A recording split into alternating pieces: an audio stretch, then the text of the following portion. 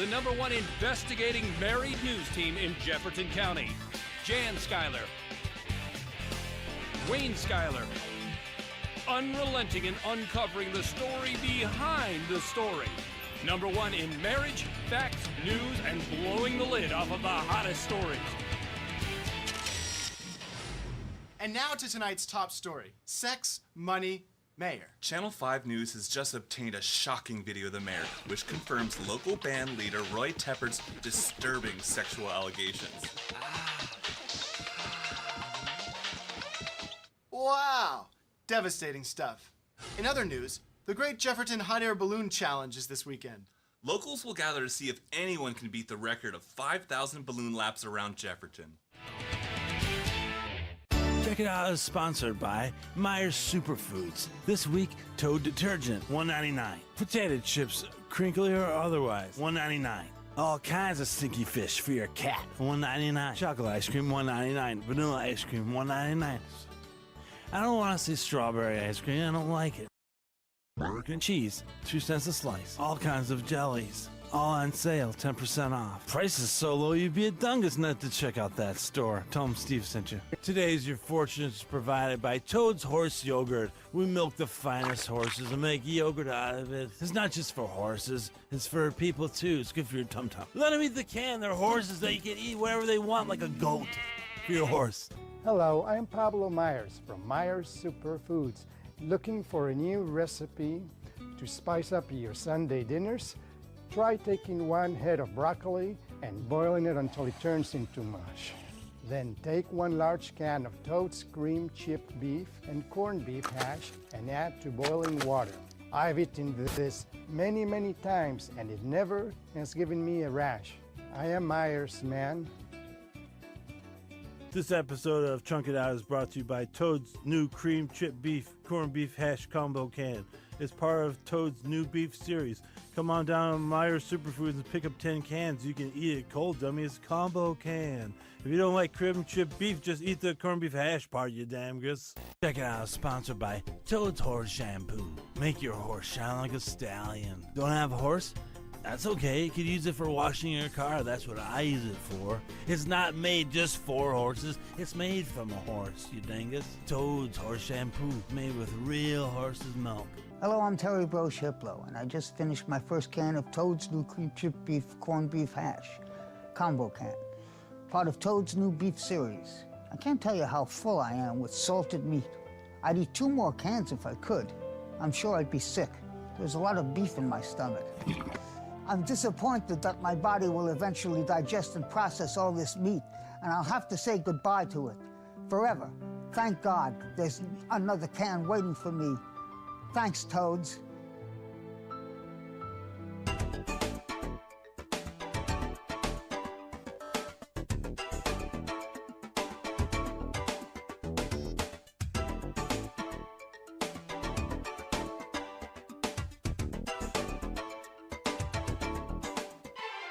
And now, Channel 5 News at 5 with co-anchors Wayne Schuyler and Jan Schuyler, the only married news team in the Tri-County area. You are so precious to me. I cherish the time we have together. You are my starlight and my mirror. Together, we are partners for eternity. Our love for local news can only be matched by our love for each other. And now the news.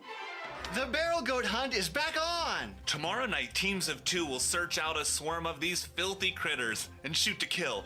You know, the teams consist of a shepherd and an archer. That's right, Jan. I did a little bit of research last night, and I found out that it's the shepherd's job to pin down that goat and open him up so the archer has a clean shot at him. Well, I hope we can get some free goat steaks out of this whole thing when it's all over, huh? Wayne? Wayne? Wayne? Wayne! Hi, I'm Trevor Moore. Did you know that it's illegal to say I want to kill the President of the United States of America? It's illegal. It's a federal offense. It's one of the only sentences that you're not allowed to say. Now, it was okay for me to say it right then because I was just telling you that it's illegal to say I want to kill the President of the United States of America. I'm not actually saying it. I'm just letting you know that it's illegal to say that. It's kind of like a public service. I'm letting you know so that you don't accidentally go out and say something like that. But what's interesting is that it's very illegal to say, I really, really think someone out there should kill the President of the United States of America. That's illegal, extremely illegal, very, very illegal, but not illegal to say with a mortar launcher. Because that's its own sentence. It's an incomplete sentence, but it may have nothing to do with the sentence before that. So that's perfectly fine, perfectly legal. I also found out that it's incredibly illegal, extremely illegal, to go on television and say something like the best place to fire a mortar launcher at the White House would be from the roof of the Rockefeller Hewitt building because of minimal security, and you'd have a clear line of sight to the president's bedroom. Insanely illegal. Ridiculously, recklessly, insanely illegal. Ridiculously, horribly felonious, because they will come to your house in the middle of the night and they will lock you up. Extremely against the law. One thing that is technically legal to say is that we have a group that meets Fridays at midnight under the Brooklyn Bridge, and the password is Sic Semper Tyrannis. Man, it's too bad we can't smoke in here. I know. I'm dying for a cigarette.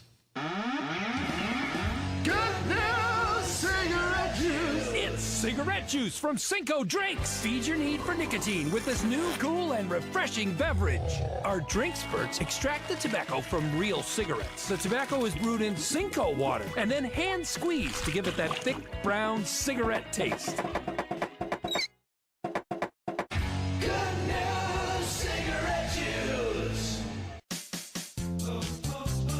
Where do you go to get all that sauce? Sauceman's. But what about the meat? Bring your own meat. What can I do with my meat? Dip it in the sauce. Dip it in the sauce. Mmm, that's great sauce. Over 1,000 dipping sauce combinations available at Sauceman's Family Sauce House style sauce house restaurant. Meat not included. It's iJammer from Cinco Toys. It's fun! The first digital music box with 2 revolutionary dance tones, iJammer and E-Bumper. iJammer! iJammer's frequency tone is off the hook. E-Bumper! Hype bumping. Monitor your friend's progress. Look, they're E-Bumping!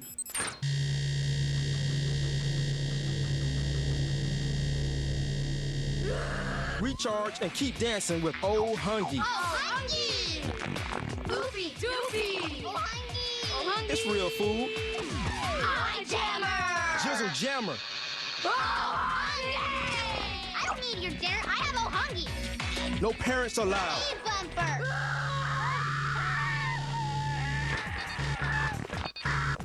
I love my iJammer! These little kids are Jizzle Jam. Plug it in and iJam. Yeah.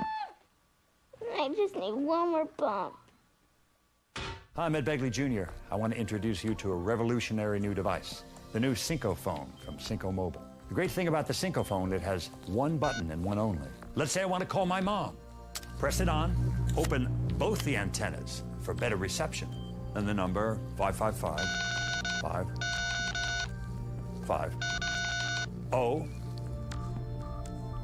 1, then 9, and then 9, and then...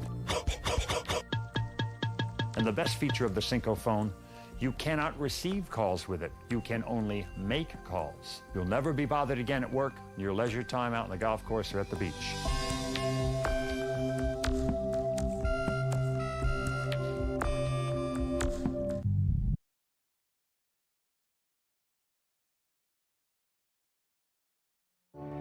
And now, our feature presentation.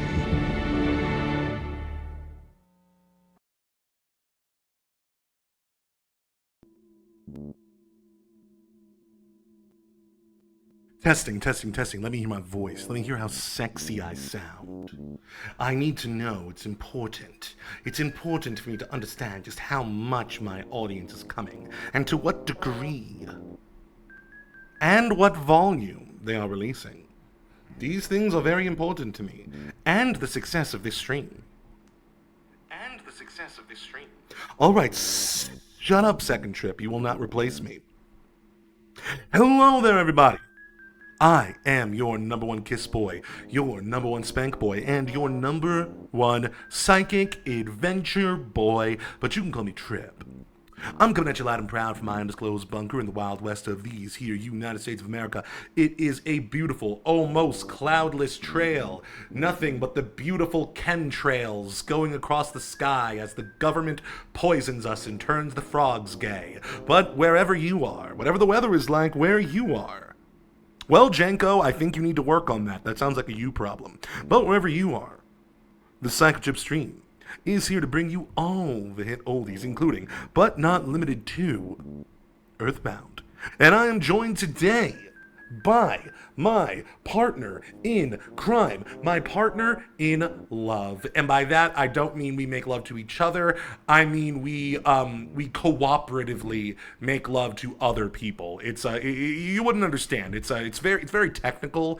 There's a lot of acrobatic moves involved in we call it our act. We're not prostitutes, we're acrobatics. But anyway, hi, John.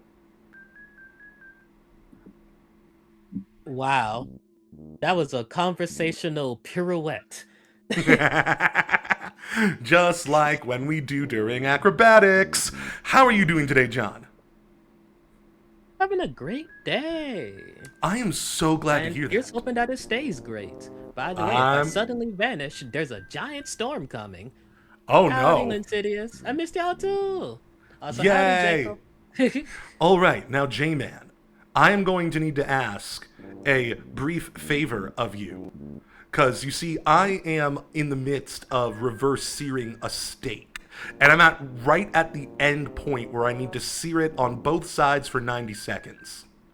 So, John, I'm going to need you just for like 3 minutes to hold down the fort while I get up here and take the steak out of the oven and then sear it real quick. Can we do that? I have faith in you. Okay, question first. Did you Yes? hear dogs barking in the background? No, I do not. Okay, I guess I could do something. Hooray! Okay, I'll be back. I need to make sure I don't burn the house down. 1 second. Earthbound, coming soon, my friends. Enjoy John. John, entertain the troops. Do a little dance for him. Dance for him. Ah, yes, of course. The power of my oddly audible dance. Sure, whatever. Let's see. I do not believe I have any need of an AK yet, Janko. Even if I did, I'd probably want to make sure I wouldn't harm myself with it. And, you know what? A quesadilla sounds delightful, but I just ate, so I'll probably be fine. But thank you very much for the offering, Insidious. And wow. Oh no. I've been left here to entertain the troops. Well, I suppose something interesting that did happen that I think could be entertaining to hear about is one of the tabletop games that I'm currently playing in. So, essentially what's happening in this, and boy, in that game I sure could use an AK, but essentially we're playing like soldiers in a world that is fresh off of the end of World War III, and it went bad for everybody. It's one of those everybody loses because the nukes got dropped situations.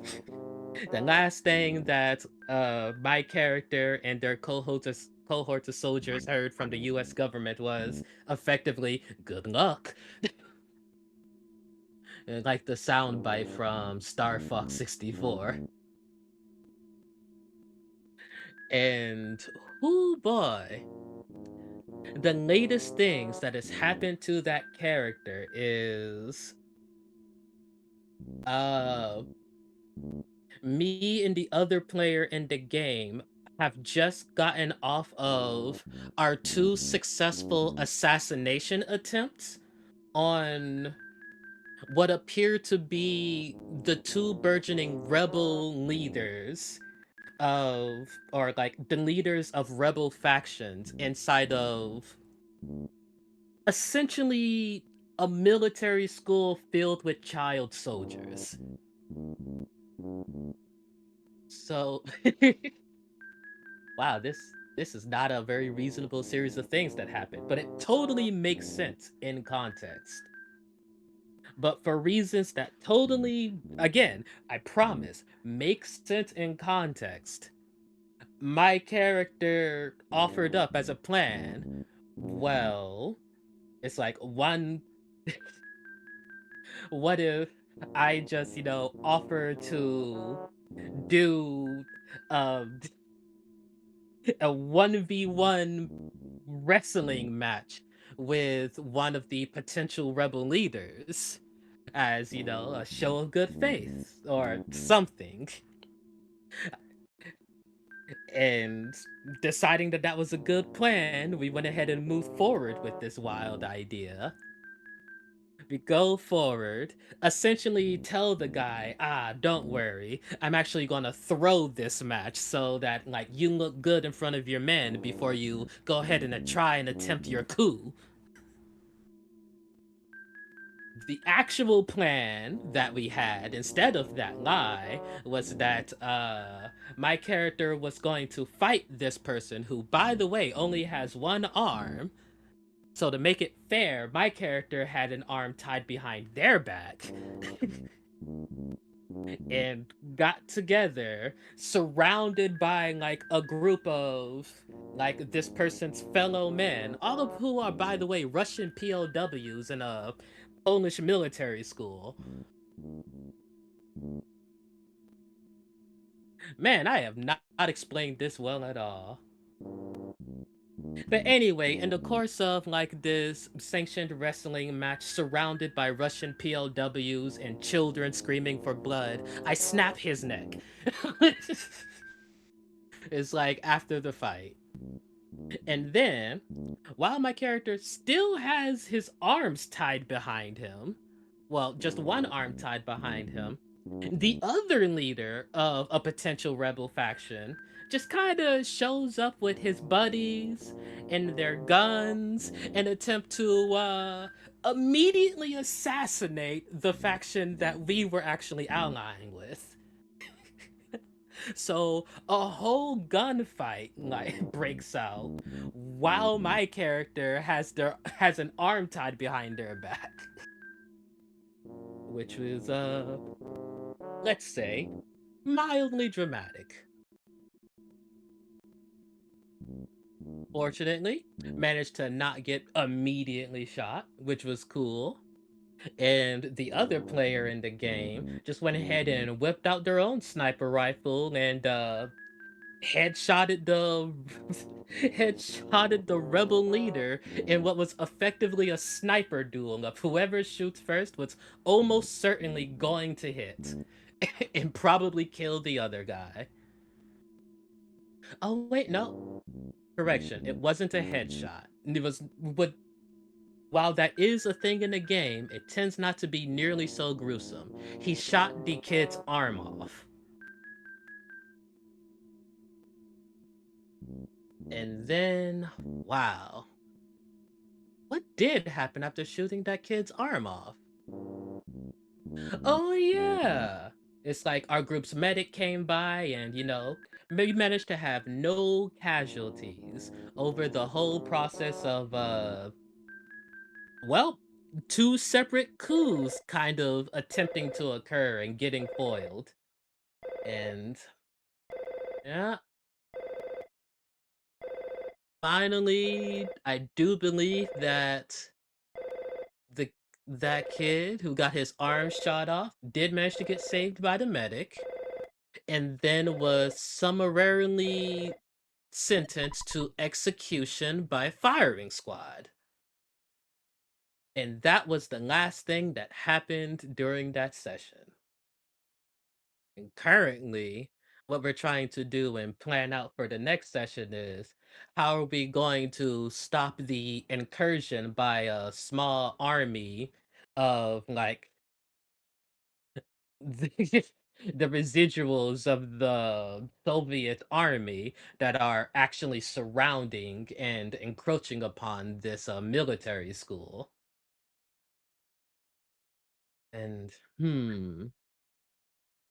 I think I think we've got solid odds.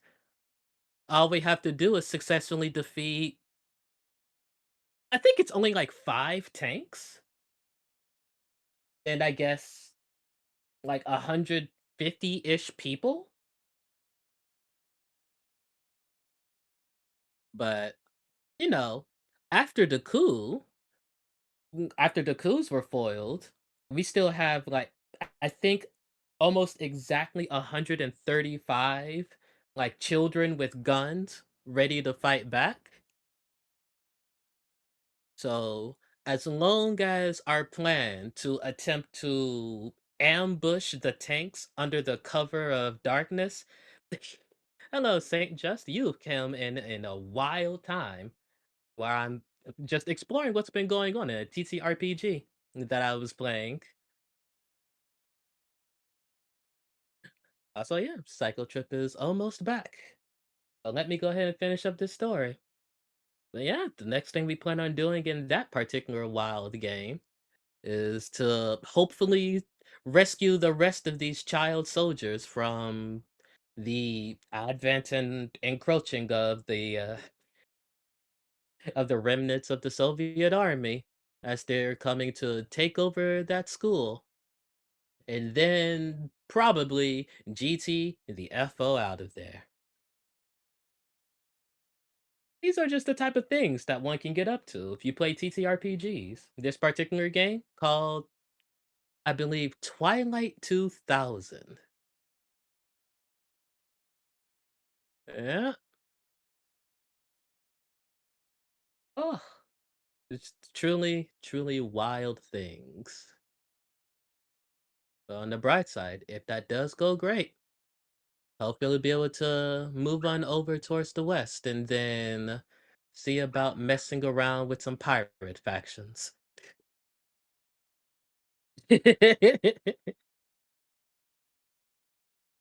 Oh, you have a doggo? That's amazing. I hope that both of y'all are having an amazing day.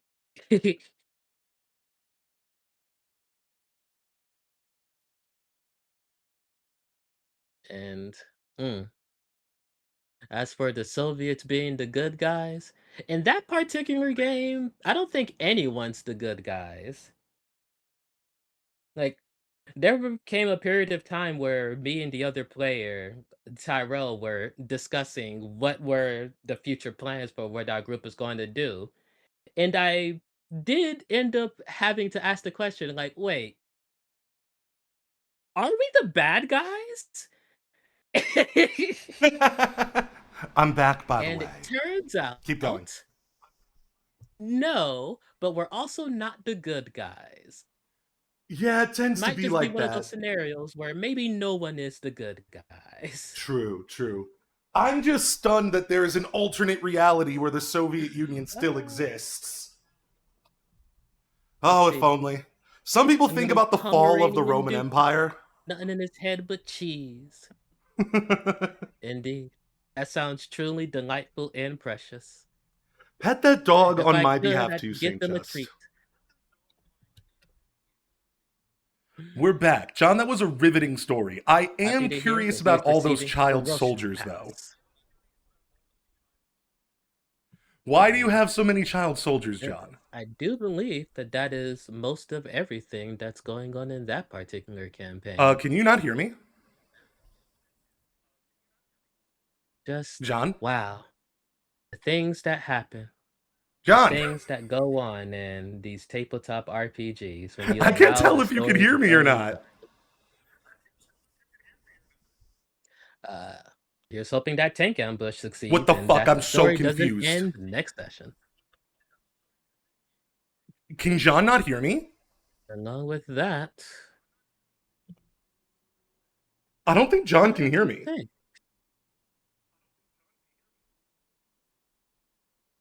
The latest You thing guys that can I've hear me, heard right? about any of the video games. Oh, wait. I can't hear John. I can't hear Trip. Let me measure myself. John. Hey, I can hear you now. Oh my goodness, everything's better. Oof. Oh no, how long was I rambling? Not super duper long. Thank God. For a little bit, I thought you could hear me and you were messing with me. Nah. I think my headphones just did the power saving thing. Oh, I see. And Lynn, that is fair coming from where you come from in the history of your country. I'm not going to deny that. I will say, not having a counterbalance to Western capitalism hasn't gone very well for the world, has it? That's my only pushback on that. But obviously, my version of the Soviet Union would be a better version. Like everybody has like, oh, if I did it, I could have done it better. But like, yeah, I'm not talking about Stalin-esque shit or anything. I'm just talking about having any kind of alternative economic system that would push the Western capitalist system to, be better instead of everything just getting worse all around the world ever since the Soviet Union fell. That's more what I'm talking about then. There. There's no one disciplining them anymore. That's another good point, St. Just. Do we really think Russia's better off without communism? How have things gone? Demsock. Well, Lynn, we will join forces, and I will slowly try to convert you as you try to convert me. The classic leftist strategy that doesn't involve destroying ourselves. That's the other leftist strategy, which is the one you don't want to go down.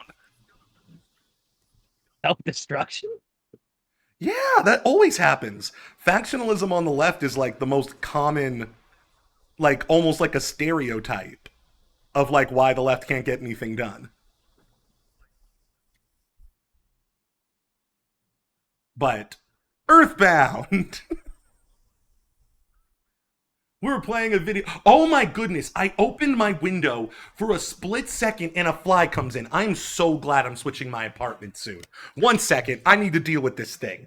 Earthbound will start in a moment. Don't worry, I'll get into my Obama voice and voice our dad in a moment. I need to get this damn fly out of here. You bastard. And so begins the hunt. I must to destroy murder. you. No, don't go in that direction. No, go back towards the window. I hate you. No, I hate you. Don't go towards my stick. I will destroy you. I will destroy everything you love. No, don't go into my bathroom.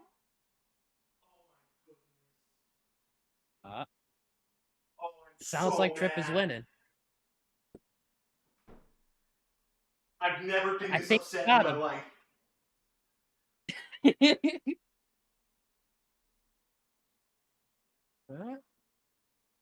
Those are the sounds of success, I believe.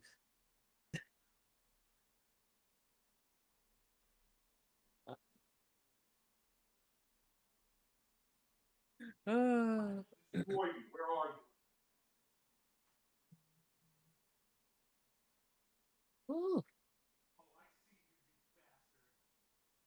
And wow. I've got never heard anyone say or give a sentiment like you ain't left enough in my lifetime in order to be called a white wing bigot, and yeah. I can see how that would be extremely annoying. Right up there with the definitely and no way toxic. There's two. Who? Trip? Stop it. Go out the window. Go out. Oh my god. I did it. You did it? Oh my god. I have returned. Bloodied. Hey, no, you see, stay. You did it. I've returned from my war. I don't have my headphones in yet, so if John is talking, I can't hear him. Just know that I'm feeling very valorous right now. After my duel. Tiny ass flies. God, I'm so glad I'm moving out of this apartment. The windows don't have screens, and I hate it. Whew. Anyway. It must get sweltering in there. Oh my goodness, I can hear you now, J-Man. Oh, that made me so mad. What were you saying? I was congratulating you on getting rid of the fly. No, you see, stay. You did it. 2 of them. There were 2. Wow. I didn't even realize it. Going for my steak, flying into my bathroom, in my fucking bedroom. Ooh. So I slew one of them when I cast my ire upon him. I don't know if you could hear me say that, but I cast my ire upon him, which means I cast a spell of raid. And while that one was dying, I noticed there was another one, and I managed to open the window to get it to fly out. We're safe. I've saved this household. Well done, well done. Are Anyway. you sure your next apartment is going to have screens on the window? Yes, I checked. Awesome. Oh my goodness, that's so fucking annoying. Okay. Anyway, but don't you think it would be a good idea if you took a break? I really need to hear Obama's voice again so we can get a reset on the voice. And pussy too. That soundbite always gets you back into the voice. Ah, I see. Well, it doesn't make me happy, but I understand the point about the fate of the world being at stake. Click, beep. Okay, we're finally playing the ding dang game. Sorry for the chaotic start. I've been trying to make sure I have food ready after the stream is over, so I'm not like, cooking into the night, and then I eat dinner at like 10 o'clock. Yeah, that can cause issues. Indeed. Maybe if you have a lot of turkey, it'd be fine. What'd you say? Maybe turkey would make it fine, since you didn't knock you out. Oh, I see. So, okay. So, John, we've accomplished both a lot and absolutely nothing since the last time you were here.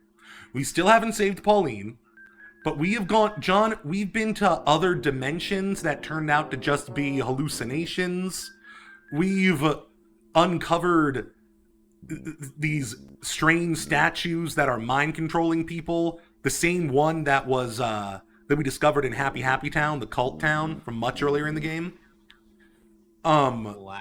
We've been, Pokey, he's now the fucking political and economic advisor to Italian Donald Trump. Okay. So that's a big escalation. I still don't, I barely understand how he went from just being a shitty, cowardly neighbor to our rival. I think he's mad that we messed up the cult, because he was part of the cult, and I think I think he wormed his way to the top of it too. So he got mad at us when we messed up the cult in Happy Happy Town, and ever since then, we've been running into him, and he's just been more and more annoying and mad. He seems to get more shitty the more power he has. It's really a classic negative character trait. Somebody who is just like a sniveling little weakling who will be like super nice to you and they have no leverage and like cower behind you, but the moment they have any bit of power, all of their just bitterness and just badness comes out. Yeah. Yes, St. Just. I watched it yesterday, St. Just. I mean, I did it yesterday, St. Just. It's already on Twitch. If you want to watch it, it's already uploaded on Twitch. It's uploading right now on my YouTube channel, on my second YouTube channel. The whole stream will be up there. And on my main YouTube channel, I'm gonna have a I have a vlog channel, yeah. And on my main channel, I'm gonna make an edited version of it. That's gonna be my main video that I'm gonna have while I'm gone visiting family. So there's gonna be several places you can watch it. Thank you, Linsidious, and thank you, Nightbot. So yeah, Pokey is now the political and economic advisor for Italian Donald Trump.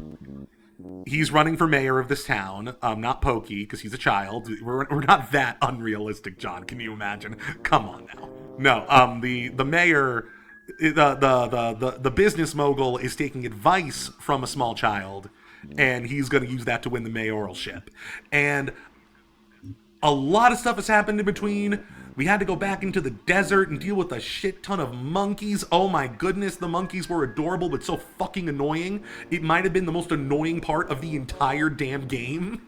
And it felt like the game was mocking me and was trying to be annoying. Wait, even more annoying than when you were stuck in, like, the ghost loop? What was the... Oh, God. I barely... Oh my God, that was so bad. You just... John, I had repressed that.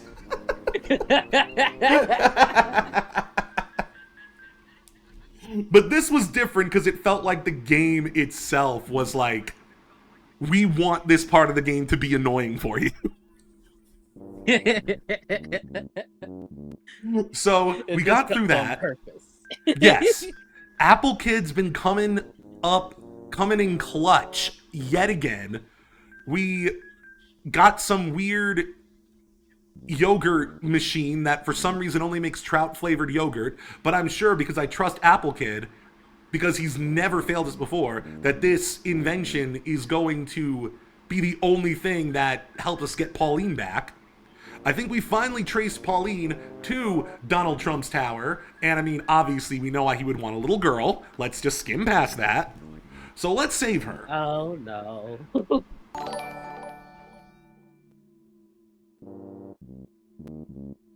Oh my goodness, Pseudo109 is now following. Thank you so much, Pseudo109.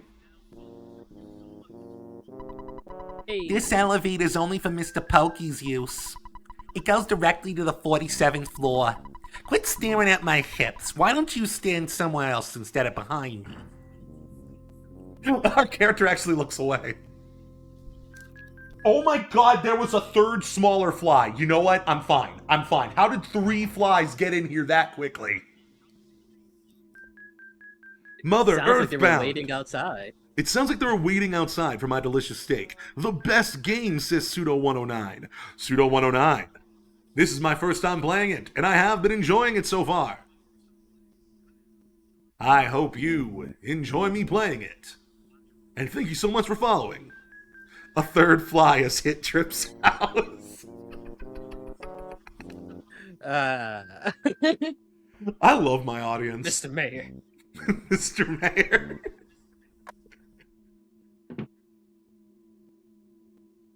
Okay. So, Pokey's in here, I think. Is he just gonna say the same shit as before? If he says the same shit as before, we're just skipping it. I'm not doing Pokey's voice unless I have to. Did you give him an annoying voice on purpose? John, I didn't do it on purpose. The spirit moved me. You need to understand that when you're an entertainer, John, sometimes sometimes things just emerge from you as part of destiny, and you need to just accept it. None of us are happy about it. I'm certainly not happy about it, but it is what it is, and you can't constrain my my artistic expression. So this is the same.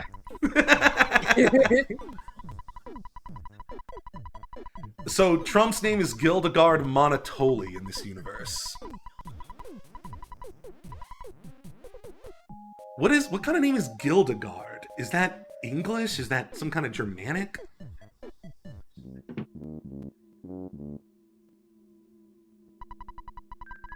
They keep saying you must never show your face, but they keep letting me go back in. Yeah, maybe it's a hint to wear a mask. I wouldn't put it past this game. Sounds Norwegian. You know what? I believe it. This is Pokey's dad. I think he's just going to say the same thing as well. Damn it, do we need to go back to the hint guy? I could have sworn the game was telling us to go to the Monotoli building to find Pauline.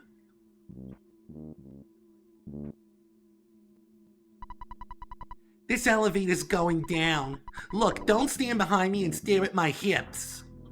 I can't tell if she's just flattering herself and she's rude, or if our character is just straight up perving on this lady. I mean, if your character is a child, that is literally where their eyes probably are. That is a good point, too. Okay, we need to find the hint man. This is our actual world 2026. Man, see, I wish it was, because at least in this timeline we have psychic powers. And aliens are proven to exist instead of the government just hucking us and dangling information that tells us nothing in front of our heads because they don't know what's going on either. I'd rather live in Earthbound world if I had to choose. I can actually beat the shit out of the Epstein class instead of, you know, that being against the law. Speaking of which, where's a Ghislaine? Find me a Ghislaine. I'm mad. Here's one. Being able to blame everything on the insanity invasion. Yeah. Pretty dope. Okay. What does it mean for a child to have 400 HP? It means that we can get run over by a car several times and not die. I guess so. I mean, we fought a taxi, and it runs over us canonically when it attacks. That's hilarious. So, that we have a canonical answer. 400 HP means this small child can just get busted up by a car several times, and he's gonna walk it off. Alright, let's bash Ghislaine's kneecaps in.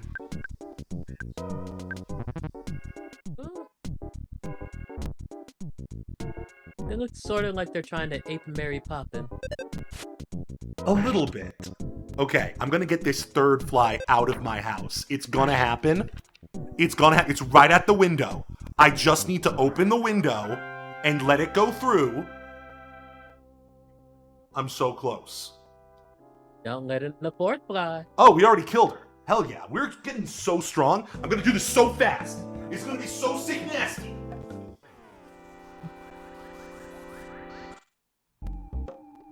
I know that would happen. Yeah. Fly down. Fly down, damn you. Just fly down. The window's open. Oh, I hate you so much. Go, go, go, go. Go. Oh my, it's doing everything but flying out. If this fly doesn't leave my house, I'm going to piss my own ass.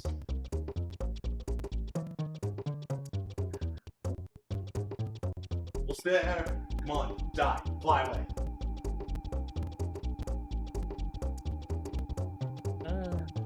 Maybe spray you too.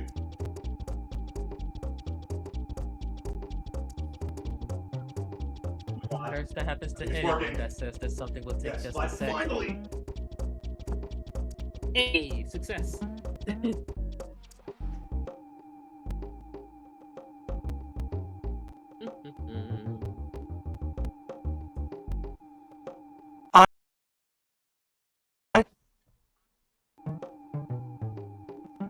Arthropods fear me. Throughout the land. Oh, we got an Epstein on our tail. Kill him. His name was the annoying. Oh wait, no. Reveler. We know how to do things now. Our bash is stronger than a Saigon beta. At this point. On a single target, anyway. Alright, my headphones are back in. Now I can hear you. Congratulations on your success. Thank you. I feel very manly and virile right now. Let's see. Yeah, you've defeated those literal insects. You shut up. The way the legs are drawn makes him look like a genie holding a purple bag. I can kind of see it. I can kind of see it, St. Just. Alright, let's kill him. I don't want any of your wishes, Epstein.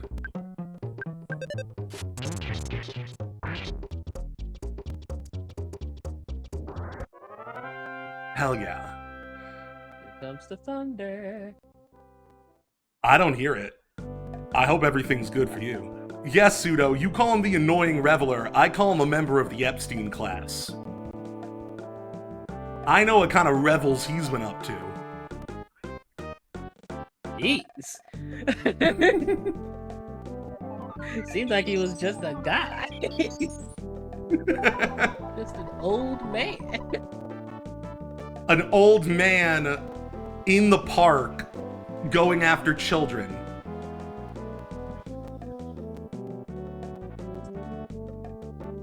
I suppose that is what was happening.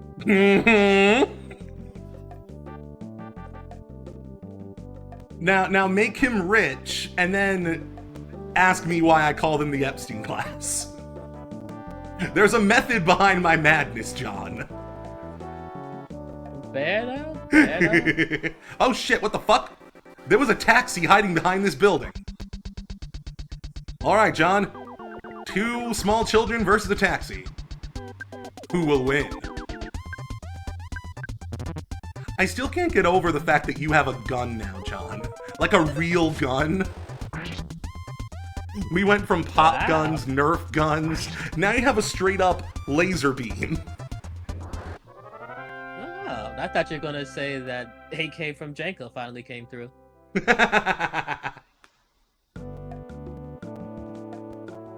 Foresight is we're that early in the game that Foresight can be considered the beginning of the game? No way.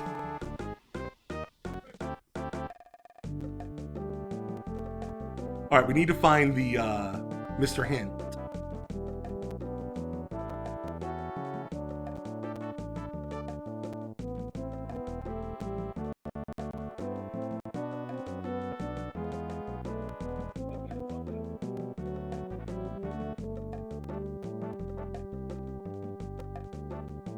Yep, I know my way around here now.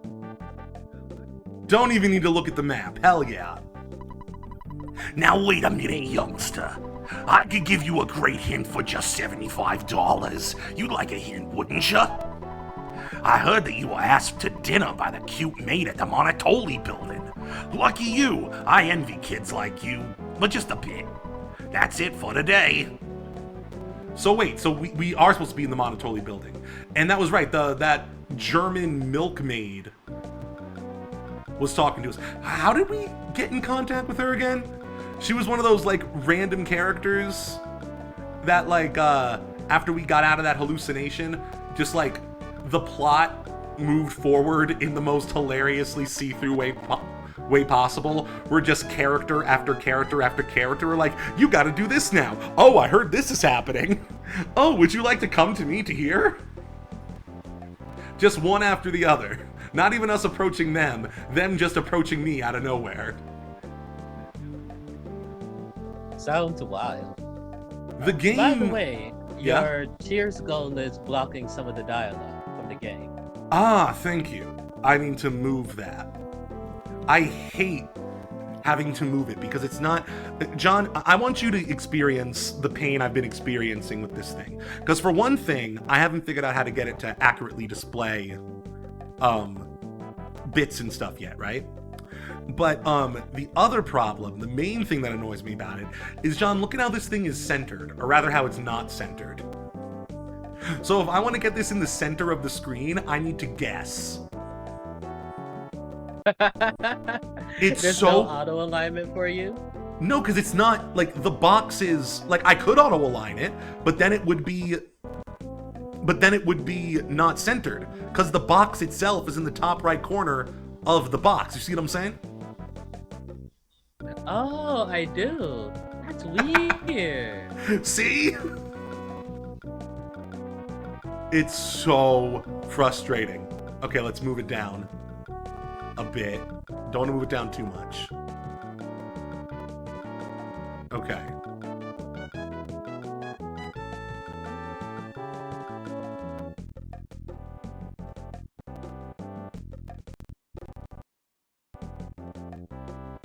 Why is that element so weirdly I shaped? don't know.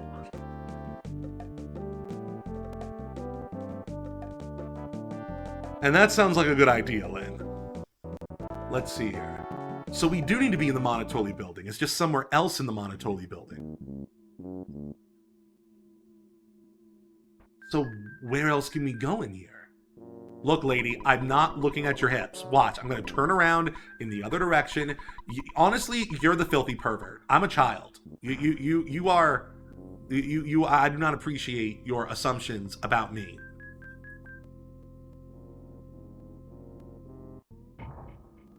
Bitch. I like the idea of our character, like, saying that in, like, a grown man's voice. Bitch. Yeah, I just see Pokey's dead. That would be very wild. I see Pokey. I love the music in here so much. It's so weird. Okay. So, where else? Is there... Can we go in this elevator? Where will this one take me? Shh! Quiet! Aren't you Trip? Mr. Monotoli's maid, Electra, told me about you. I'll take you to Mr. Monotoli's office on the 48th floor. Only you may go. Oh, okay. Wow, making me even more isolated. That's a good idea.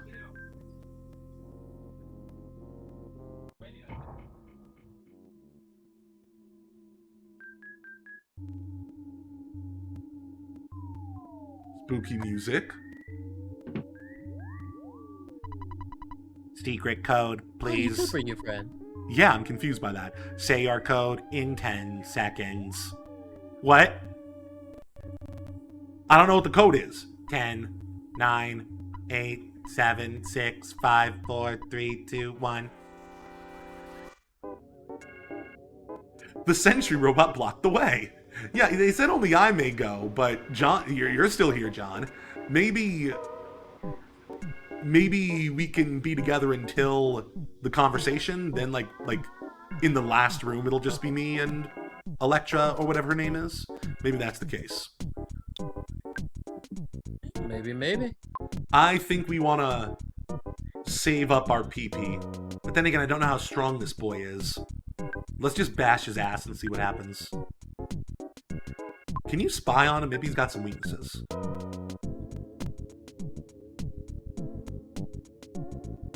Oh, water defense. No weaknesses either. Great, love it. Don't you call for help? Oh no! Okay, now it is time for a group attack. God, 40 PP? Is it worth it? Let's just do it once.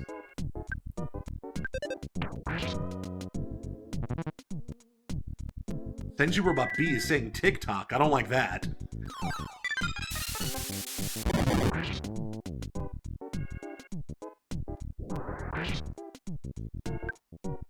Oh, wow. You are strong. Okay.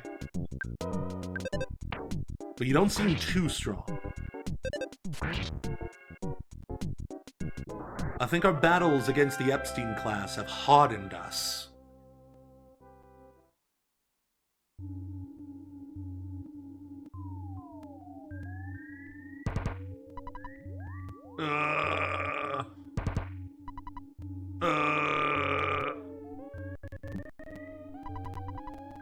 Secret code, please. Say your code in 10 seconds. 10, 9, 8, 7, 6, 5, 4, 3, 2, 1.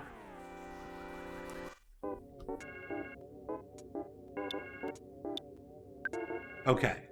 I think we can bash the brains out of one of you. Yeah, if only you had some ability to silence them so they don't come summon more. I know, right? Ooh. I guess it's good XP. That is true. But the thing I'm learning about this game, John, is that every challenging combat encounter seems to work in a similar way. It's a gauntlet, and you need to conserve enough of your resources to get to the boss. I'm starting to learn how this game's flow works, so that's why I'm trying not to, like, you know, just spam Saijan Omegas. But I also need to make sure we don't run out of health. It's a delicate dance. Alright. Sounds like a proper mechanical test. The RPG game mechanics. Indeed. Damn it. I couldn't find a second word in time. Yay, no one came. I love it when nobody comes. Keep your chastity belts on, boys. Oh, rare. What? You think I can't find perverse sexual pleasure in sexual denial, John?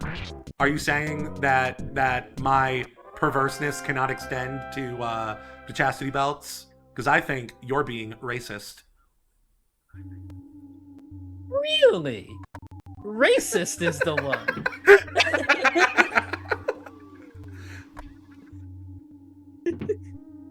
Sometimes it's just a flow state, John. You gotta see where it goes. Oh, hell yeah, Lynn. I'll be honest. I was planning to hit you with the flattest yup that I could, but when you pulled out racism, I was genuinely flabbergasted. You thought I was gonna say anything else that could have related, like a prude, a fuddy-duddy, a this, a that, something that you could have taken as a badge of pride. But no, racist against my people. John, you have no idea what my people's culture is. In my ancestral homeland, chastity cages are an important aspect of our culture and life. Yeah, I'm not gonna give you the code. Blue folk. That's blue as your balls. That's why they call us blue people. John, haven't you ever heard of the Blue Man Group? Be gone with you. Be banished directly into the ether. How do you think they got so blue?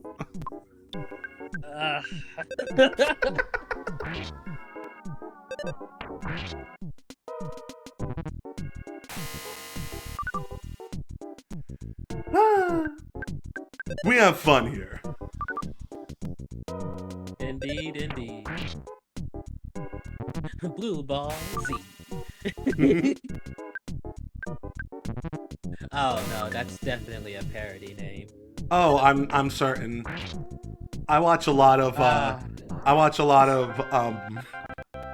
Dragon Ball Z or just Dragon Ball in general parody videos, and I can guarantee you there have been jokes like that. Yeah, it makes sense. There's ones that are way worse too. Some of them are puns that I'm allowed to say, but not everybody here is. Oh my. They concern. Next time on Word for Cigarettes, Ball Z. Oh no!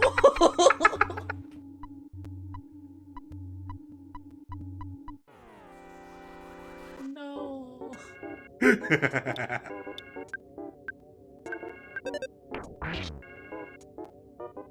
I showed you that video, that Dragon Ball Z parody video where it was Frieza doing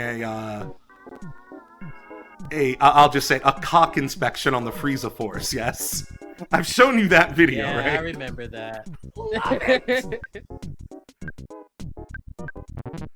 Oh goodness. Oh, man. Frieza is one of my favorite characters. I love him. Ah. Wait, have you seen Team 4 Star's Home for Infinite Losers? No. Does it have a lot of good Frieza content? Frieza's a main character in that, basically. Okay, I'll need to watch that. I love Frieza. Frieza is basically, he's like if Stewie Griffin were an alien capitalist. That's endlessly entertaining to me. You're not wrong. That's a valid description.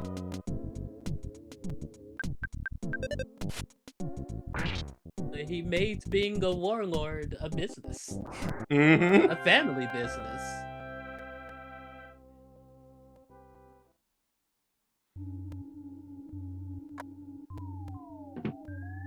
Oh my god. Okay, is this a maze? Oh, come on. This is what we're doing? Rip open the present. Vital capsule inside. What does that do? What is this place? This is getting liminal. Where are we anymore? Is this still an office building? It almost looks like a fucked up school. I feel like I'm in nowhere from Silent Hill 1. Okay, let's see what this capsule does.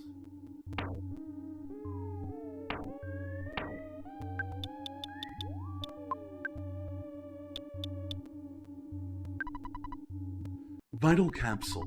It increases your vitality when taken. I never know who I should give these things to. Like, should I give this to the person who already has a lot of life to boost their life even more? Or should I give this to the person who has the least life to round them out more? I suppose the more important question is there a character on your team that if they die, you get a game over immediately? I'm actually not sure. I don't remember what happens if I die first. Because I don't die, like Trip, the character, usually doesn't die first. Usually dies last. Fair enough. We'll need to figure that out for if, sure. You never die, then it might be worth giving it to an ally. I know in Persona 5 Royale, sometimes your main character will just get ganked. It's just like, well, I guess I lose. Yeah. Oh, where are we now? What's this? Bing! Clankety clank. Rattle, rattle. Clank, clank, clank. Clumsy robot blocked the way. You're kind of adorable. You know, in kind of like a creepy kind of way.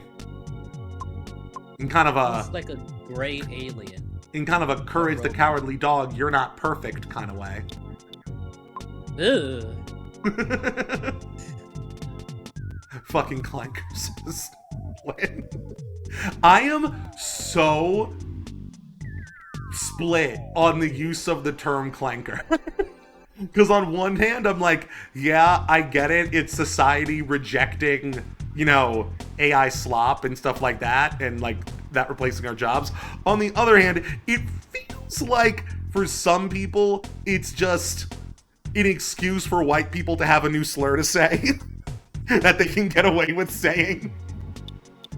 Yeah, I always feel a little weird about it too. It's like, some of y'all are so desperate, you need a new slur. You need something that ends in "er." Just for some reason, what they truly desire. All right, let's fuck this adorable robot. Lost a gear and some bolts.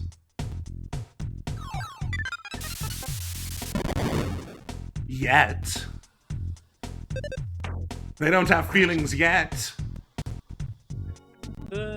Sometimes I think about, like, obviously the AI we have now is not going to reach any kind of self-aware state. Like, that's silly to think that. But I'm thinking about, like, 50, 100 years in the future when, like, there are self-aware artificial intelligences. How are they gonna feel about this period? When everybody made a slur for them before they were even alive.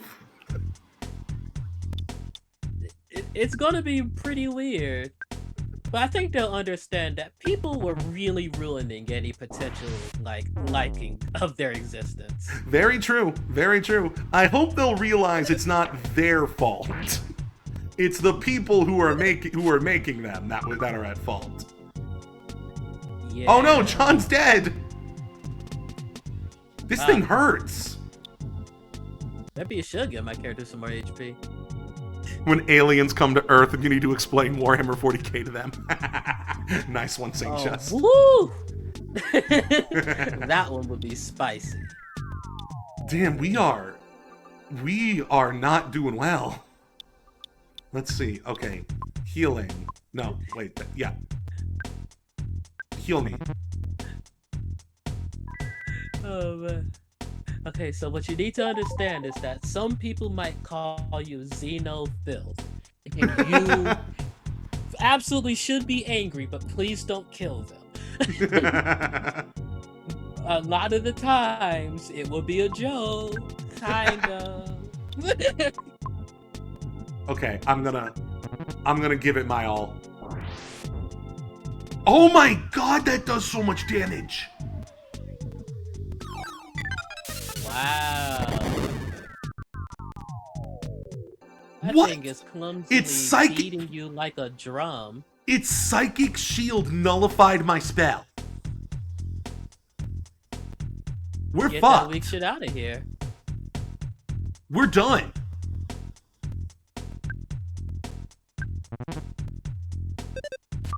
Have you considered be better?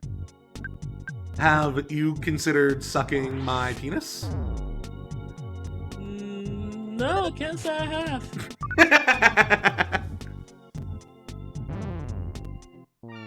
Oh my goodness. Trip. Looks like you got your head handed to you. So, how about giving it another shot? Trip decided to return after summoning all the courage and energy he had. Yeah, is there a way to change the text speed after the fact? After you chose it at the beginning? Ooh, you would hope, but it is an old game. That is true.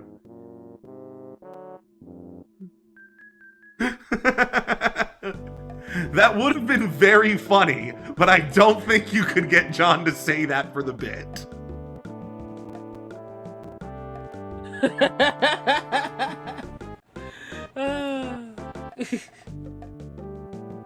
How much money do we have? Do we have enough money? Oh my goodness. We need a bit more money. Oh, get away from me, Chaxi. Don't you no! No!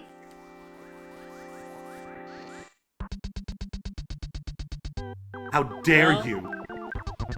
Turns out, can't outrun a car. You know what? That's a good point. That is a good point.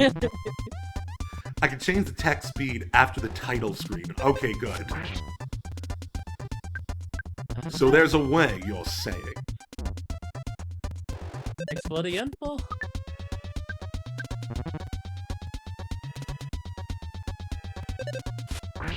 Trip attack! Wow. A small child just beat a car to death with a baseball bat.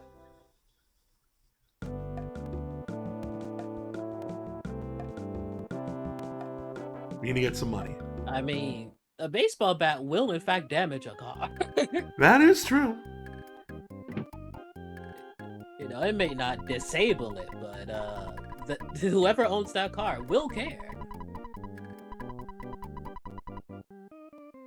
Yeah, I guess those cars do have owners, don't they? I haven't really considered that. The cars don't seem to be Thinking about all manned the by parts anyone. made of glass.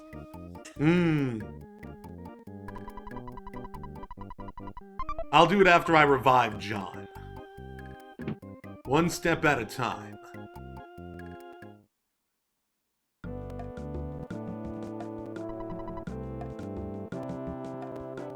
Get me to the hospital.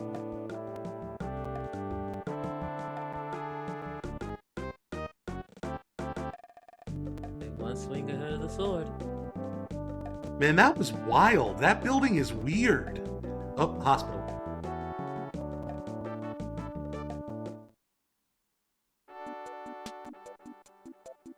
Someone said earlier we were in the back rooms, and as overused as that trope is, that is how it feels.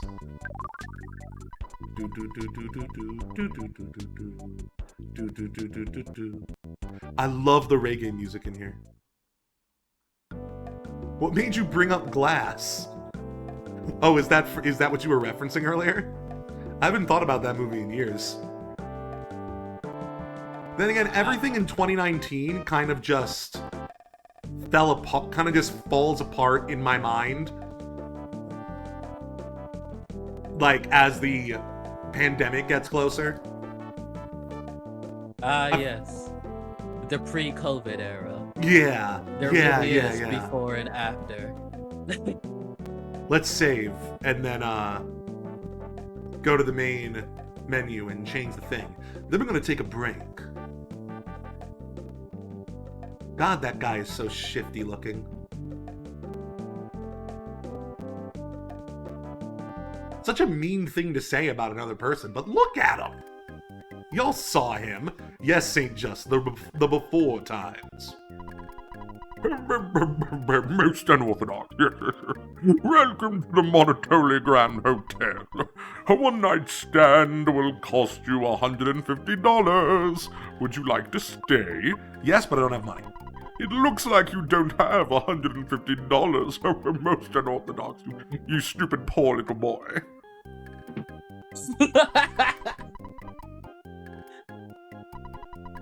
That is so messed up.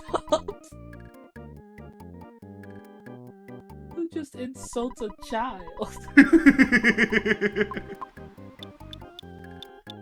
Again, the spirit moves me. Sometimes I just know what that character's like. Sounds like a Rapture citizen.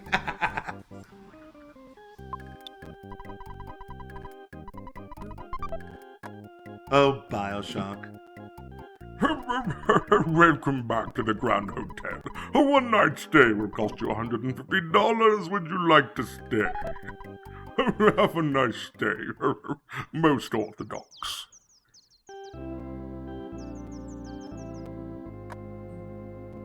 What is the origin of most unorthodox? Where does that come from? That's a good question. There must have been some origin to that, some trope of a character. Or maybe even just one person. Oh wait, we were gonna save. I forgot. Let's kill Ghislaine real quick. We don't need to use our PP.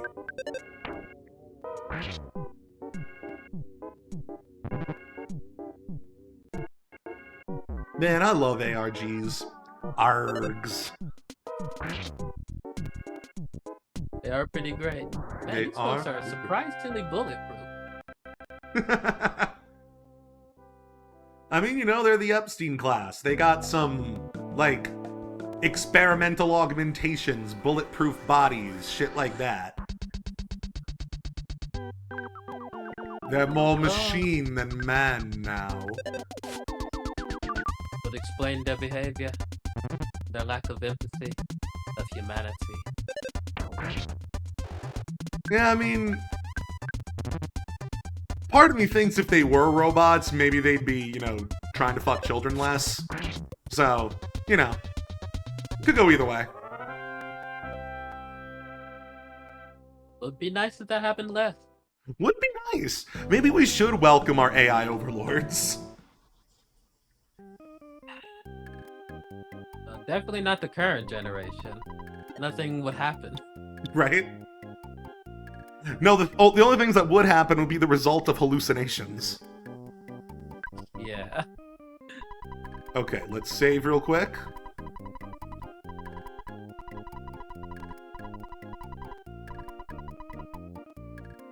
Record.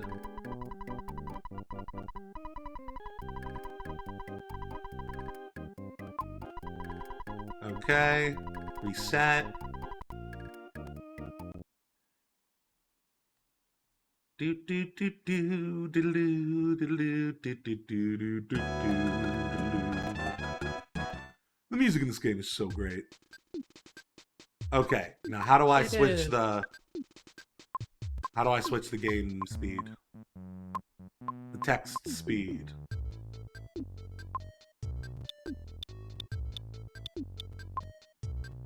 Something I'm missing?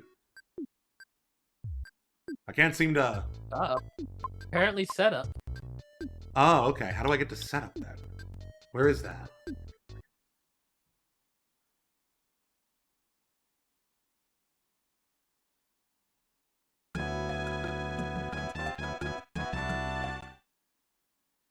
Setup in the save. Okay. Ah, setup. I see it. There we... Oh! That's so weird. It's buried in here. Okay, dope. Feels like it's almost a mistranslation. Like, modern games would call that options. Yeah, right? Yeah. Okay, we're back. Thank you very much, Pseudo109. Now, we're gonna BRB. Enjoy these totally real advertisements and public service announcements. BRB.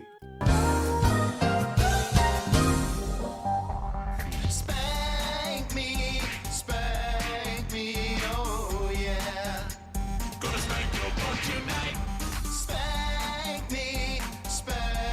me, oh yeah. Gonna spank your butt so right. Coming up, the spanking craze is sweeping the nation thanks to the Penis Brothers. They're the hottest spank pop group around. Get inside yourself. Yes, the Penis Brothers buns are red hot from spanking. Mickey is 16 and likes hanging out with the girls. Don is 19. He's a deacon at his father's church. And Merv, well, Merv's the wild one, and he just loves having fun. Let's take a look at their smash hit, Spank My Butt. I know you're gonna spank me up and down. Gonna leave a red mark next time around. Spank is gonna make a nice cracking sound. Hit you so hard, fall to the ground. Spank my butt, spank my butt, spank my butt, spank my butt, spank my butt, spank my butt, spank my butt, spank my butt, spank my butt.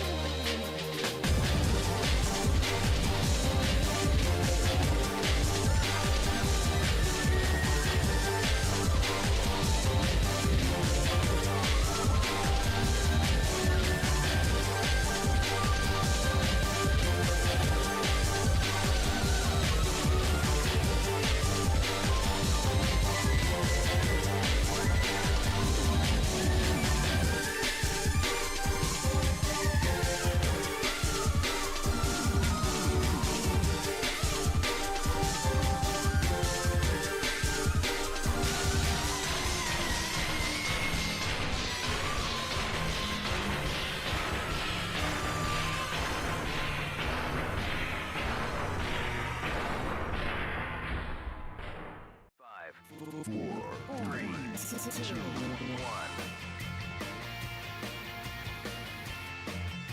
Jim Heckler. Derek Whipple.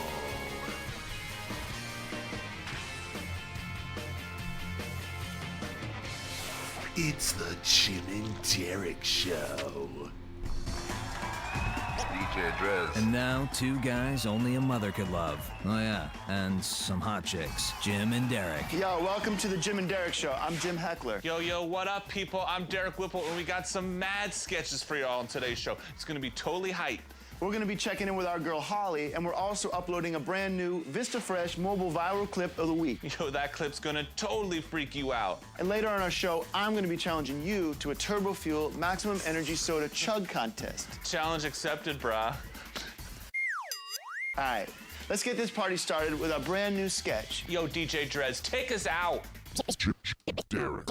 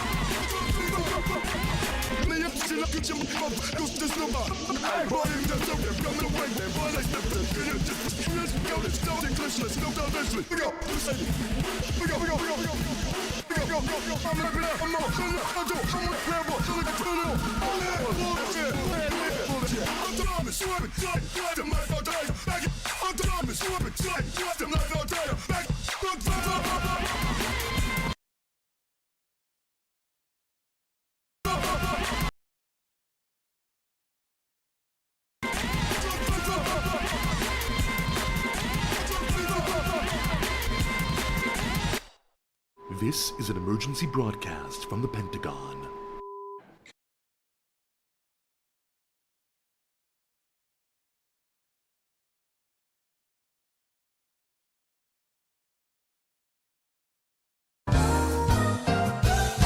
I was so confused why I couldn't hear. Shut up, Second Trip!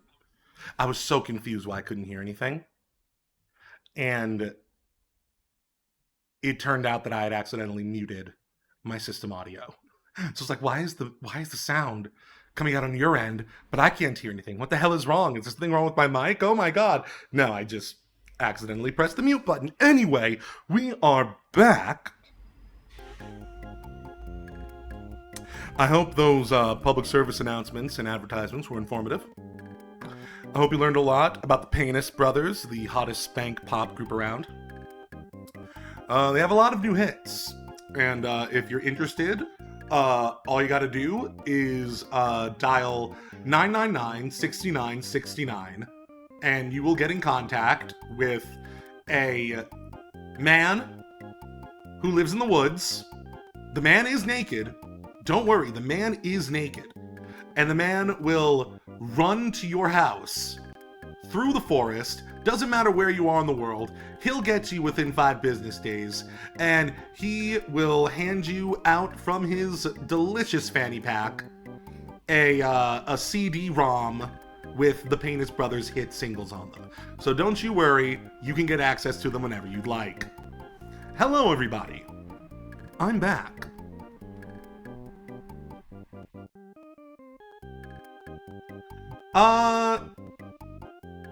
Because they're sponsoring, they're totally for real sponsoring the stream, I have to say yes. I do have an ongoing dispute with Merv. It is a love triangle. We don't need to get into the details of it.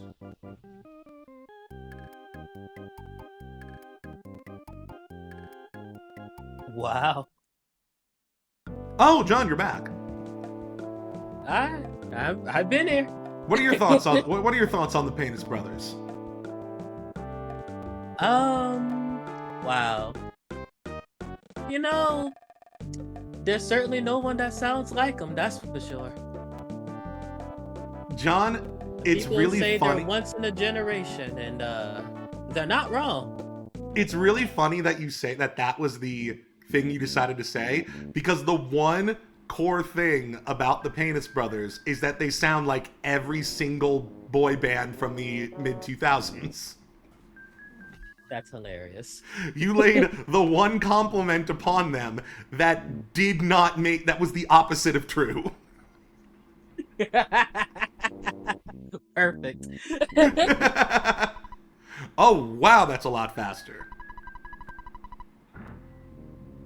Woo! Game's trying to get you through.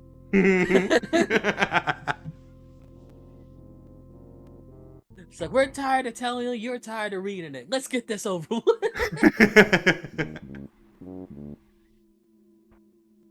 All right, let's try this again. We're still only 2 characters. We're missing our third. This is so difficult. Yeah. Is Lucas even in this game? No, Lucas is in the third one. Wow. This is the second one in. Mm-hmm. Oh, the first one? Second one. Ah. Earthbound in Japan is called Mother 2. Huh. Why are all the robots What was already Mother dead? 1? Mother 1 was another one of these games, starring Nin 10 instead of Ness. Wow.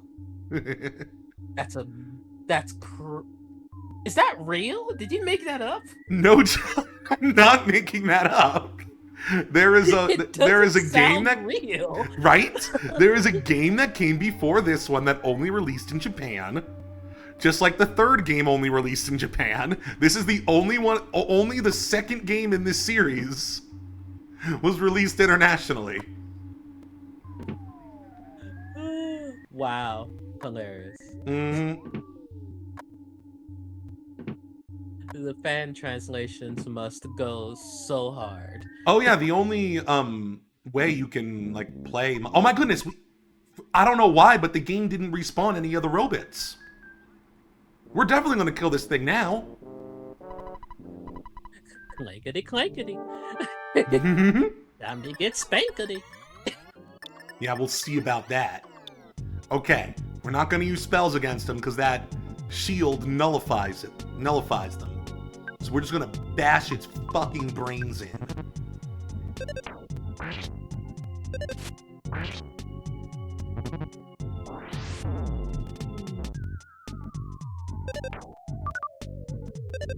God, I love this music. Thank you, St. Just. I'm glad you believe in me somewhat. Holy crap, he's instantly dead. Oh my god, I looked away for a minute! I looked away for less than a minute! He's instantly dead. I guess I am not used to the text going this fast. This battle's moving.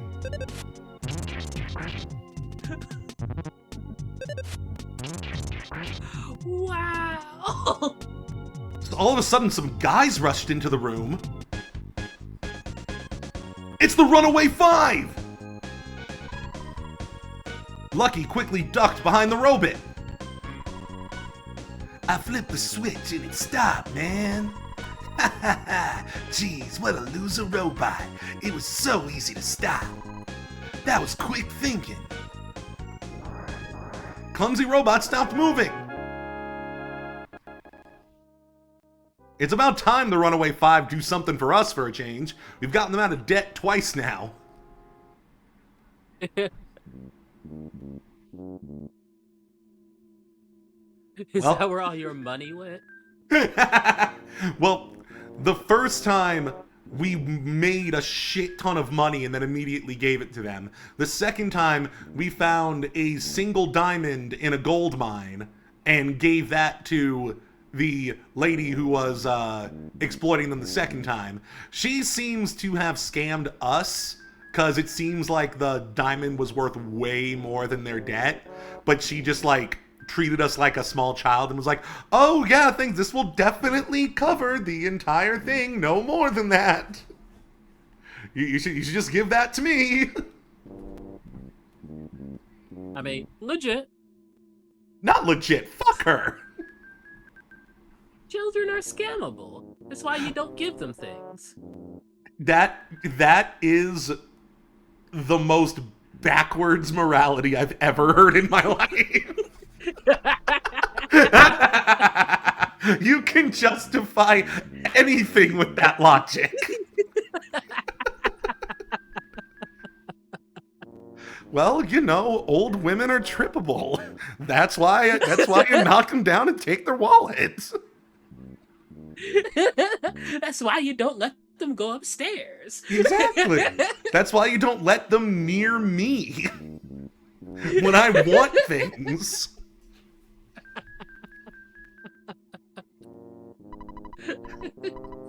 We don't have any money. We are strong, however.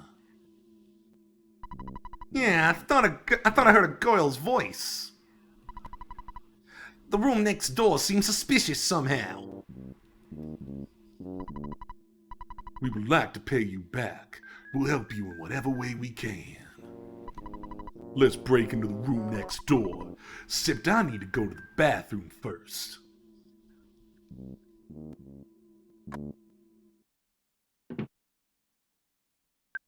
Why is there a bear right next to me? What is this situation I've come to? I hope that bear doesn't move and grab you. Right? What was happening before I got here, Mr. Monotoli? I come in here and find you, an old man, a bear, and a little girl. What am I supposed to think? I don't know. I actually don't know what I'm supposed to think. You tell me. It's very confusing. Wait, is the whole reason for that clumsy robot's existence to make sure that your character comes in alone? Because every time it instantly murders the rest of your party. Oh my goodness, what if that is the case? That would be hilarious. Let's heal up first.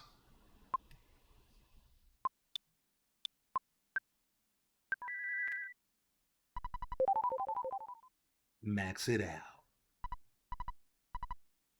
Stop. That's enough. Please stop. I give up. I really do. What? Why did John just get revived? And this bear isn't doing it. This bear won't attack you. He's stuffed. I had a feeling. You pervert. You've been stuffing the bears.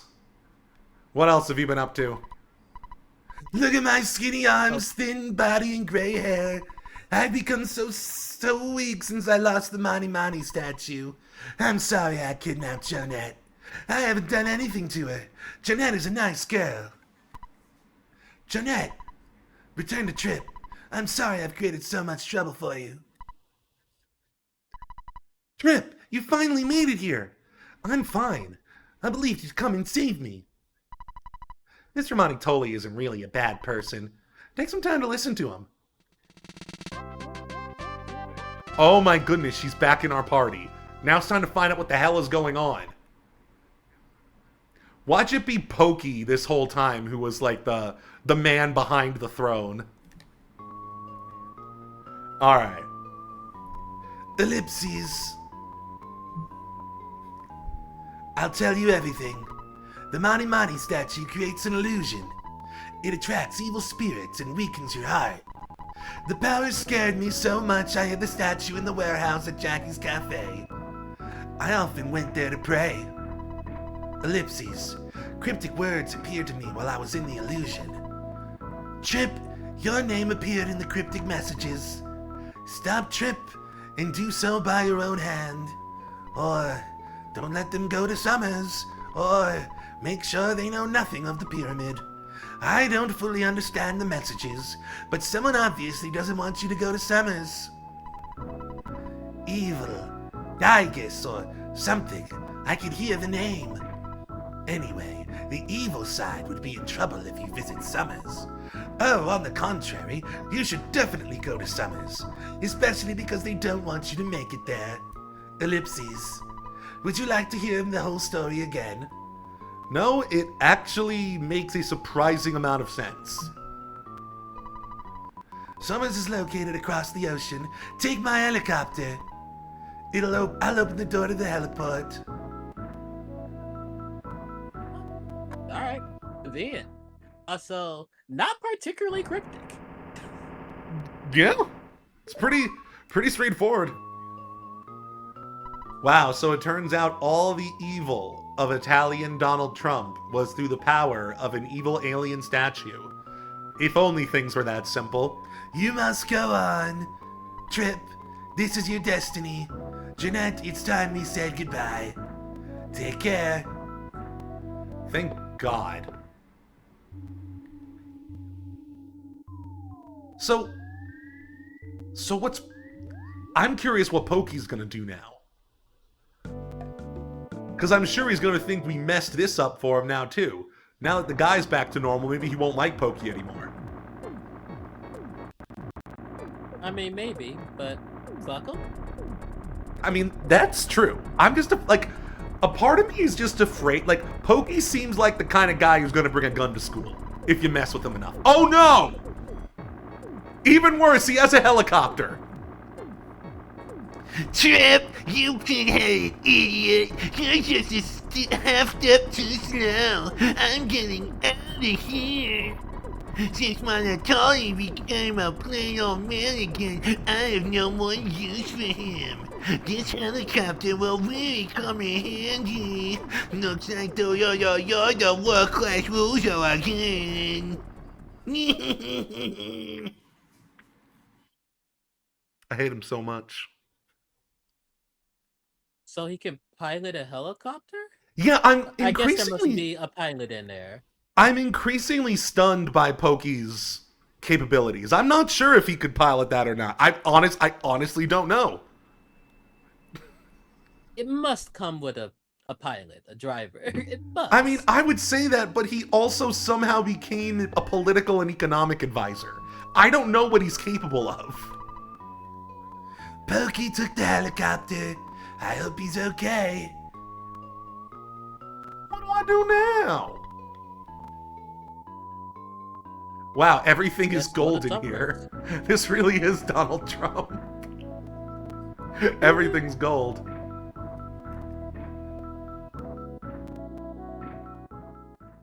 What's going on now? Yeah, I was half expecting that too, St. Just. Ellipses. Same here. What's going on? Oh, I was a little dizzy, but now I'm okay.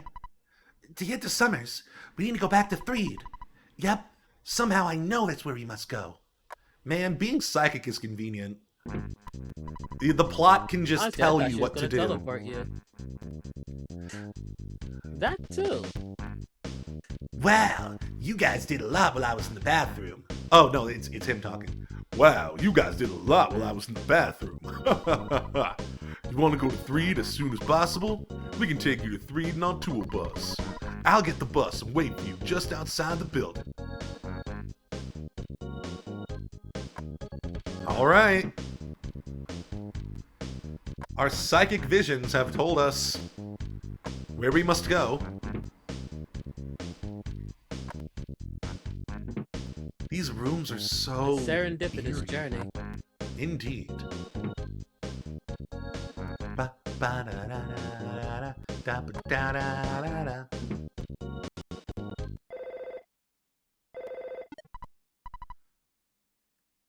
Hello? How are you? This is Apple Kid. I think I'm a real genius. In fact, I know I'm a genius. Why? Well, I have discovered the primary enemy of you and all humanity. We have to fight and defeat this being. To do so, we need to invent a machine called the Phase Distorter. I gotta find the wandering scientist, Dr. Andonuts, and make the distorter, so I may be gone for a while. Later, click. Wow, Apple Kid is such a badass that he's now going on his own side adventure just so they can create something to help us. Apple Kid's That's the pretty best. dope. What has Orange Kid done? Nothing! Nothing! He sat on his ass and got his dick sucked by the local girls. That's all he's done. Wait, what is he asking for now? He wants an autograph? No, I'll give you an autograph. I don't mean your autograph, silly. Wait, well, what the fuck were you talking about? I hate her.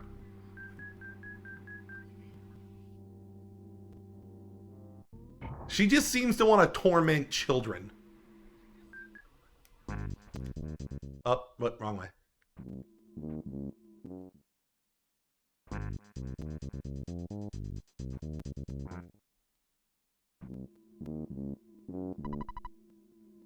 This elevator's going down, and I told you not to stare on my hips.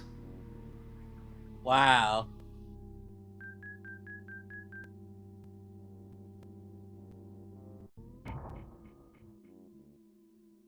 What a character quirk. Right? Let's save.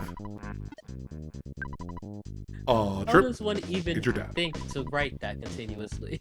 Right? I deposited $2,081 into your bank account. Taking away what you spent, you should now have $93,492 in the bank. Shoddy what you drank. Wow. Anyway, what do you need from me? Hold on. Your dear old dad was also thinking about hitting the hay for the night. I have created a record of your adventure to this point. Good night, sleep tight. Trip, what is the biggest vehicle you could beat up? Either possessed or piloted. It depends on if I have weapons.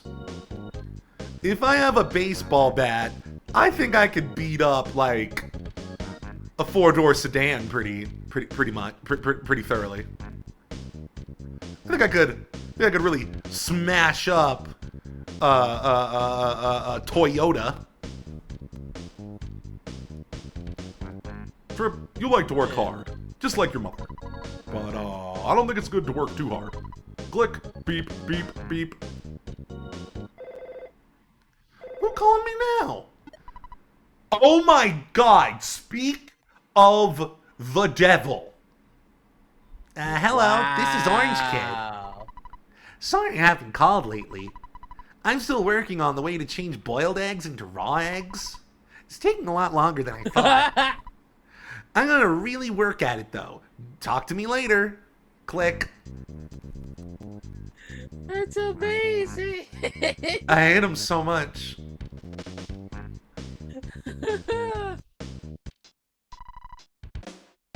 Alright, on to Threed. I think that I could probably take on a howitzer. As long as I have an armor-piercing anti-tank rocket launcher. Okay.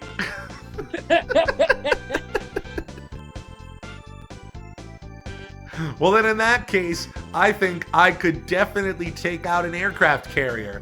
You know, as long as I had some ballistic missiles on my side. Yeah, see? Easy peasy. Barely an inconvenience. Merely an inconvenience. Road trip.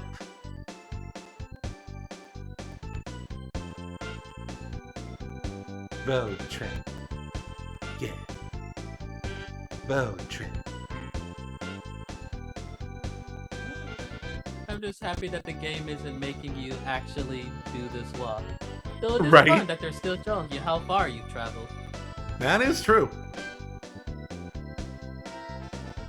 A little trip down memory lane as you enter the next chapter.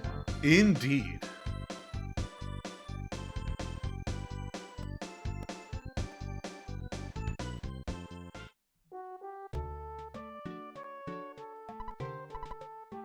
All right, we made it. I can't remember the voice I was just doing for you. I'm sorry we couldn't do more for you. Remember though, we're on your side. When you're having a tough time, just think of our songs and imagine the Runaway Five singing somewhere far, far away. By the way, why did you need to come back here? You must have forgotten some very important item or gadget here. How's that for a guess? Am I close? Well, you don't have to tell me. See you later, and good luck!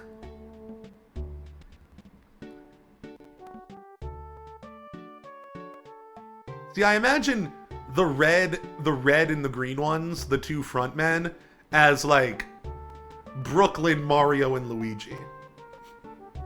Ah. From the live action movie? Yes!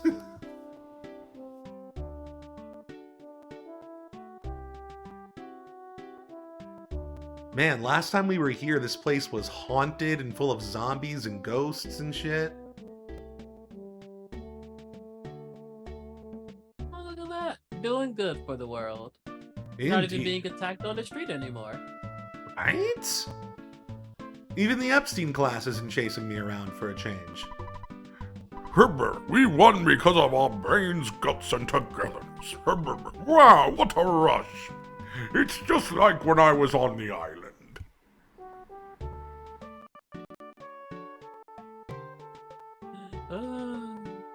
Yeah, I don't think it was the power of togetherness that got you through that experience. There's a lot of we in his statement. Right? That's another thing. Okay, let's see. We need to... Why did we come back here again? We need to get to a place called Summers through Threed. How do we do that? Where do we go? Maybe we talk to the Hint Man and see where we can go from here. Because I got no idea. I'm so glad our party is complete again. Why are you standing in front of this door? I'd lost the key to my house, so I can't get in. No, you don't need to look for it. I look for it myself. Wow, not a side quest.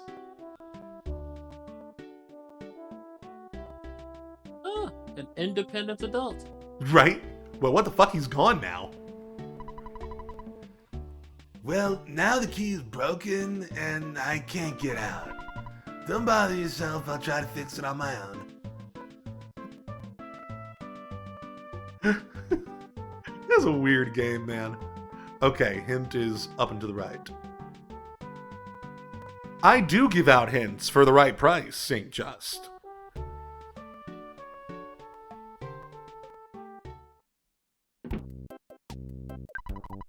Now wait a minute, youngster. I could give you a great hint for just $60. You'd like a hint, wouldn't ya? I would, but I don't have the money. Oh, you don't have any money?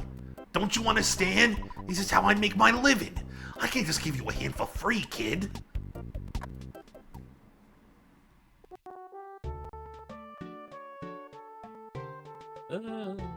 How does he know? Where does he Great question. Yeah. How does this job work? Is he like an information broker? But then he also would need to know... Oh, it's the pervert again. Pictures taken instantaneously. I'm a photographic genius if I do say so myself. Okay, get ready for an instant memory. Look at the camera. Ready? Say, Fuzzy Pickles. Wow, what a great photograph. I'm just going to make a little cylinder shape out of it and start rubbing it against my fuzzy pickle, but you can have this copy of it. It will always bring back the fondest of memories. Away before I get put on the list again. That was fucking heinous.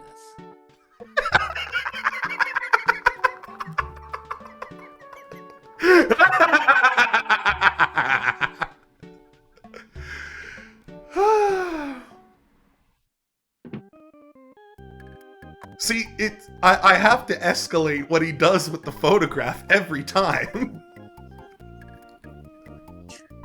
You succeeded. Terribly so. I need to keep thinking of ways to up the ante. It's getting harder. Oh god, no pun intended.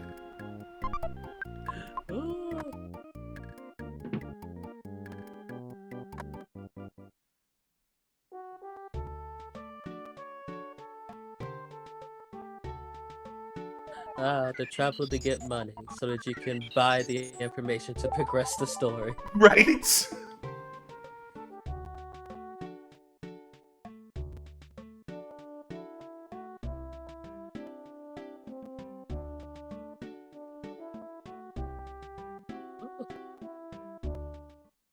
I wonder, what is the device that you might have missed? I don't Maybe, think... like, Orange is gonna get you. Maybe Orange will give you something. Oh, yeah, right. Yeah, fucking right. I just accidentally stepped out. I was so upset with that idea. It was a while ago, but I heard that a silver flying contraption of some sort crash landed in the graveyard in Threed. That's it for today. Okay, so we're looking for a flying machine in Threed. In the graveyard. Lovely.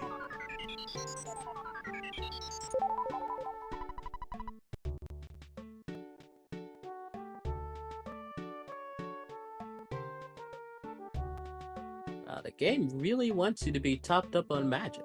For some reason.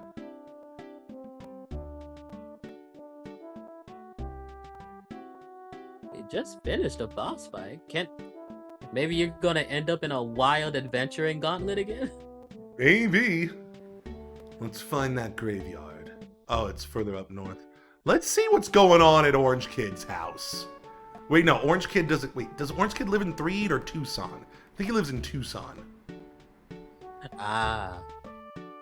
Threed as a whole looks like a graveyard. It's the fences, says Saint Just. Yeah, I feel that. It doesn't help that the town was designed to look spooky when we first went into it. And they just made it daytime now.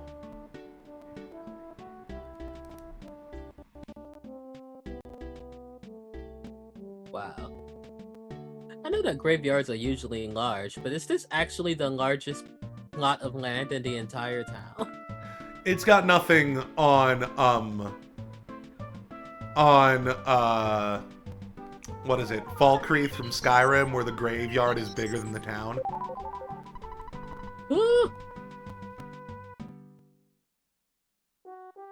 Where's this spaceship? Did the hint man lie to me? That would be crazy. That would be crazy. If he like starts asserting himself as a real character in the story with his own motivations. And then you turn around and you have to fight him to get the real hint. Right. What the? I don't see anything. Do you, J-Man? Oh, I'm sorry, I just realized how wild of a concept it would be to have a hint guy who's a secret boss, where the more times that you have to ask for hints from him, the stronger he is when you eventually fight him. Oh my goodness, that's a brilliant idea. Don't see anything crashed down here. Except, wait a minute. At least it's not filled with encounters and fights. Yeah. Anymore.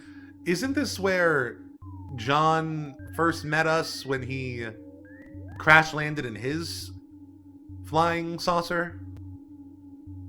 Indeed. That might be spooky where music. the flying saucer would be. Might be. Where the hell are we now?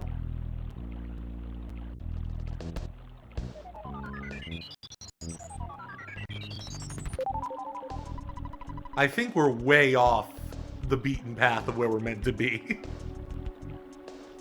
That's fairly likely to be true. Yeah, I feel like we're in a much earlier area of the game that we have no reason to come back to at the moment. What the? What are you guys? You want some of this? Oh wow, enemies. Yeah, right? Was not expecting that. Death to all of you.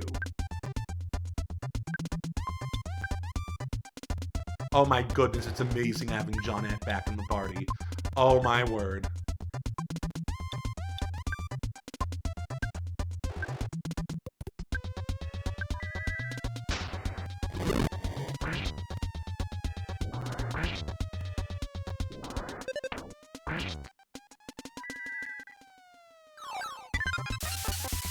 I like how when they're normal animals, it's just like, you tame them. It's cool. Yeah, right? You're not out here being a psychopath and murdering creatures. That'd be weird.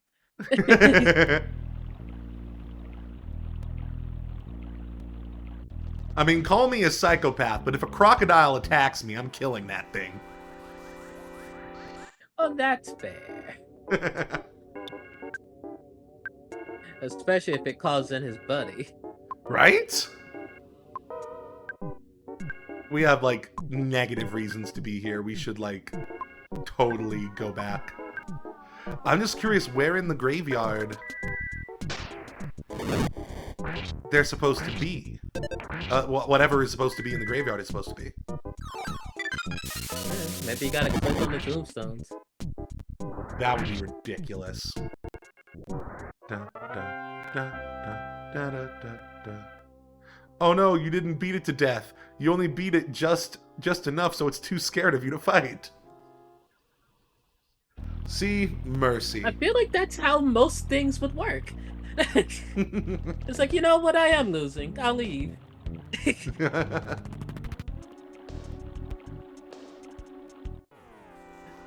frankly feels weird in games when things fight to the death. Yeah, I honestly agree with that. Hooray, we just gave those little ants a brain aneurysm. It's a wonderful feeling. Just like it make more sense. We're just like, oh, whoop, stepped on that. Moved on. Right. Like, huh. But see, when you were lower level, if you tried to do that, you'd feel resistance on your foot and it moving upwards, and the ant would be repelling your leg. Be like, not today, motherfucker. Before it picks you up and throws you. Exactly. Just like, so this is why Ant-Man's dangerous.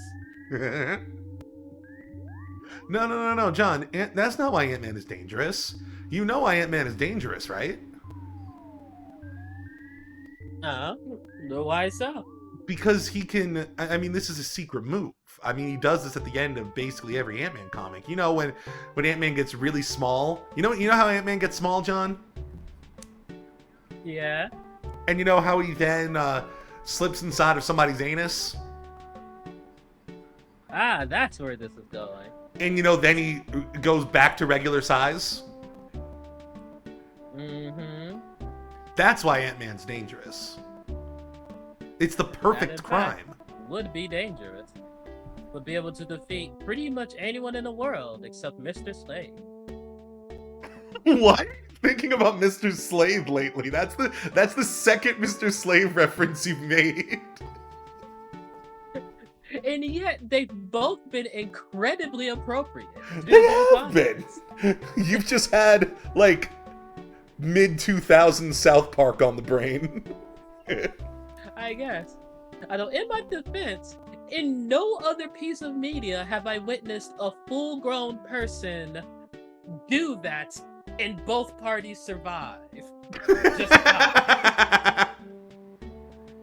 I only vaguely remember what you're talking. Did he like anally vor somebody? Yes, a whole person. It might have been Paris Hilton. I was about to say, was it Paris Hilton? Oh my goodness. John, I never thought I would use the term anal vor unironically. I never thought there would come a point in my life where that would actually be a useful and in fact necessary addition to a sentence in order to get the information I need. But it was absolutely appropriate in Absolute- this context. Absolutely appropriate to talk about anal vor in this context. Okay, what the hell am I supposed to do? We look through the entire graveyard. Unless, wait, is this more graveyard up here that we haven't been through? Have we not been through this part of the graveyard? Does look pretty gravy up there. Oh my god, we found it. I am such a big boy strong man. Okay, we can't go down that way. Can we go down this way?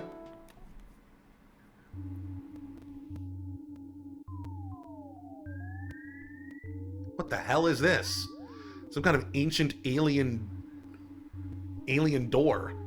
What is this? A yard with graves? Says Saint Just. Oh, the door just opens.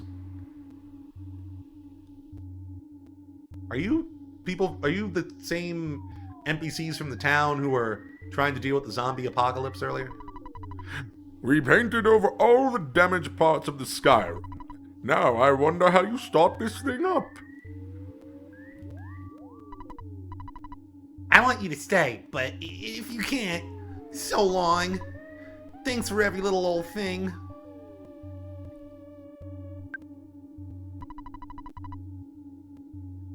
Oh, this is you talking now, John. Didn't repair it. Yeah, they buffed out the dents. Yeah. I can't see where the problem is from this vantage point. I need to be in the front.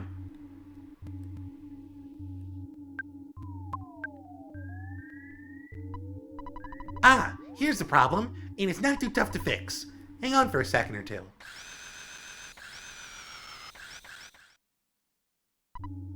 There. That should do it. Now, if we board, the Skyrunner will take us back to Winters. With Dr. Andonuts' help, I can modify this machine to fly to Summers. If Dad, I mean Dr. Andonuts, is not available, I'll have to figure it out by myself. Yeah, his totally absentee super genius father, who just sent him to boarding school and forgot about him. It's like, oh, I haven't seen you since you were a toddler. Anyway, let's go back to the lab in Winters. That's it. Go, machine, go!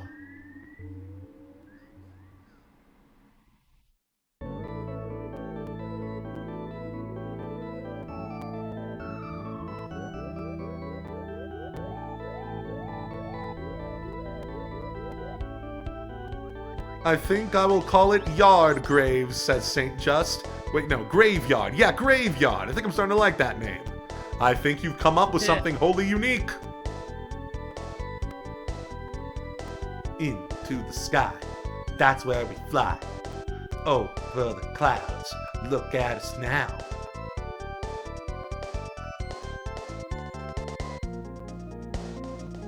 It's wild that this is happening in this What makes you say that, John? Explain to me why this doesn't make perfect grounded sense. Honestly, the biomes of the locations make no sense being next to each other when you consider the implied longitudinal and latitudinal like locations. Tell me more. You're really inhabiting the character of John right now.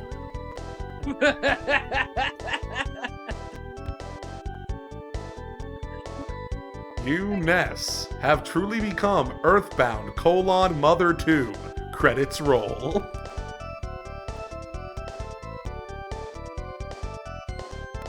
That would be so wild. Why are there monkeys in the science lab now? Okay, so we're in Canada now. John, you're canonically Canadian. And gay. Aww, I don't want to be Canadian.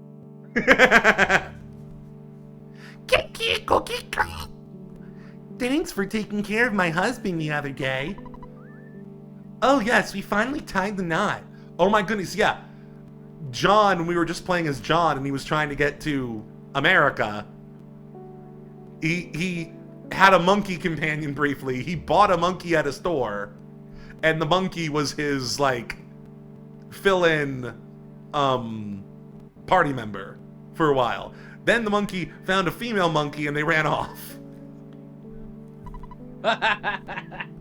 Cookie, cookie.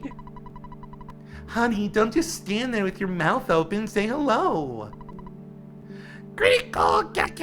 So,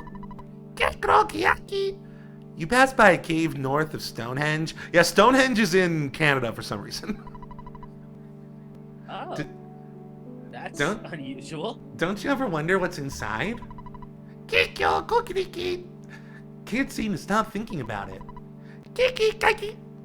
Go and see what's there. We're going to get out of here. We're still newlyweds, you know. Bye-bye.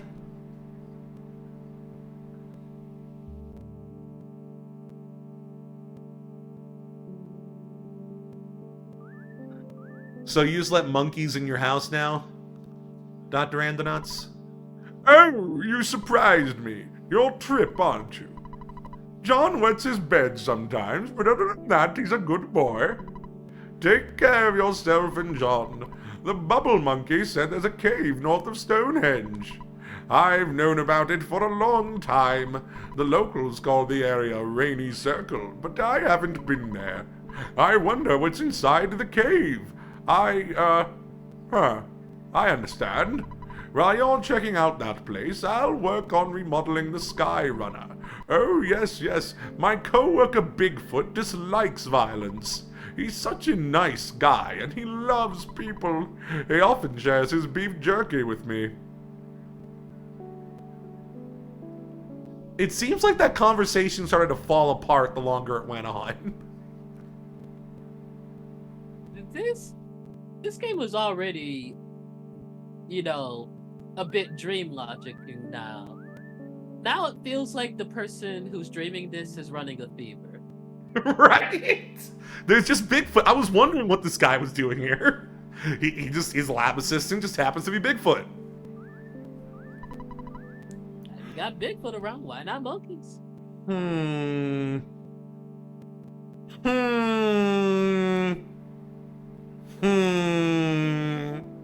You know what? I'm gonna land on this isn't racist. Ooga booga. May I help you? That's what you were considering. Waka ungawa. What would you like? Bottle of DX water. What the hell is DX water? Man, I wish we had some money so we can get some secret herb. I think that's the one that resurrects you. God, that would be so useful. Wow. Secret herb that resurrects you. Yes, there's a weed joke here somewhere. That puts you to sleep. Wungo Gungari. Please come again. Instant revitalizing device. In only a few seconds, this machine fully revitalizes you, just like a good night's sleep. Oh my goodness. How useful. Wow, that's convenient. Very much so. If only there was some sort of automatic teller machine around here. That would truly be space age. The automated teller machine. I explicitly didn't do that. I know, but it amuses me when people do.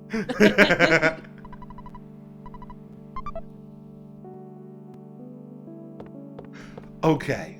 So what can we do with a broken pipe? Like, is John gonna make a pipe bomb out of it or something? That'd be pretty based. That would seem very not child friendly. You say that, well, I but guess it's like a ray gun instead Yeah. of straight up KK. I was about to say, you say that, but the child in question has a lethal ray gun and also frequently wields bombs as a weapon.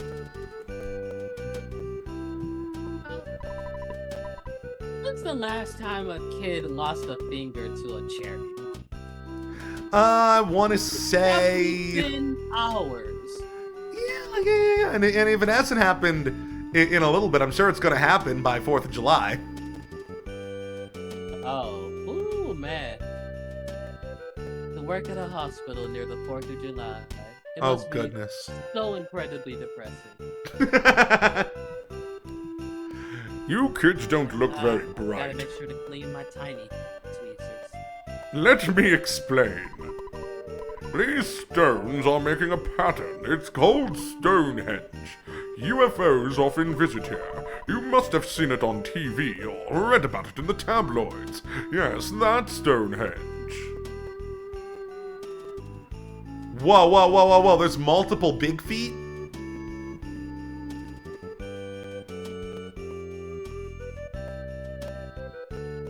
What goes on here?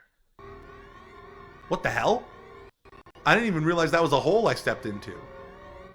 This music is creepy. Neither did I. What is this? Seems like something a person could literally never even notice. This is new creepy music. It's got kind of a demonic tribal beat going on. Ooh, that's fun. Yeah.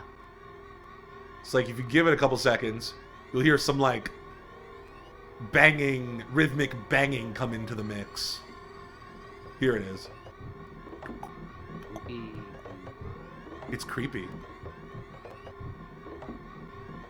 Oh! Why is the dirt glowing? Whatever's happening, I hope it doesn't give me cancer. What are you? In E.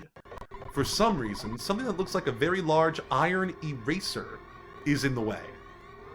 Shit, how do I deal with an iron eraser? I've just been dealing with iron pencils. Can I erase an eraser?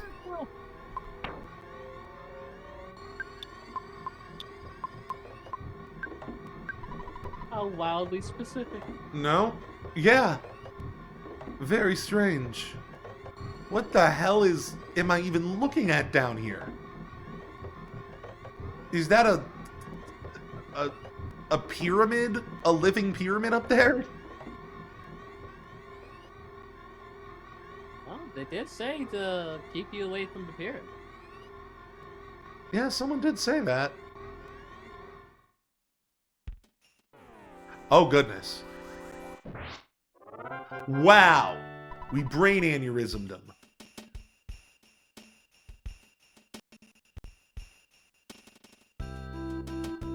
Okay, so what else is going on in Canada? We're looking for a cave, right?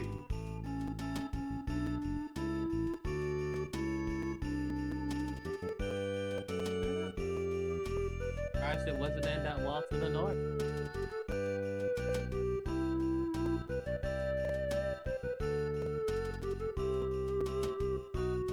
Ah, get away from me.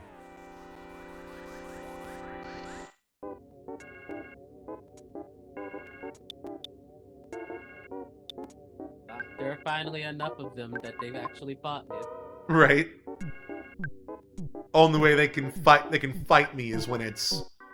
Well, I guess it's a fair fight, because it's 3-on-3. You're children. Yeah, but we can also take several cars to the face and survive.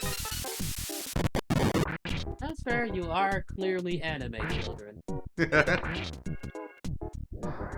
Hey, we're not anime children, we're RPG children. We worked very hard to get our stats this high. Fair enough. We couldn't take a car to the face in the beginning. Comic book children. Or you just born great. Ba, ba, ba, ba, ba, ba. Oh, I'm forgetting that I have John Ed on our side again. So useful. Ba. Barely even hurt. 1 HP on you and me, John. Nothing. And then you set them on fire. And then I do some incomprehensible shit. And he dies.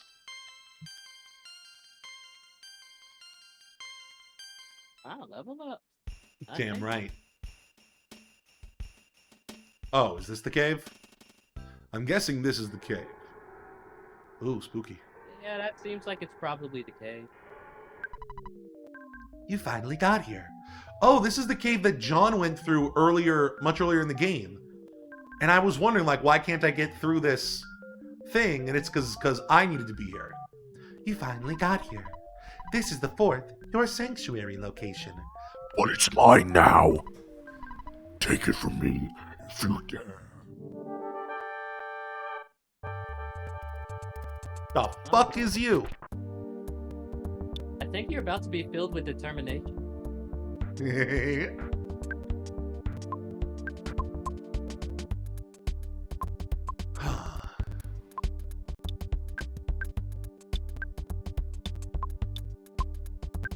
I need a Psy Freeze Omega from you. Kill that shroom with an exclamation point. Spy on his ass.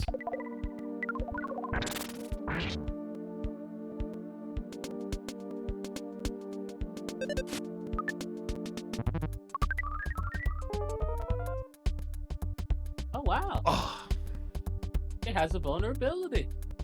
What was his vulnerability? I was too discombobulated by the background. High fire.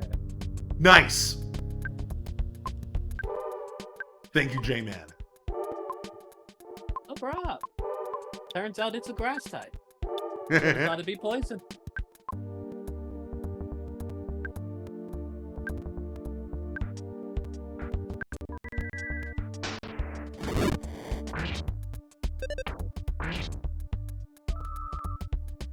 Oh yeah, I believe it.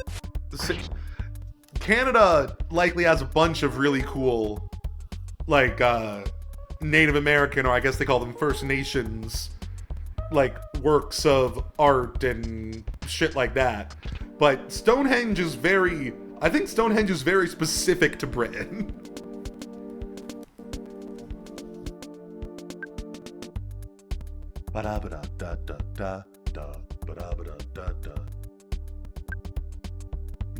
You've definitely gotta really want to make a Stonehenge for it to happen. True. Do people know why Stonehenge was built? Or are they still just theorizing about it? I can't imagine how one would know for sure without time travel. Well, you know, but there's like archaeologists can like figure things out for like, you know, like logically. Oh my goodness, I'm poisoned. Jeanette's got a mushroom on her head.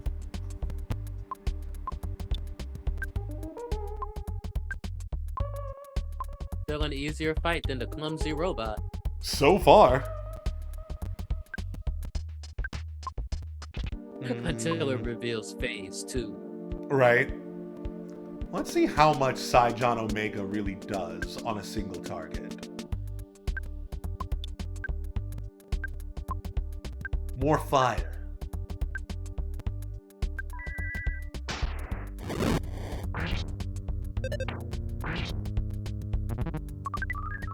Stop scattering spores. Damn it, now I have a mushroom on my head.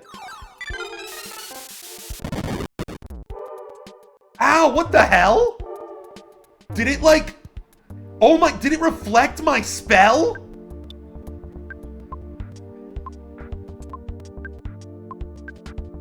Wow. Oh my god. This is bad.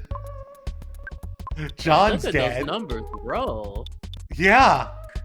Mine's going down. I got hurt and everybody's done. I think he reflected my spell. It wasn't built all at once, He says Sam. stopped at 11? That's ridiculous. 11 HP. He may as well have just let me die. This is just undignified. Probably had that secret herb. And yeah, right? And then the poison killed me. Oh my lord. All right, my friends. We found our new... I mean, I guess the only thing that happened was we cast that spell and it reflected. I'm trying to figure out why it did that. Will it always do that? Was that like a chance of that happening? I don't know. Didn't seem to reflect any fire spells. Right? Maybe it's because fire is its weakness, though. Maybe everything else would have been reflected. I'm not sure. I don't think it... Oh, man. We need to figure that out. St. Just says, it wasn't built all at once, though. It got its look over thousands of years, so people probably used it for different purposes. Thousands of years? That's crazy to think about. At that point, it almost doesn't matter what it's used for. That's like a cultural landmark that spans hundreds of generations. I'm still curious what the hell, like why? I've heard people say that it was used for like astrological purposes, that it was used for like, you know, like some kind of like fancy, well, I guess fancy is the wrong word, like fancy sun, like complicated sundial. Like I've heard a lot of explanations for what it could have been. I just would have assumed it had been something religious vaguely. It looks like you got your head handed to you. So,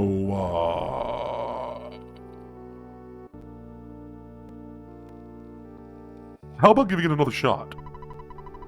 Trip decided to return after summoning all the courage and energy that he had. Good luck. See, it's not just the voice. It's a cadence and a way that he talks that you need to use to really sell it. Yeah. Oh my goodness, we're back here. Not bad. Not bad. Oh. And the instant revitalizing device.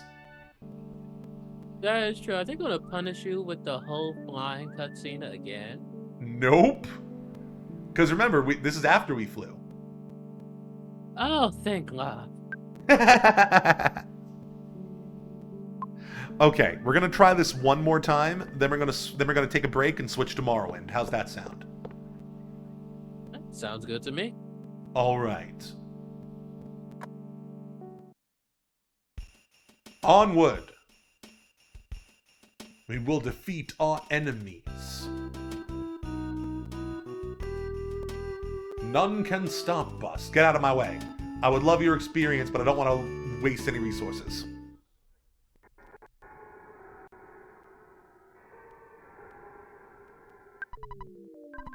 You need to be at your best for this foe. Exactly. We're taking the training weights off, Piccolo style.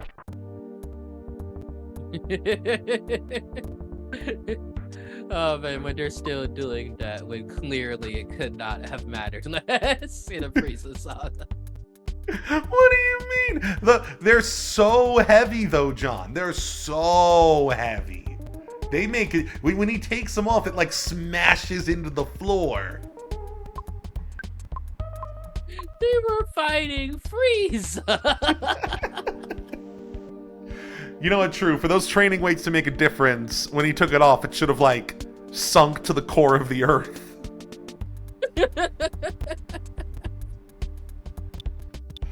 Oh man.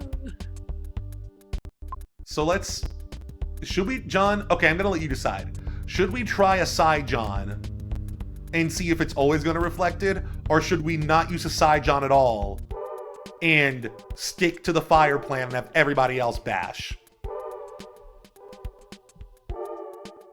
The second option's definitely safer. The first option does get you data though.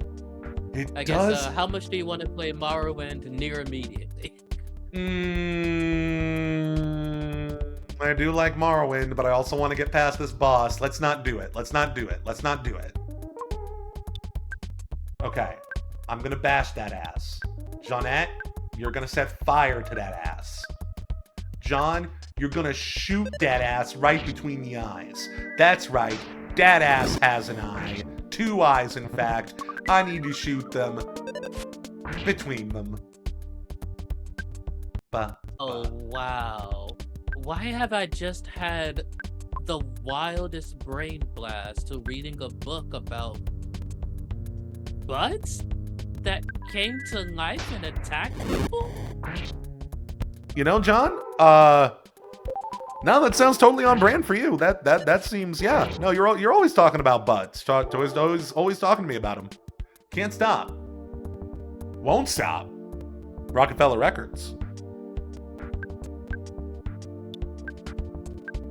What did I read as a child? Something that has tainted your mind.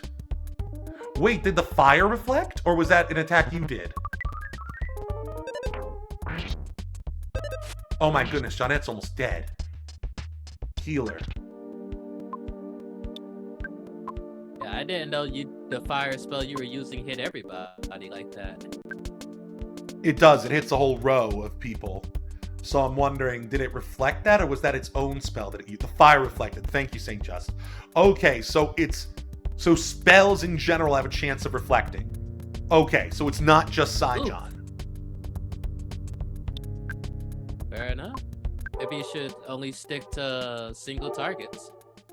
But I only have one fire spell, and it's multi-target. Ooh. Well, get lucky. Right? Wait, what? She died before I could heal her? No!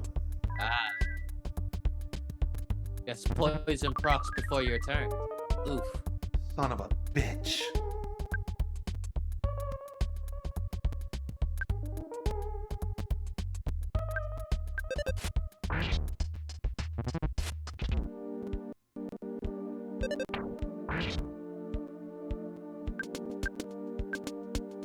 We're so done. What can I do except a Saigon Omega and hope it goes through? What am I to do? I mean, sure. It's like, now's the time to swing big. Now's the time for sacrifice. Come on, baby. Time to Hail Mary. Yeah, okay, it hit him. 280 HP. Still didn't kill him, though. Jesus Christ. Just do it like 3 more times. And hope it doesn't reflect, that's all. Yeah. I mean, either you win or you lose. Either I win or I die. You know, it's an easy thing. It's not that complicated. Shit, Exactly. shit. Like, he's clearly gonna beat your ass if you don't do it. Oh, man. Okay. See, look what he just did to John. So mean. Oh my god, we did it! John, it worked. John, it fucking worked. See? All you had to do was win. You know, you make it sound so simple, John. That's a sign of All you had wisdom. to do was try. Just spam your best ability and don't get it reflected, forehead. What is happening here? And what Wow, is you're it with... really not going to say? I can't save unless I go to Dad. Oh, damn. Well, here's hoping that nothing bad happens while you're extremely weak. Trip caught a whiff of sushi, but just for a second. Wait, are your friends back? Oh my god, yeah, they just got resurrected. This is a My Sanctuary location. I guess these are the rules. Trip's Soundstone recorded the melody from the rainy circle. Why is it only raining in this one area? That's so strange. I still don't understand the significance of the sanctuary locations. They all, like, give me this strange, wistful feeling or a memory of something. And they all seem to be these strange places. I don't know how they're connected to our character, or if they even are. But we need to come to all these sanctuary locations before we become powerful enough to take on Gygus.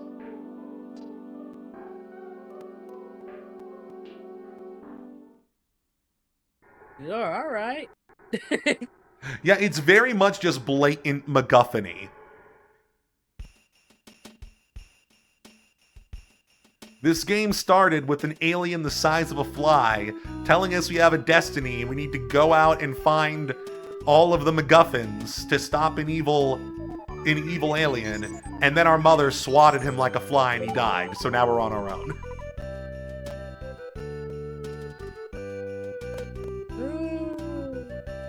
It is fun to think that that's where this started. Oh, come on, St. Just. Rain is always in only one area. It's that this one is particularly small. Ah, technically correct. The best kind of correct. Futurama forever. Oh, Trip.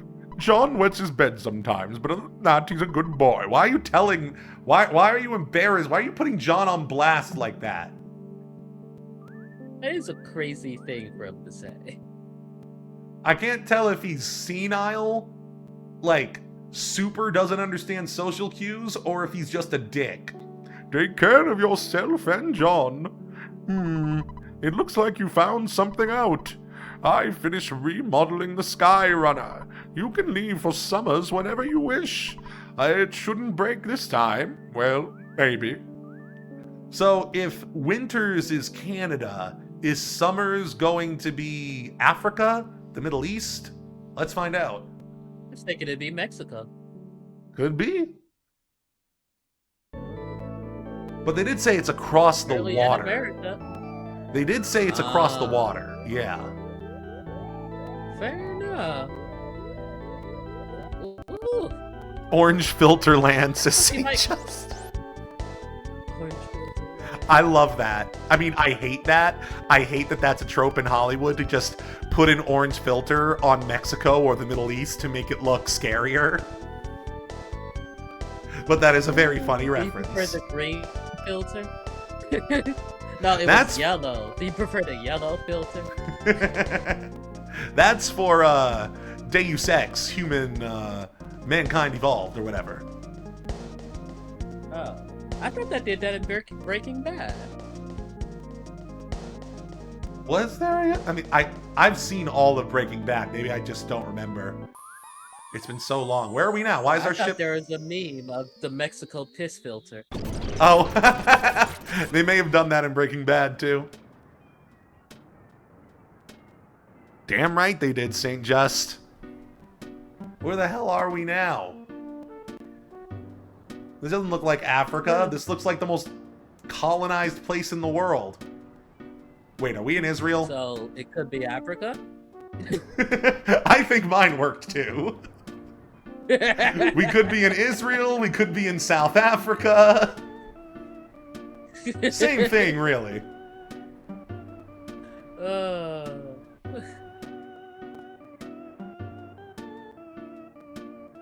Okay. Oh, there's English. Yeah, everything's still in English. This really is. Maybe we're in the Mediterranean somewhere. Let's talk to people. Could be. We need to save because we're gonna switch games soon. But let's at least talk to somebody. The sky is blue and the sun is high. The prices here are so high to make your face turn blue. That's Summers. Oh God, here he comes again.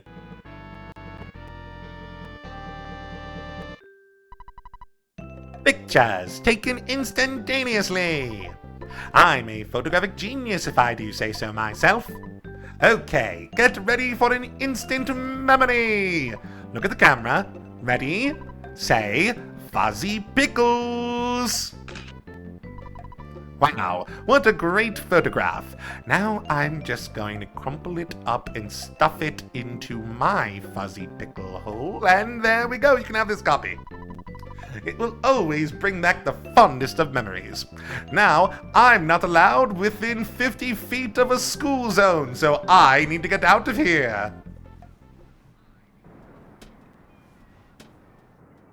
I think I feel a little physically ill.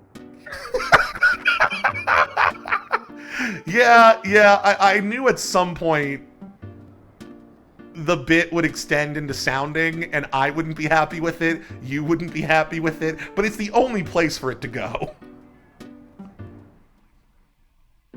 You're not even halfway through the game, my man. John, now you understand. John, okay, peeling back the curtain, every single time he appears, I'm not just saying, oh God, here he is again as part of the bit.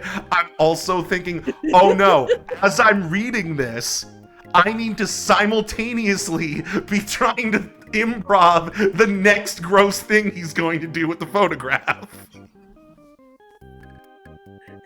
You're already at sounding. Where are you gonna go? Find out next time on Earthbound.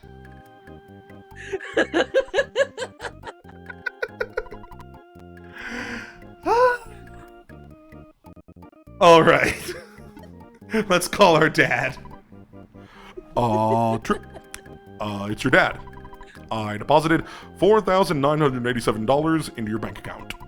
Taking away what you spent, you should now have $98,369 in the bank. Shoddy, what you drank. Well, experience gets to the next level.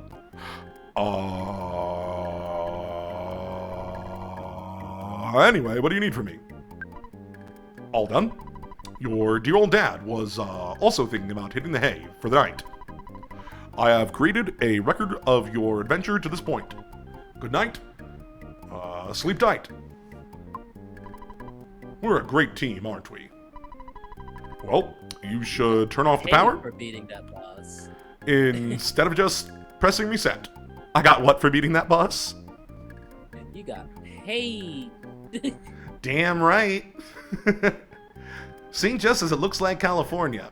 See, that's what I would say if we were still in what I think is America. They said it was overseas. So I'm thinking this is somewhere, like, somewhere really gentrified and touristy in, like, the Mediterranean or something. But we'll find out as we keep exploring. Alright. BRB, my friends. We are going to play some Morrowind. John, are you ready to get nerdy with it? Are you ready to put on your wizard hat? Are you ready to be... No, it's not! What sea? The Great Lakes? It's over the sea from you, my friend. Anyway, BRB with some Morrowind.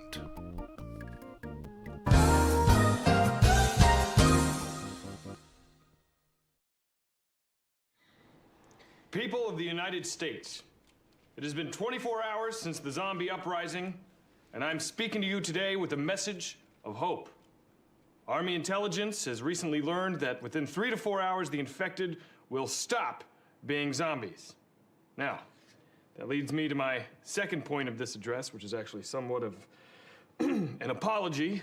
I know full well that I got on this very television yesterday, and I told you people, I believe the quote was, "Shoot these zombie right in their faces, by God." Now, I'm fully aware that many of those faces might have belonged to some of your friends and or loved ones. So in light of the confusion, I'd like you all to know that none of you will be held responsible for the murder of said zombie loved ones. I'm also aware that many of you might be holed up in grocery stores and bomb shelters, log cabins, and abandoned shopping malls, and will not have access to outside information and thus will not be aware of the impending reversal of the zombie condition. It seems hardly fair to hold these people responsible for whatever defensive actions they might take, so the United States government will not be prosecuting any acts of violence for the next 2 weeks.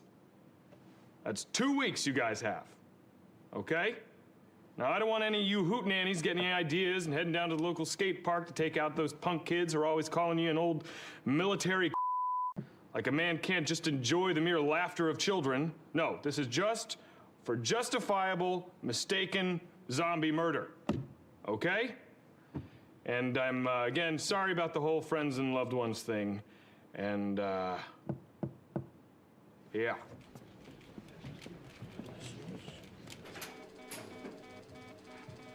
Well, that's done. This plan is working perfect. 2 more weeks of this and our overpopulation problem's gonna be gone. Then we can stop putting all that fluoride in the water. Yeah, and stop spraying all that cancer from the airplanes. Hey, do you guys want to go down to the skate park? Look at the boys.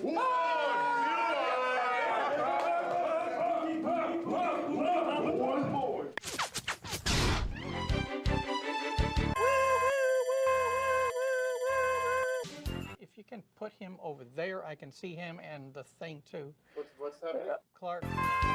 Are you coming to Uncle Rim Ram's Randy Dandy Rump Roast? Uncle Rim Ram has perfectly roasted 10,000 premium horse rumps for all to enjoy. Old Rim Ram is very sick and will not be at the rump roast. Love you, Rim.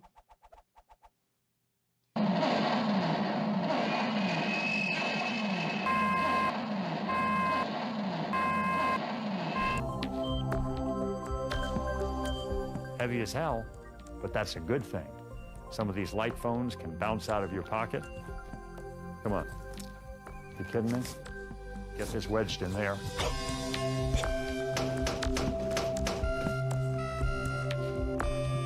The Cinco phone is such a powerful phone, it has a tendency to get warm. But that's never a problem because each Cinco phone comes with a tube of cooling gel. Boy, that soothes. That soothes real good. You know, you could probably do good with just the gel and not the phone, guys. Kick-ass gel. The battery lasts up to one full and entire phone call. Cinco phone from Cinco Mobile. It's a great phone.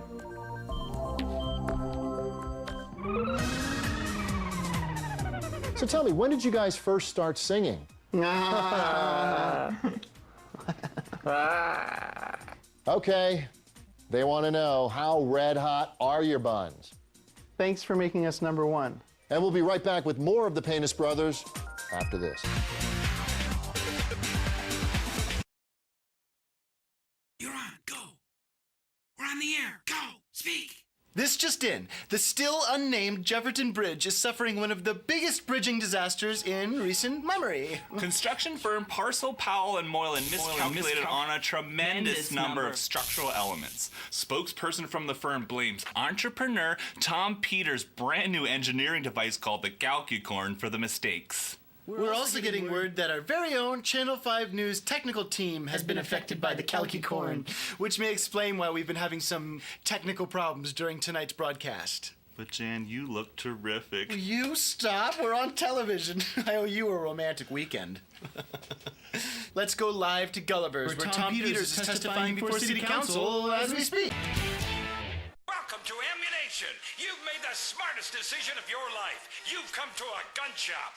We hope you get everything you need to feel real manly and patriotic. Don't forget to check out our selection of landmines. They're the gift that keeps on giving year after year. Mother-in-law being a bitch? Ammunition has the solution. Why not check out our selection of flamethrowers? We've got a special on hand grenades. And if you're too fat and lazy to throw them, check out our grenade launchers. Pop it in, pull the trigger, and boom! You've blown a hole in something. Sign up today for your Ammunition Frequent Sniper card. Buy 10 guns and your next one is on us. Thanks for visiting Ammunition. I hate movies. Can't smoke in here. No, I'm dying for a cigarette.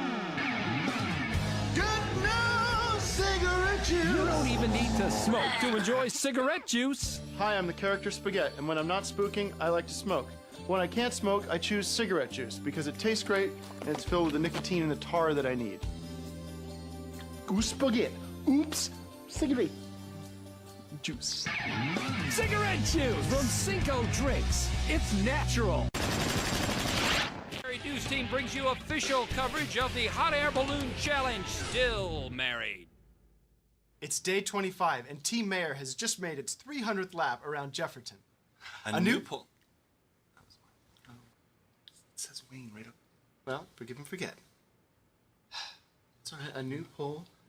A new poll shows that the public's interest in the Great Hot Air Balloon Challenge completely overshadows the mayor's sexy scandal. And don't forget that little Seamus is on board. That poor, devastatingly handsome deaf boy. Oh, I'm just getting something here. Are you getting this, Pumpkin? It seems like we're receiving a communique from Captain Tom Peters. It's the first communication we've received from the vessel in several weeks. Dear Joy, I miss being with you. I miss your warmth and your tender hugs and kisses. I have to admit, it took me a while to become physically attracted to you, but I've gotten over my own insecurities, and I'm glad that you understand my own shortcomings, sexually. I wish I could give you the pleasure you deserve. Be patient with me. Tom Peters.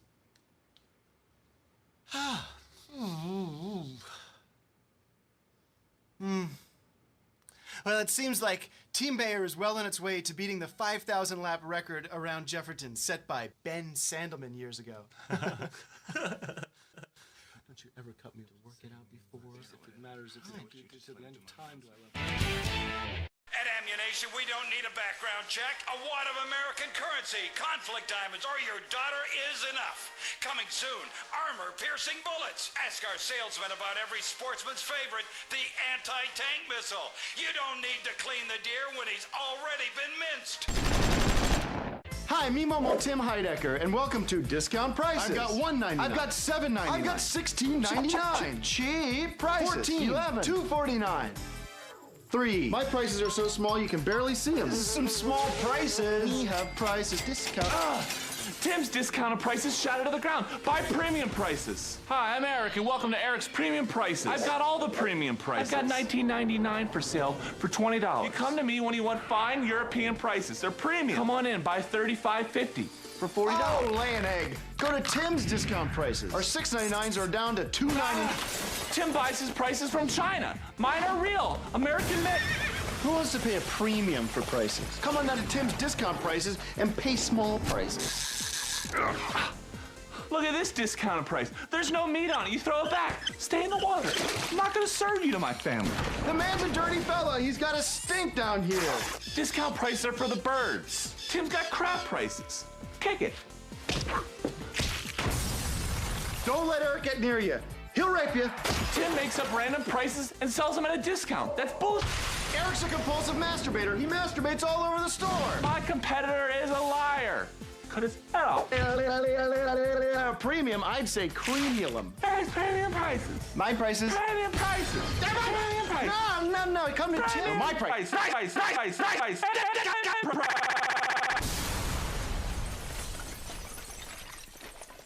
It's Jaxie and Fruit Pound. Say, fellas, aren't you tired of playing the same old high-tech 3D video games with realistic blood and tits? Yeah! Why not try playing Dr. Tran's Peanut Butter Square Hula Quest? It's new from GameCack. What is it? It's a brand new board game for the whole family. Wow! Real peanut butter squares! Now you've got it.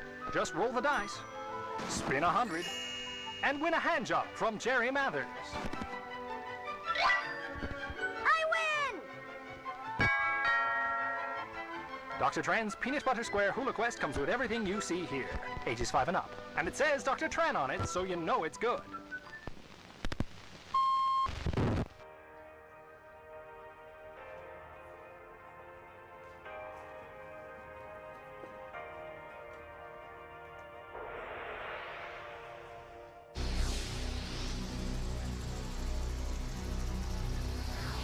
This is what we do, this is who we are. We're Dobas PR, we're Dobas PR. We love what we do, and we love who we are. We're Dobas PR, we're Dobas PR. D-O-B-I-S, PR. D-O-B-I-S.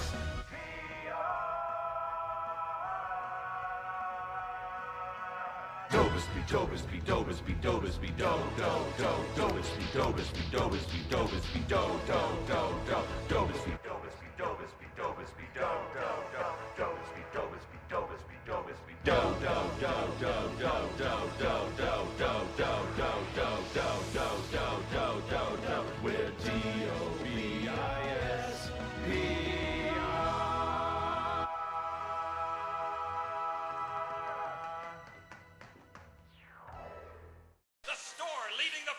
Communism is having a blowout sale. Ammunition has a wide array of peacemakers. Come by Ammunition on Militia Mondays, exercise your Second Amendment rights, and get 10% off all armor-piercing bullets. We're the only gun store that lets you try it before you buy it. Need anti-tank missiles? We've got them. Flamethrowers? Oh, yeah. No credit? No problem. No money down. 90 days, same as cash. Shoot now, pay later. During the 10-minute waiting period, fire up a few rounds of the Ammunition gun range, featuring faces of famous commie pinkos.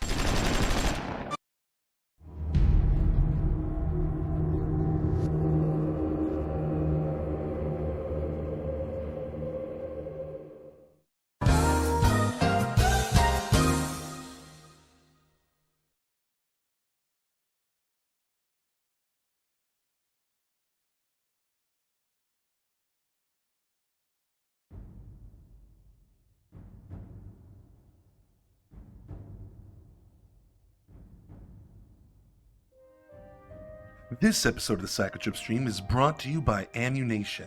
Ammunition, the store leading the fight against communism.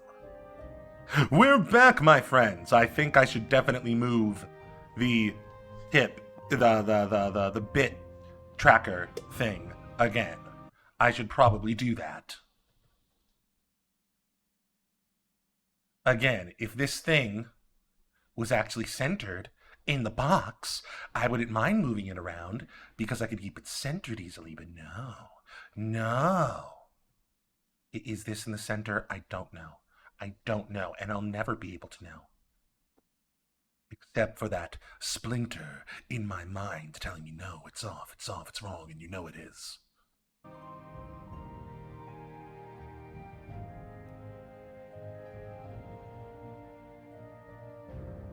Okay, that's fine for now. Morrowind, suck my dick, Morrowind.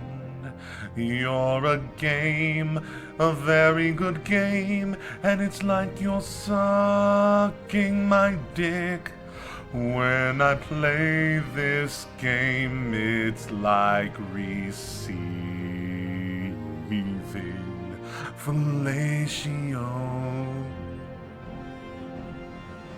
Oral sex is the best. Oral sex, Morrowind, give me sex. You're the best at the sex. Morrowind, I seek to play with you tonight. Morrowind. Oh, we could go to Skyrim today. We could totally do that, St. Just. We've barely explored what the small portion of Skyrim that's available in the game right now. I wonder if John was listening to that whole song. I hope he was. I love serenading him with distressing improv songs. Ah, well then, you'll be happy this day. Yay! See, a lot of this stream and the relationship I have with you, the audience, it's kind of like a stand-in for John. Sometimes I just need to throw some weirdness at the wall that is you and see how it lands. I'll admit, a lot of my thought process was just like, this is wild. Also, isn't that Skyrim? What about Skyrim? Isn't that the wrong game? What do you mean? What do you mean the that wrong was game? The music for Skyrim that you It's were the same humming. theme song. Is it? Yeah, the Elder Scrolls has had the same theme song since Morrowind. It's just different renditions of the same theme song. And in Skyrim, they added like lyrics to make it specific to the Dragonborn. It's a good theme song. It started in Morrowind. Man, when we're in our late 60s and the Elder Scrolls 6 finally comes out, I can't wait to hear their rendition of the theme song. Yeah. By that time, Todd will have finally retired, so the game will have a real chance.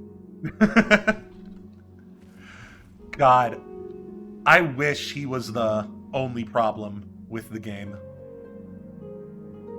With the game not coming out. Because, John, you've heard about what's going on with Microsoft, right?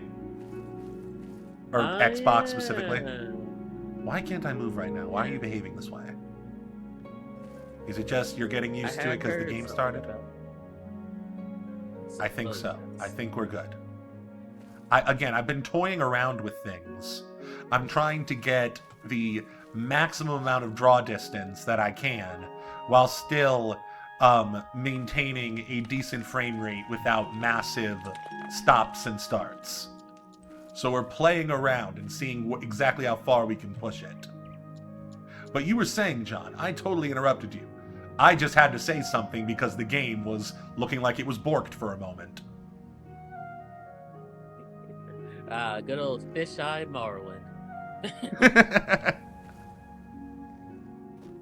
high field of view.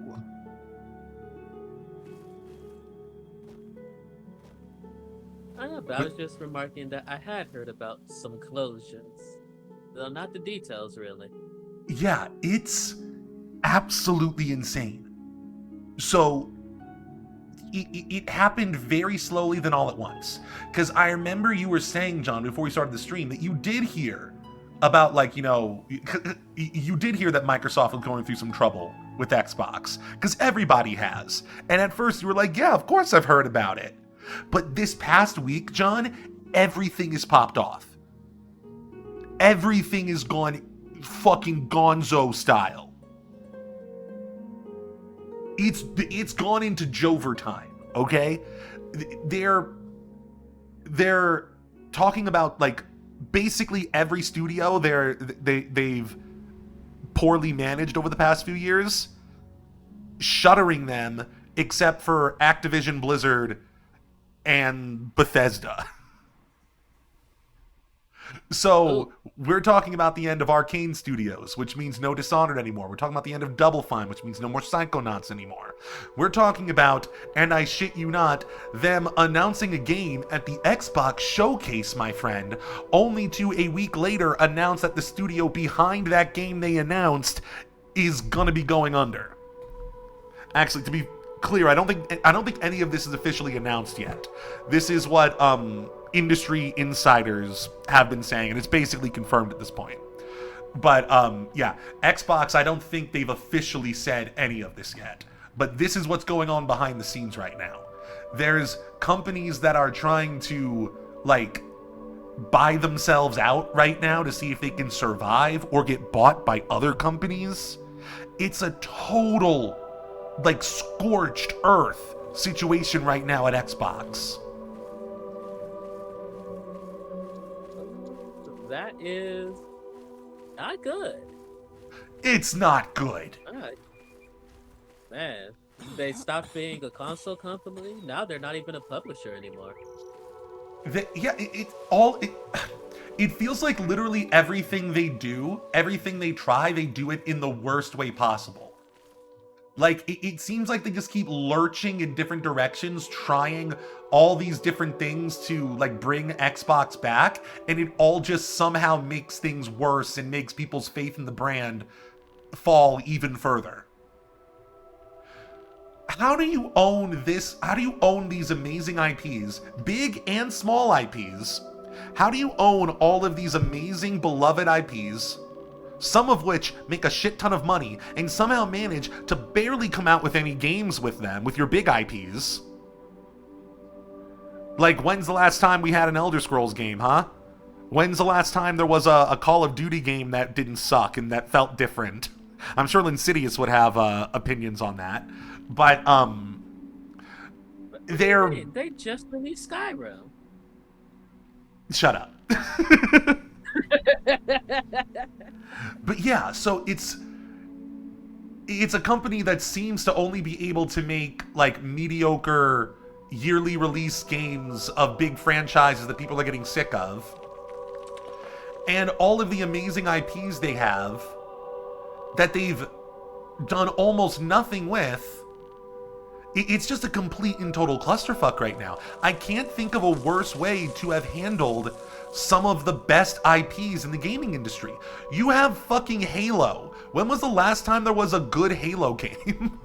Like a non-controversially good Halo game. I'm not a big Halo guy, but I want to say it's been since the third one. I want to say there have been more controversial or bad Halo games at this point than there have been good ones under Microsoft. How do you mess this up to this point? Some people are saying, John, we talked about this before the stream started, some people are putting the blame on some of these smaller studios, and they're like, well, you know, they may have made high quality games that got well reviewed, but they didn't, make all of the money back. So of course they're not gonna stay open. But here's my response. When you have that many companies under your belt that can't function, then that seems like a you problem, not a them problem. That seems like a problem with the executives. If you have that many diverse companies that do that many different things with that many different IPs, and all of them are floundering, I feel like that's a you problem with you managing them.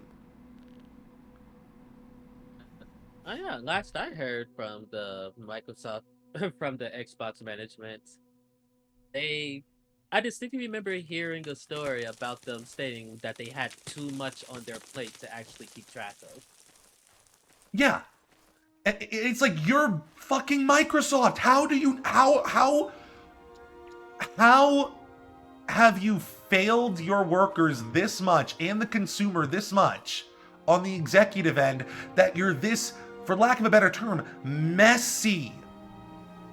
That's what this comes back to. It's so messy and unprofessional. John, remember when I told you for the first time before the stream started how they announced a big new game and then a week later they're talking about shuttering the studio? How are they this messy? That's a terrible look.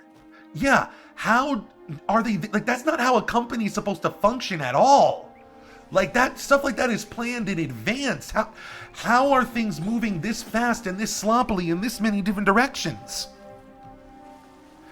And it's like, you had a silver platter. You had the best of the big IPs and a lot of great small IPs.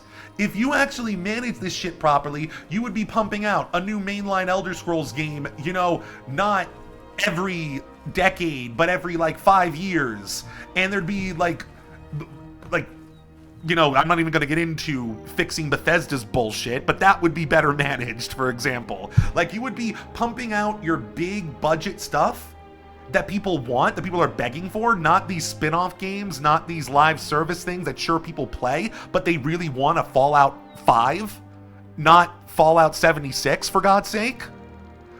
Like, if they were to actually utilize what they have, they would certainly have more than enough money to foster those smaller IPs that are there in case there's a hi-fi rush that becomes a hit, in case, you know, there's a sleeper hit franchise that gets bigger with every game, like, you know, the Hellblade games. Like, this shouldn't be so much to ask for one of the biggest companies in the world, supposedly managed by the best and brightest among us, because that's why they're at the top of these companies, right? That's why they get to decide how these things work and where the money goes, because they're the best and the brightest of us, right? It boggles my mind. Has that ever been the case? John, that's the underlying assumption that our entire system is built upon. And if your answer is, but Trip, your system is, this system you're describing is stupid, then I have a book for you to read, John, but that's for another day. Is that like, oh no. I was just thinking, like, that assumption certainly hasn't proven true. Precisely. It feels like the 2020s is just a lesson in how these institutions that we just don't even think about, the way we let things be run, it's just, this decade has just exposed how stupid these institutions are. Because, yeah, John, that's what this comes down to. This is why I keep blaming the executives. Because they're the ones who are in charge of these decisions, and yet look where it got them. And where does their legitimacy come from? The whole idea of the corporate structure is you move up based on your competence and how much you can handle, how much you can put on your plate. It's bullshit. I thought that was famously untrue. Well, yes, but that's where the legitimacy of the system comes from. Like, that's what somebody would tell you when you're like, okay, well, why is my boss in charge of me? Why? And you're saying, yeah, it's stupid. Of course it's stupid. This is the point. It's becoming so obvious, these things we just took for granted as being the only way we can do things. And now look where we have. We have this rotating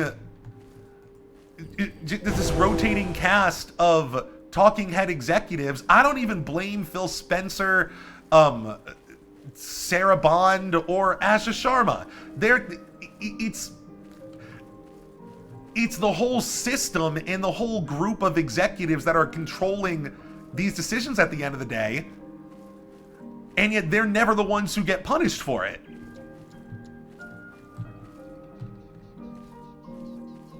It's just the whole thing doesn't make sense. That these are the people we let run everything. The way we build things and make things, whether it's important stuff or entertainment. These people are not smart. We do not have a system that makes the best, brightest, and most, morally sound people rise to the top. In fact, we have one that incentivizes fucking sociopathy, focusing on the profit margin above the quality of your creation, and fucking scamming you, basically. Yeah.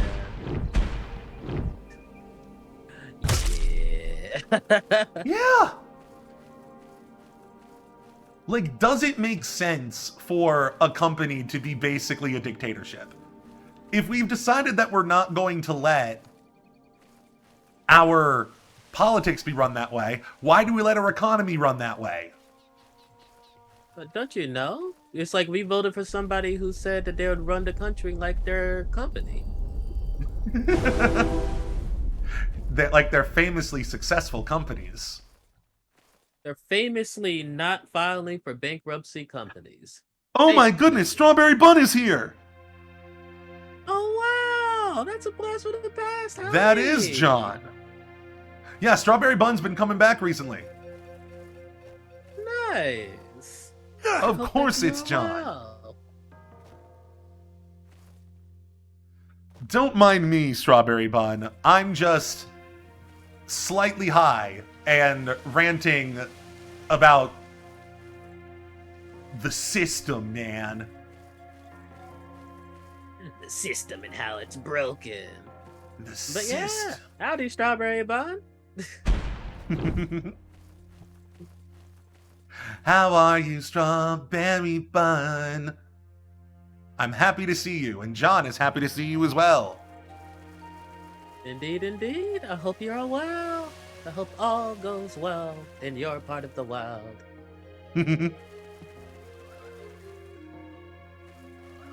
God, I love this game. So it seems to be running pretty stable with the draw distance this far. We might have to pull it in just a notch, but I think it's good for now. The real test is how it runs in the cities. What is that? Is something running towards me? What the? Oh! It's like a Gouty. You are nothing to me. I am a god. Didn't have to close at work today, so you just got gnome. Hell yeah. One. Our character is level 63 at this point. We're a god. Yeah, I guess you basically are, huh? Not an unkillable one, so I guess more of a demigod. But we are incredibly powerful. Things can still kill us. It surprises me sometimes. We really are role-playing as a godlike being at this point, because when something actually damages us, it's very surprising and startling. But it can happen. It's like, I haven't seen my blood in centuries.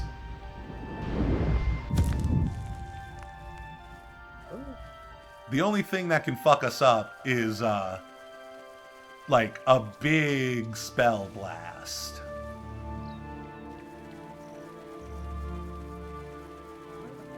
Sounds like the type of thing one should avoid. Sounds like the type of thing someone moving this fast can avoid. That too. John, watch how unfair I am. Watch this. I need you to see. What? Wait. Okay. Now that was a one-hit kill, so I couldn't quite demonstrate it. But imagine if he was alive for more than one hit. I hit him once, jump over here, hit him again, jump over here. I can just do this until they're dead. Yeah, that all seems extremely fair. How do you fight that? How do you fight a parkouring wizard archer? I suppose you probably just die. Like, I that can or think... you're an amazing archer yourself. Yeah, I was about to say. I'll hit a moving target. Yeah. Yeah, you can do a flip. That's cool. Yeah, I'll still hit you. All right. Yeah, this place is huge. So where are we? I think I just started wandering into Telvanni territory. But you've already seen that several times. Let's see where else we can go. Ooh, I know. I know a place we can go. We need to assassinate someone. For the Mages Guild, believe it or not. Oh. Politics, you know?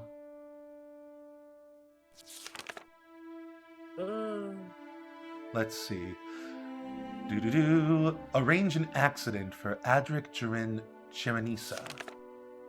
Ethelvora has received word that a mage of wizard rank named Adric Cherenisa has been dispatched to Balfoyen from the west. The guildmaster is convinced that Adric has been sent to replace her, and has already informed Malmis, Habatu, and Kurhu of the mage's movements. Habatu has requested an upfront payment of 1,000 drakes, and for me to deliver it personally. I am to return from Kurhu with Cherenisa's wizard staff as proof of his demise. Oh, right, because the local guildmaster has ties to a smuggler ring in the area. I'm remembering now. Yeah, not everybody in the Mages Guild is on the up and up. Yeah, that sounds right. It's Sounds also like a guild nonsense. Mm-hmm. It's also a running theme in the game that Westerners, like people who are like deeper in the imperial, melting pot culture, tend to be very, very cynical. Like, there's not a lot of moral scruples about killing another human being if it would further your goals and you can get away with it. It's just, as long as I'm not breaking the law, technically. No, if I don't get caught. Because in Imperial culture, there's two things going on here. On one hand, the Empire worships the concept of law and the rule of law. But at the same time, this current incarnation of the Empire has become really corrupt and bloated, and it's kind of very slowly falling apart like a rotting carcass. It's kind of like a 40k Imperium of man type thing, but on a smaller scale. So because of that, people are also really cynical and kind of trying to get their own little piece of the Empire before it falls apart. So there's this mixture of like adherence to the law, but also like always trying to find loopholes to get around it. Or like the people with the least moral scruples will just be like, well, is it really a crime if nobody sees you do it? Some Imperials... Bears and pooping in the woods logic. Uh-huh. Yeah. Yeah, some people will... Some Imperials will straight up be like, now, I'm not asking you to burglarize my rival noble's estate, but he does have a lot of money, and if that money made its way from you to... If an amount of money similar to that made its way from you to me, then it would really help the kingdom. Wow. I'm obviously not telling you to rob anything. I just happen to know that, you're Nightblade, you're wizards, you get into all sorts of, lawfully gray things. So I don't want to hear about it. I don't want to know about any of it. I am completely ignorant of these things. But if that amount of money were to come into my possession, then, yes, that would be good, right? Everybody wins. Wow. 3 blessings, Sarah. Do you That straight up was, I mean, I'm improvising a bit, but that straight up was a quest I had to deal with back in Cyrodiil, the part of Cyrodiil that's available in the game. I can't remember what the money was for. I think it was, Greetings. I think it was supposed to be like a generous donation to a struggling city in Valenwood. So it was for a good cause, but they were also doing it just because they wanted the diplomats from that city out of their hair. So he's like, so we need exactly this amount of money. And I happen to know that this noble has a lot of money. And that's all I'm saying about that. Just, you know, do your thing.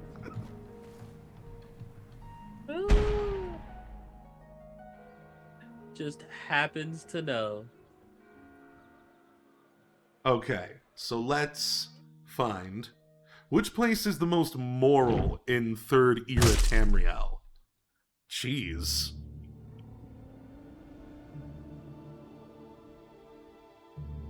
Huh. I really don't know. I think we need to have more of the different provinces explorable first before I could come to a conclusion about that. Talk to me in about 5 to 10 years. Then I might be able to give you a better answer. When one more game has come out. I'm not saying when one, I'm talking about when this game has more content in it.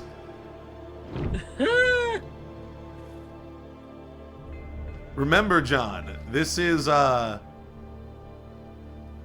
of a massive ongoing project that's been going on since Morrowind released to eventually release the entirety of Tamriel within the game.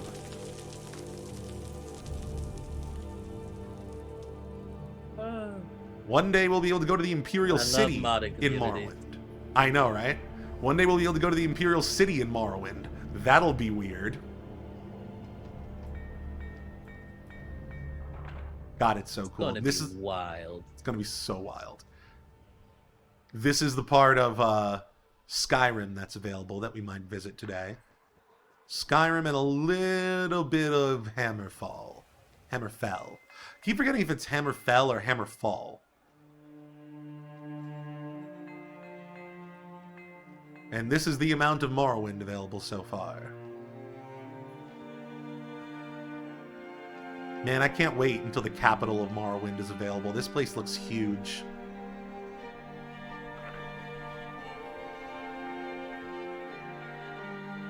Yeah, this project has been going on, like, since 2002.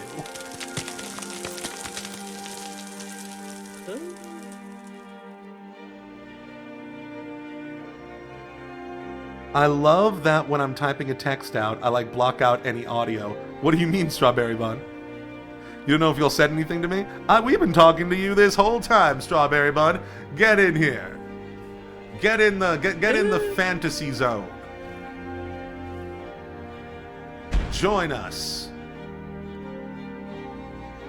We have a murder to commit. Now, where is that Kurhu place again? Mage's Guild. Mage's Guild. Kurhu.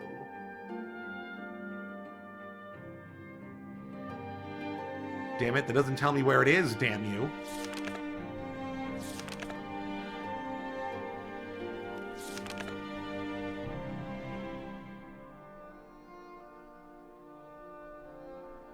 Damn it. See, when I first got this quest, I had just been to this place, so I would easily be able to come back. But this is one of those situations where, like, You know when you're playing a Zelda game, John, or a game like that, and you put it down for a couple months in the middle of a dungeon, then you come back and you have no idea where you left off or what you're supposed to do or where you're supposed to go? Yes. The reason why people restart Zelda games. Yeah, that's what's happening here, but in a smaller scale. Okay, where the hell is Kurhu? Is it on the map, or is it too small to be on the map? We can always look it up. See, that's the difference between when Ocarina of Time first came out and today. We have the power of walkthroughs to get through the game's oldness. Kurhu. That sounds incredibly necessary. Alright, Kurhu is a cavern store selling used goods and rated wares. Let's see, where is it though? It's in the Armoon Ashlands. Okay, let's see.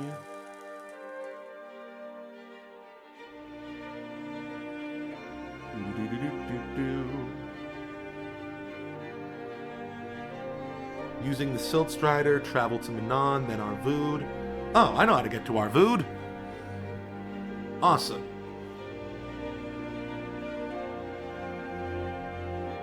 One time that happened to me on the Shrek DS game. It can happen in a lot of games. Was that a good game, Strawberry Bun? I'm very curious about the Shrek DS game now. I've never even heard of such a thing.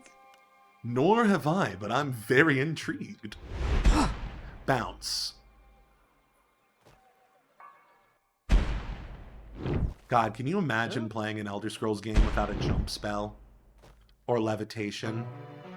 Or acrobatics? Or athletics? Snap's finger. Yes. It's called Skyrim.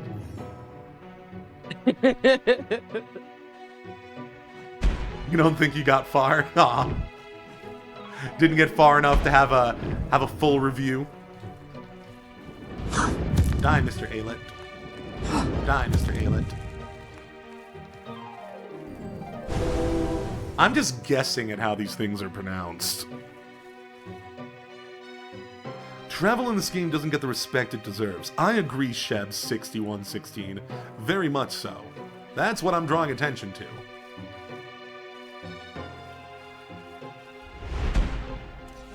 And this is why the next Elder Scrolls game needs to have more ways of getting around, not less.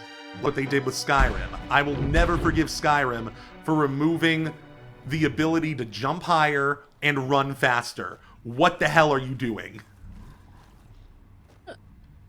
You don't believe in their fantasy of being the slow, lumbering Nord?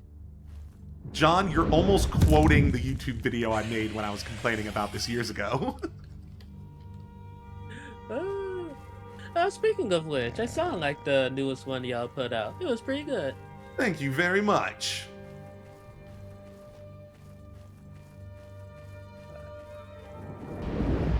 Murder. Yay.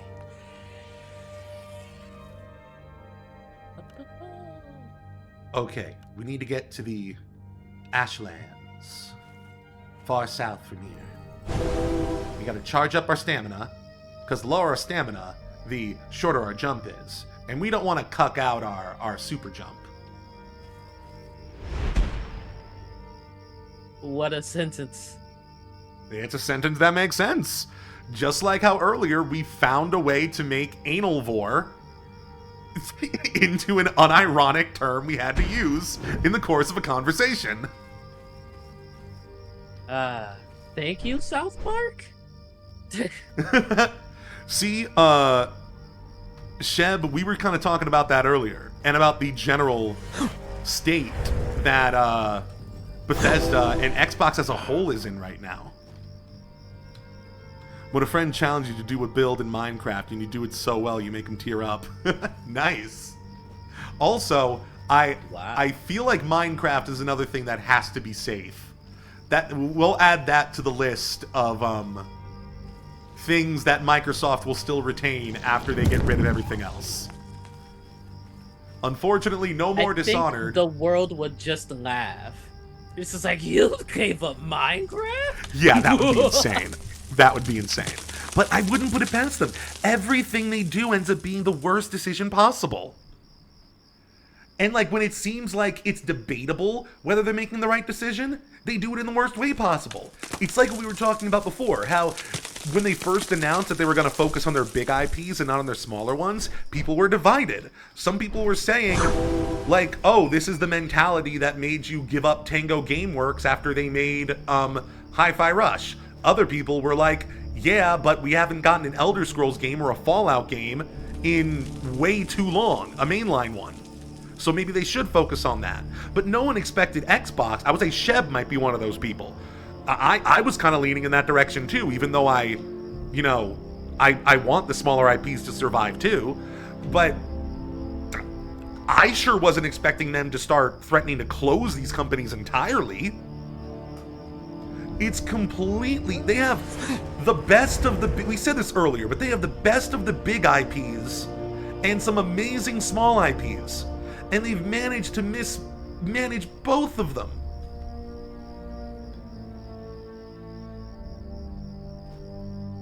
It's almost impressive.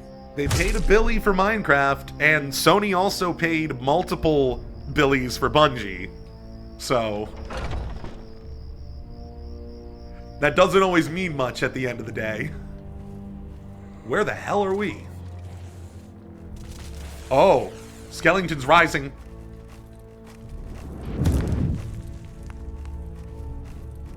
Away with you! I imagine my character is casting these spells with such disdain. Just like, ooh, away with you. Yeah. I think maybe the worst that happens to Minecraft is they sell it. Somebody will buy Minecraft. Yeah, there's no way Minecraft would ever go away.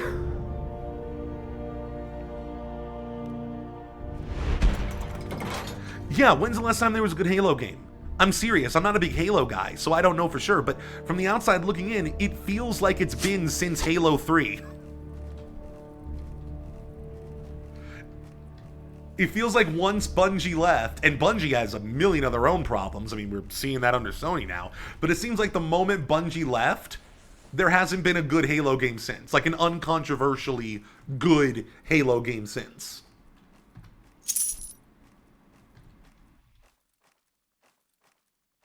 Oh, I forgot about Reach. Yeah, see, I'm not the biggest Halo person. Reach, I know, was really... people really loved Reach. And then there was ODST. Was that a good one? I guess I should say since Halo 4. It's been going downhill since then.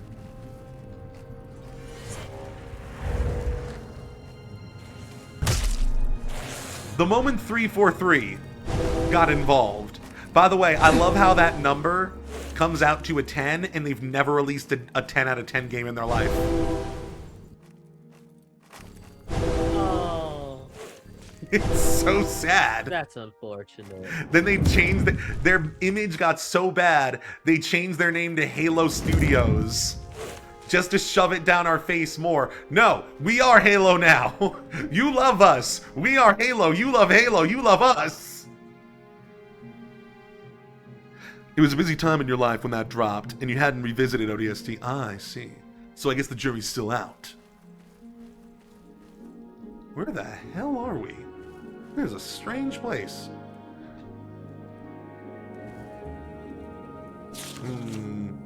Are there necromancers living here? Ooh, what's this? Notices your bulge. Be gone with you. I can't say, ooh, what's this, without finishing it. Finish it! I'm imagining Willem Dafoe as Green Goblin screaming at me like in that scene in Spider-Man when he's trying to make Aunt May finish the prayer.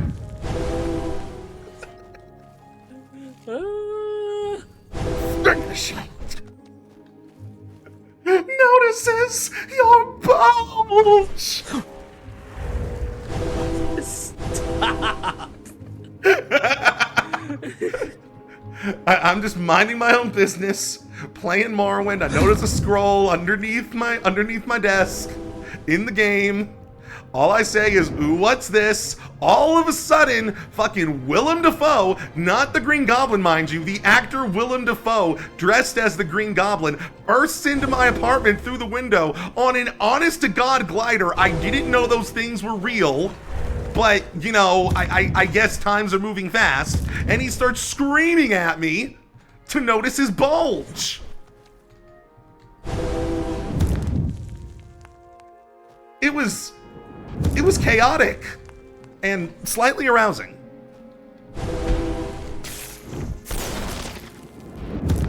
It certainly at least sounds chaotic.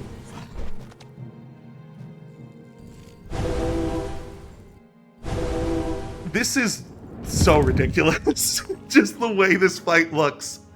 When it comes to old games like this, sometimes, like, you know, you use your imagination a bit. I'm imagining my character just casually doing backflips, pirouetting, backflipping, doing like ballet moves, like straight up fucking like Eldar Harlequin shit while he's doing these spells, and just like jumping sometimes on the head of the enemy like fucking Super Mario. Just completely disrespecting these people.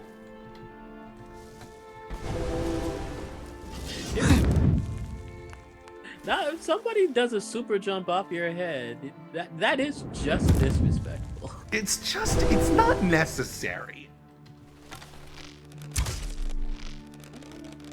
What? How do you fight this? Oh, he runs out of arrows. That's how you fight it. Get away from me.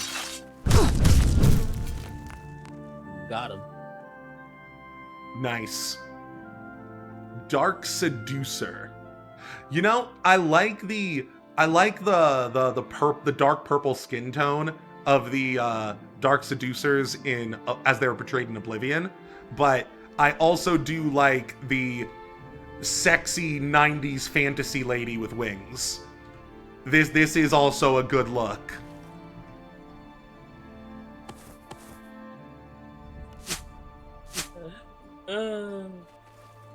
These are one of Sheogorath's. Replicated. These are one of Sheogorath's personal Daedra. They're all about spreading madness. But since they're called seducers, I assume it's the sexy kind of madness.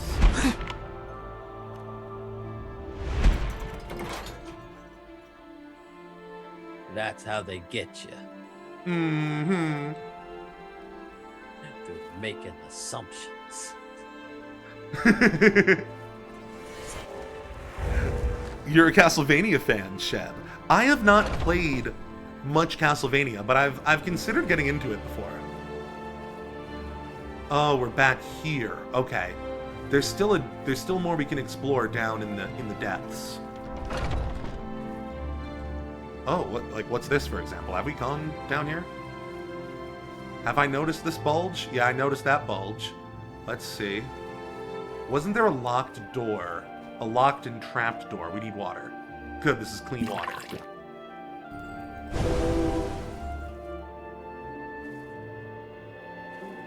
Mineral water.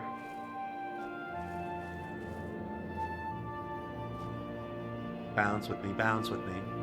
Bow, bow, bow, bounce with me, bounce with me.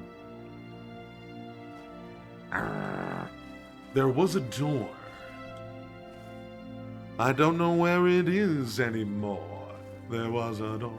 Da, da, da, da, da, da, da. There was a door.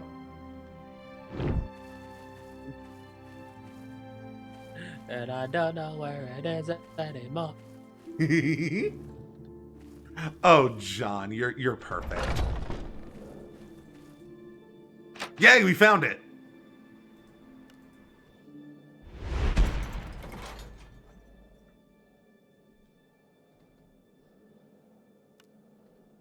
You know it's an old game when you gotta type shit in. When it feels almost like an operating system. Ooh. It's pretty convenient though. Experimenting with what mechanics are fun. Uh-huh.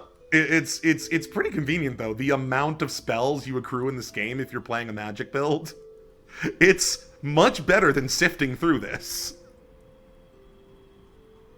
Though I would say there are better ways to organize this, as Oblivion showed us. But still, it would be nice if Oblivion had a search bar as well, because you still get a lot of spells in all these games. Oh, you're not a... Oh my goodness, it's a vampire. Okay, so that's who's in charge down here. What clan are you from? Ow! I fought several from this clan. They live in the Armoon Ashlands and they're super fast. I think they're called the Blue Anth or something. Oh wow, you're very strong. You're very strong. If I wasn't a demigod, this would actually be a threat.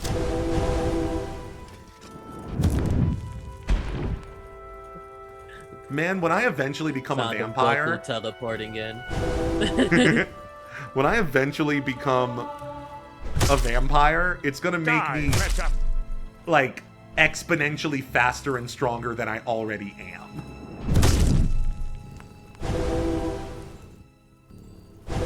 Sounds like a come up.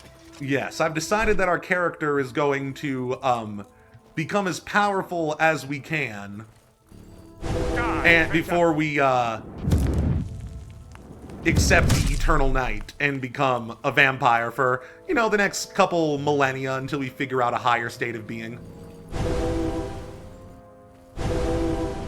Gotta have goals. Yeah, remember, #1 objective, become the Dark Lord.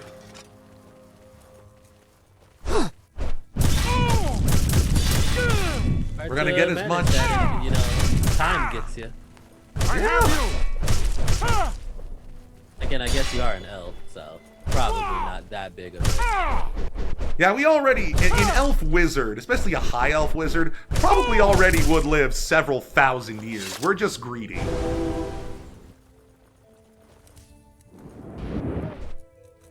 See, we're trying to become a, we're basically trying to become a godly philosopher king over the masses and make them love us and kind of create a personality cult. And I'd say we're on the right track. We're definitely becoming powerful and beloved, and we're definitely doing a lot of suitably Dark Lord style stuff when nobody's looking, so that we can accrue more power. It's all about that. It's all about the power. Once we get the power, then we can be the benevolent tyrant we've always dreamed of being. Ah, there you go. You see, I don't know why. Keep on. I was just gonna make a reference about money and women. You see, everybody's always saying high elves are so full of themselves. High elves are so full of themselves. I'm not full of myself. I'm doing this for everybody else's sake. I am not full of myself. I'm trying to fill myself into others. Awesome. See, Saint Just, I take some inspiration from Mannimarco. I take a lot of inspiration from Dagoth. You know, I'm really into that whole collective enlightenment and godly ascension thing. I just want to do it with a bit less psychic cancer and hopefully without the power of the heart of Lorcan, because that's Sithis, you know? I am still a high elf after all. I'm not gonna bind myself to the fucking doom drum. I'm aiming higher than that. We're looking at all we see people like that, people like Mannimarco, people like Dagoth, people like that. They're like anticipations of me and my greatness. They're like philosophers on the road to enlightenment that I will unlock for myself and the people. Ooh, upper pylon index. This is too heavy. This is too heavy. Everything is too heavy. I will take your index, though. I should have calmed him and seen if we could have a conversation with him, but he probably would have had the same things to say as the other vampires I've met from this clan. Let's see. Ooh, glass arrows. I will take more of these. No, shut up. Oh, speaking of Mannimarco, the Warped West. So, John, I'm going to assume, and correct me if I'm wrong, that you don't know a ton about the lore of the Elder Scrolls, yeah? No. So, just some context. Not much of a lore theme for this one. So just some context here. The second game ended with time and space breaking down and like ceasing to be linear, and several contradictory things happened at once that led to basically a situation that solved the crisis in the Middle East. Ah. Okay. For reference, Sure. I'm comparing High Rock. I'm comparing the Iliac Bay region from Daggerfall to the Middle East. It is Tamriel's most sectarian and infightingest and wars all over the place region. And that's what Elder Scrolls 2 was about, and it ended with what's called the Warp in the West, which ended with like a bunch of weird shit happening that ended with the borders finally being settled in that area. So, The Warped West by Sonetta Augusere. It was a morning like many other mornings before it, the difference being that it was not like them at all, but like all of them at the same time. A multifaceted familiarity, unfamiliar in its doubling and tripling and so forth of one's fabric of being. Each small degree a known quantity, a glimpse of the usual, the whole of the thing several degrees stacked on top of the other, or side by side, or by some other means, to create a confusion of what in its individual parts could be known. I realize it doesn't make terribly much sense, but that is the nature of the thing. When Akatosh is given pause, or made to be uncertain, or whatever was the case, the people cannot be unaffected. I felt as a divided oneness, a creature with more than one set of hands, indeed many sets, and each set belonged to someone else who was also me, and I controlled all of them, and they all did much the same thing, because I was of the same mind in each of my minds. This is fucking fascinating. This fucking fantasy technobabble is trying to explain what it feels like to experience linear time breaking down and your own singular consciousness existing across infinite timelines that will all end up being true in their own way. That's pretty dope. Doesn't matter, St. Just, they don't exist anymore.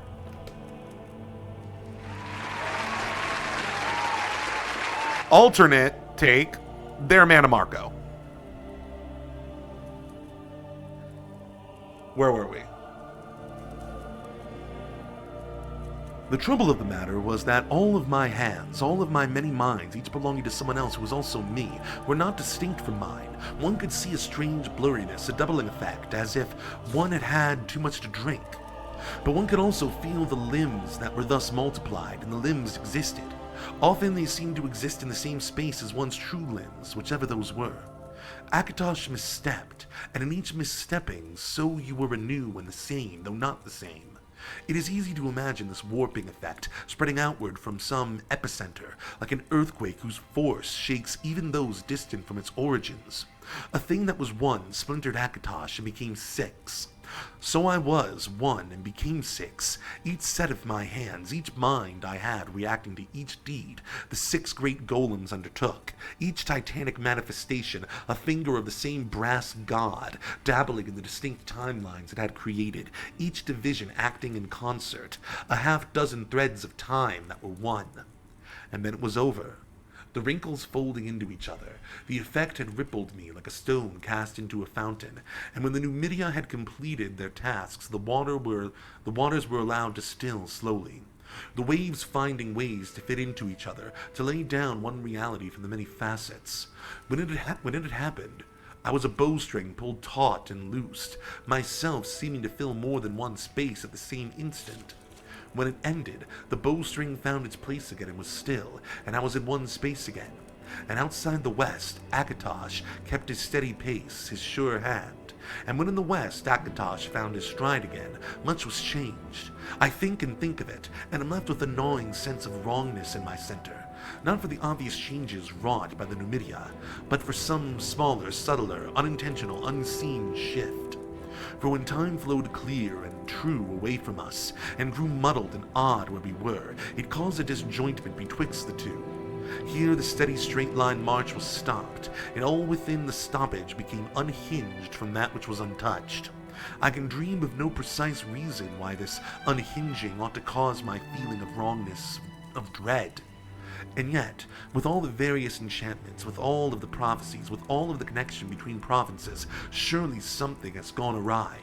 With all of the territory that was affected, all of that land, all of those people on it, all of the objects in it, all the threads of magic, there was simply so much there that even if we had looked for something gone off course, it might have eluded discovery.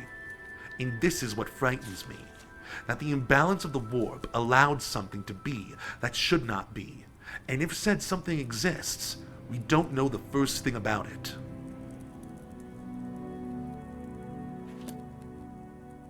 Existential terror at an unknown glitch in reality. That was an interesting read. What do you think, John? Yeah, no, if that happened, that would be so bad. Just timeline splitting and then coming back together, and you just hope it's come back together in a way that, like, doesn't somehow break reality. That would, it'd be so bad. Oh boy.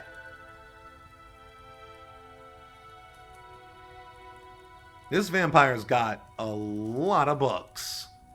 The Bone Song. A pinch of dust, a rattle of bone. Flicker of runes, a tendril of magic, a spill of blood. For centuries they have slept, for centuries they have dreamed. Now they awaken. Through death and night they hearken to him. Their empty eyes see, their empty minds think, their empty throats scream, and their empty hearts hate. The dance of death is the breath of life, is the light of day, is the black of night. It is the call that they must obey, the stench of evil, the rank of decay, the power of his word. They are under his sway. Well, we just learned a new spell. What does it do? The Bone Song. Ah, it just summons one skeleton minion. I was hoping it would do more than that. I was hoping it would summon, like, several. That would have been cool. Sure. Like, it sure sounded like it was gonna do something more impressive. Right? I wonder what this says in Daedric. All of these scrolls can be translated, by the way. And canonically, when you use a scroll, you're opening it, you're saying these words, and then that's what activates the scroll.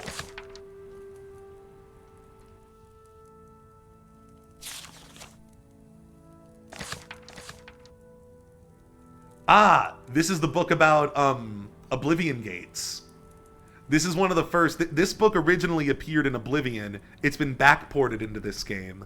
But I remember reading this book and it being one of the first times I experienced, like, Elder Scrolls fantasy technobabble. And it legitimately felt like my brain was exploding. So this is also an example of what I mentioned a couple episodes about how a lot of elven books just make your mind go crazy trying to understand what the hell they're talking about.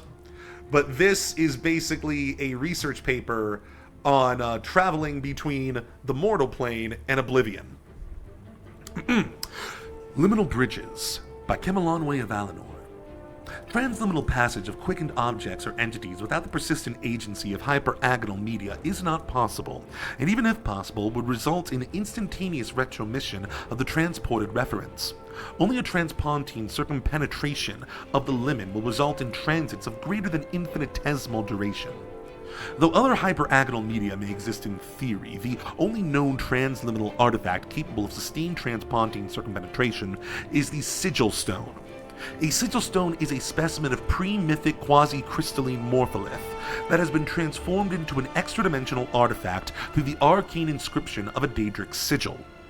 Though some common morpholiths, like soul gems, may be found in nature, the exotic morpholiths used to create sigil stones occur only in pocket voids of oblivion, and cannot be prospected or— what the fuck? I didn't mean to—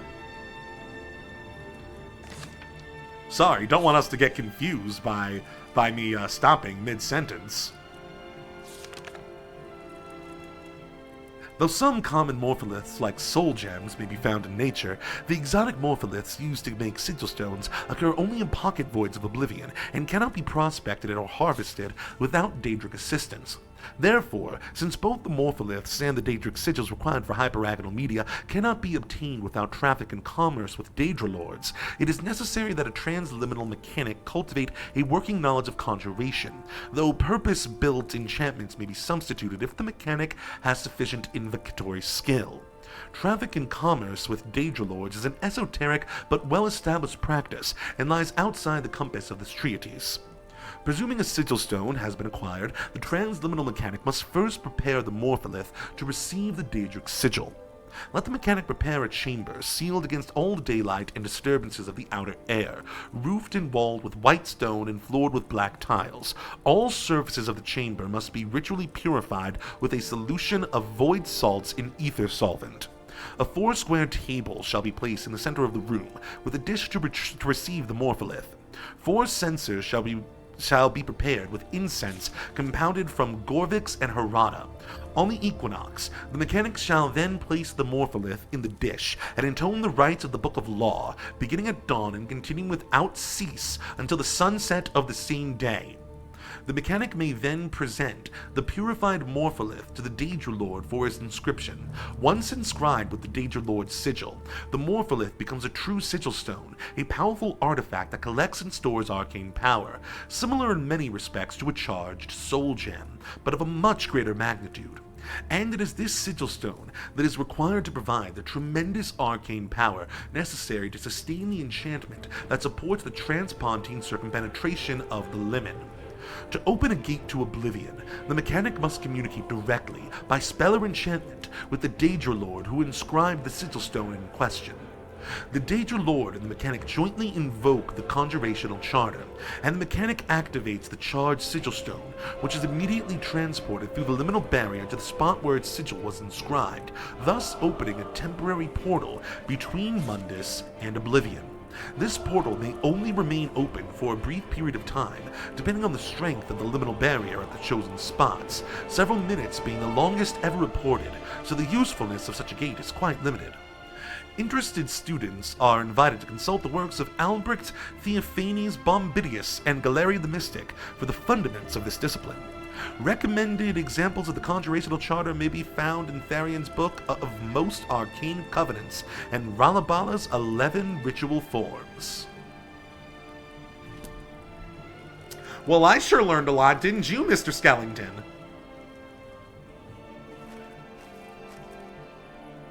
Damn, there's a whole ass Daedric shield in here.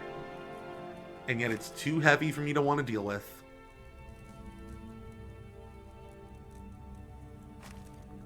What are your thoughts, John? Do you feel more wizardly? Do you feel like you understand a bit more about the fundaments of transpontine circumpenetration? I think that what you have said out loud is in every definition of the word arcane.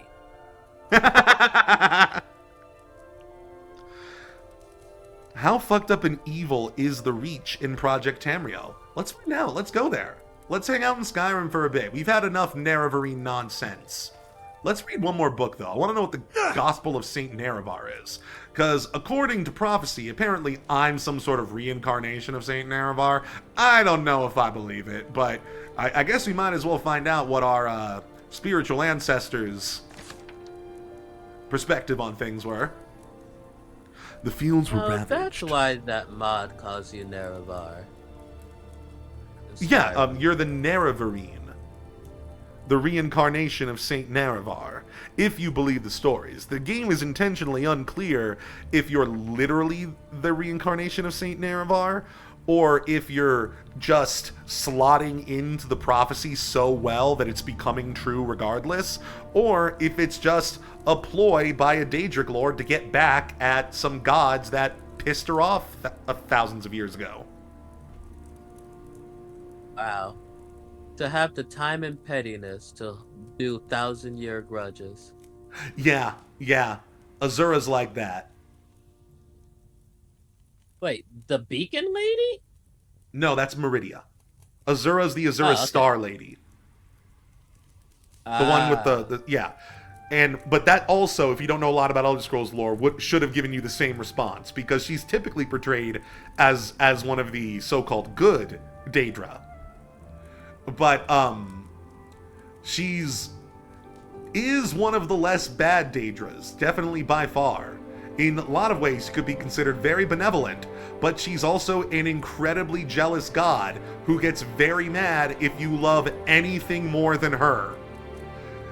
She's the goddess of wisdom, the liminal spaces between dawn and dusk, magic and mystery.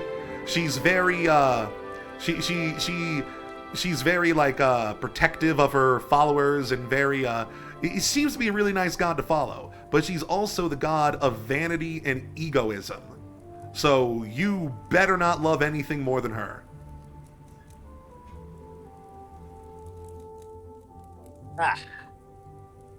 Well, guess nobody's perfect. Right? The fields were ravaged. The fires of Red Mountain had swallowed the once simple and pristine lands of Veloth. Those saints of ancient days mourned Velothi in the darkness of the mountains. Thelms mourned the death of his brother as he assaulted Windhelm. Olms mourned his kinsmen and the lawmen of Redoran that had fallen. Priests and prophets beheld the miracle of Necrom, for Veloth rose from his tomb and, falling upon his knees, wept so bitterly that even the wild beasts of the countryside came forth to mourn the death of his beloved Velothi. The armies of Indoril and Redoran marched from Blackgate in the south and Blacklight in the west. The traitorous Sixth House had turned from the ways of Veloth and had taken up the blasphemous thoughts of the Deep Elves. The sky seemed to despair before all of Tamriel. The winds held their breath, for a season of change was upon them.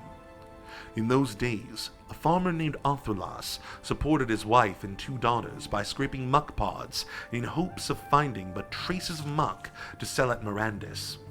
As the poor hungered and starved, Lord Hlervu of Mirandis lived in such luxury that even the wicked Sanguine would have thought him impious. So it happened that the master of Mirandis called out from his domed tower, saying, "Arthurlas, these lands are mine and everything within them at my will. Take down your shack and move along. I have no need of you. Mirandis will expand to the south. Many of my kinsmen come to Mirandis to outstay the war. The land you farm will be stripped, and upon it my citadel will extend. Go now, before I drive you out myself." The farmer Arthurlas did nothing for 3 days. Each day he prayed to Mephala that the Hortator and his legions would come to Mirandis and summon the nobles to war. Yet each day the armies did not come. On the 4th day, Lord Hlervu of Mirandis cried out, "Have you not taken foot, Arthurlas?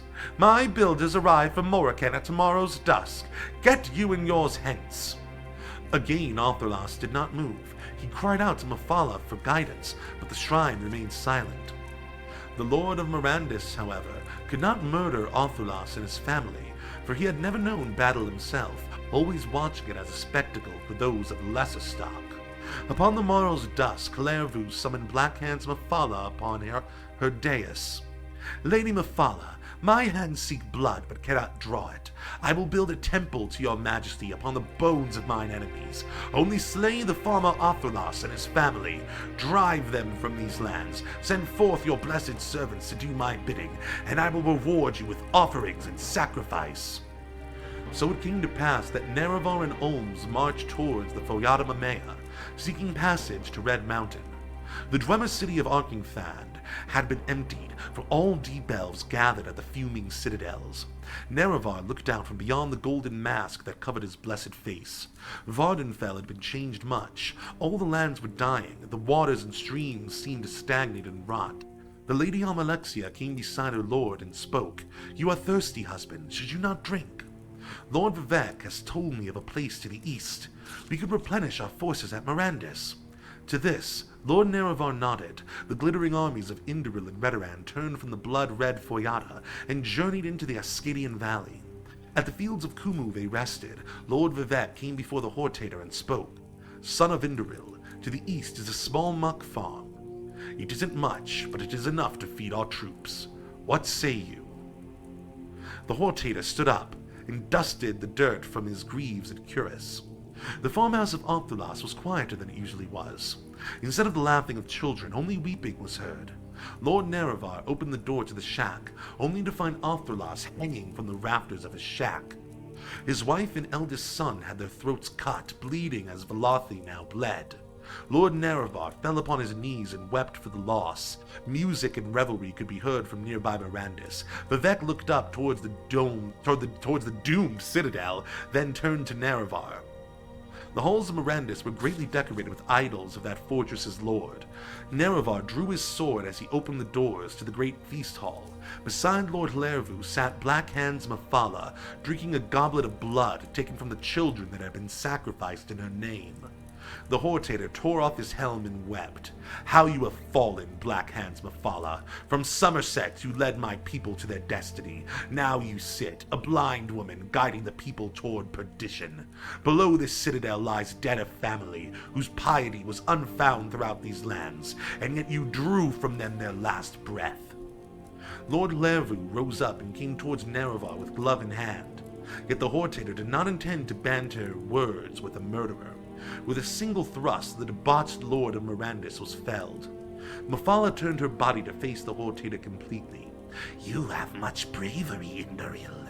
Men have died before speaking a single insult to me, yet I have shown mercy.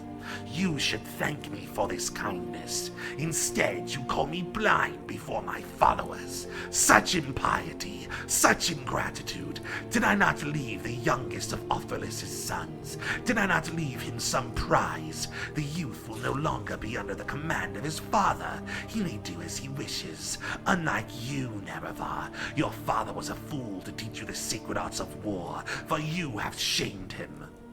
How deceived you have become, Mafala. Boethia too is blinded himself. Velothi has kept its covenants with you, yet you have left your part unfulfilled.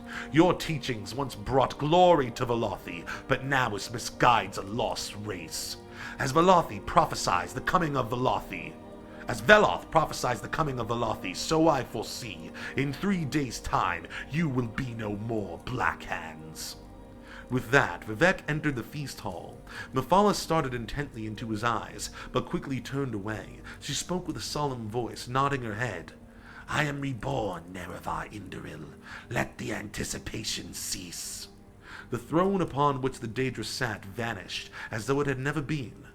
Nerevar turned to Vivek and spoke. At Red Mountain the old ways will die. Eternal Spirit, guide Velothi. The Daedra have failed us. Only Mother Soul remains pure, and she has grown distant, sealing Moonshadow from Myr. I fear for the lands of Veloth. Vivek stood beside Nerevar and kissed his lips. Ooh, gay. My beloved brother, we march towards eternity this night. At Red Mountain, True Flame will guide us, as Veloth's torch guided us through the jungles of Cyrodiil. Within 3 nights, the traitorous Sharmat had been slain, along with the Dwemer.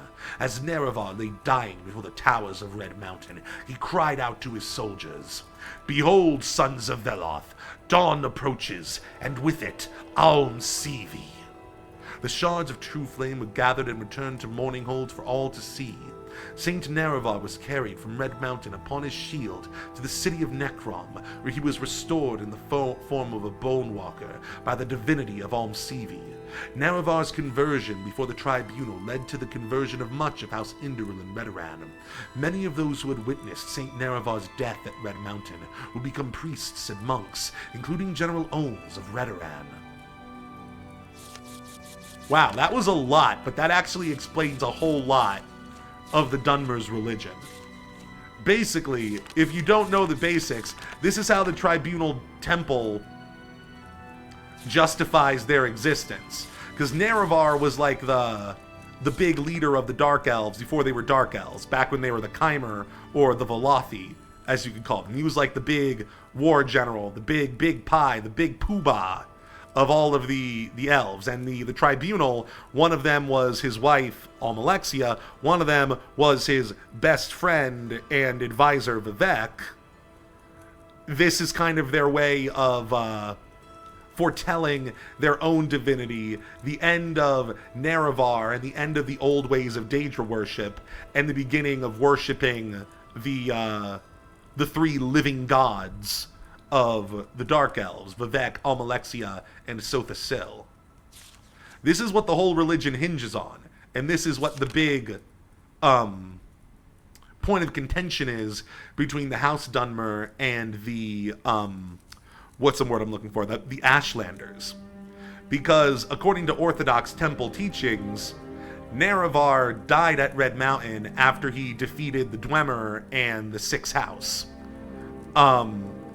And, you know, he died fighting them, and he proclaimed a new era. My two top advisors and my wife, they're now gods. They're the replacements for the Daedra. They've always been there. They've been, you know, becoming enlightened throughout this entire journey, and now they're gods. And these are my last words and I give my legacy to them as they will lead you into the future. Whereas the Ashlanders believe that Nerevar didn't die from his wounds at Red Mountain.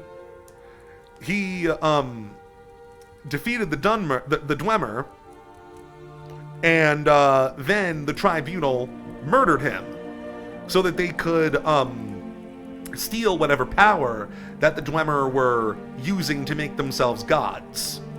And that's why the tribunal are gods now. So this is the official story, in other words. What the average Dark Elf believes. But it may not be the true story.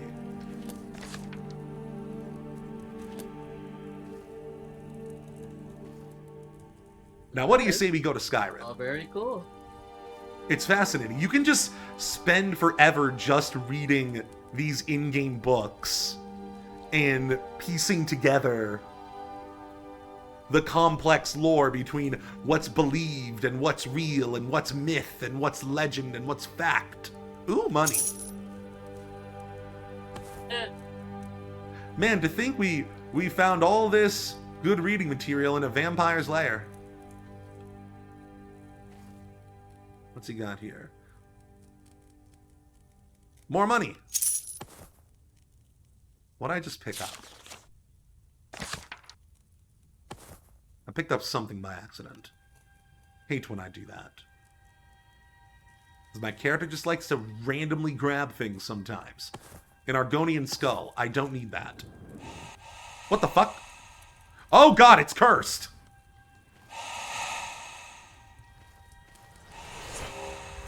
Away with you. Away, away. Oh, you're strong.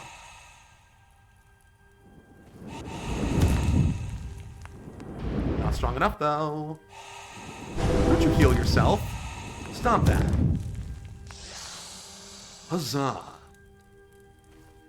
Indeed, Saint Just. Foul murder it was.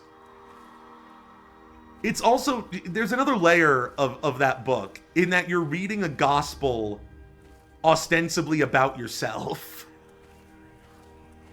Yeah.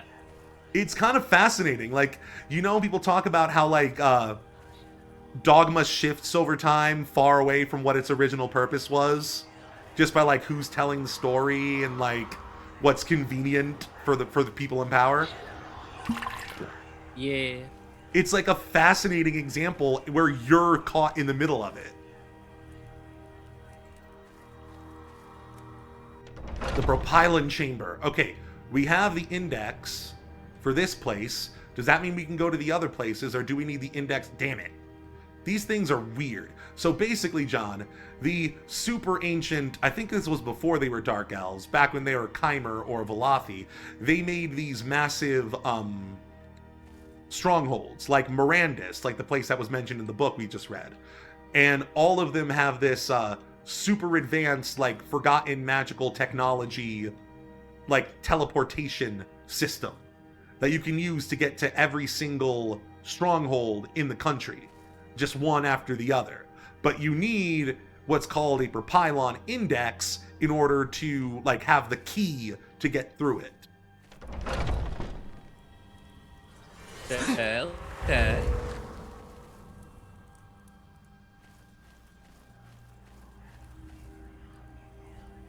Does sound wildly useful. It's wildly useful lore-wise, but so tedious to like get enough of them for it to be useful gameplay-wise. Like if you're actively I'm surprised trying, it's even in the game. yeah.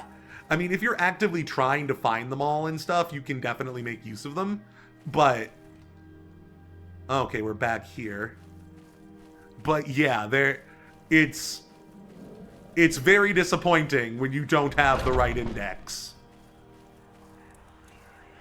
Let's see.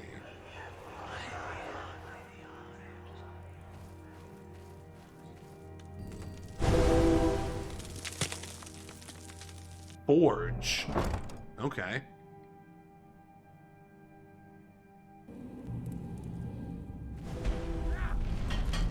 Who are you? Ah. You some rogue Imperial Legion soldier? What's your deal? You're an orc with a spear and some real good Legion armor.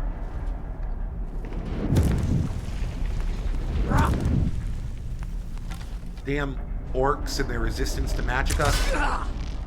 Die.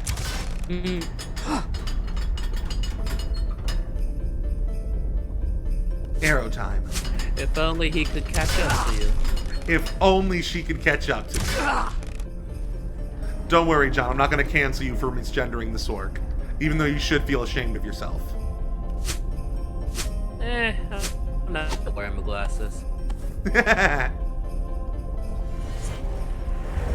Thoga Grashurgas. Wait a minute. Did I pick up vampire dust from her? She's a vampire! Ah! Wild. Okay, that explains some stuff.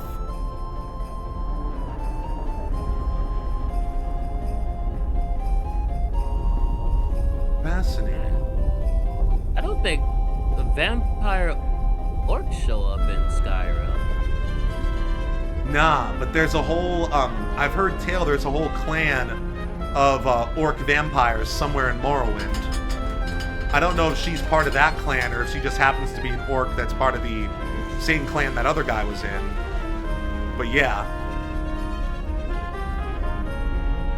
I don't remember what their backstory is. They were probably like Legion soldiers who somehow got turned into vampires. Because most orcs you see outside of the West are Imperial Legionnaires. Or crazy cultists. There's not really much in between. What are my opinions on... Infinite order or infinite chaos? Yes, pretty much.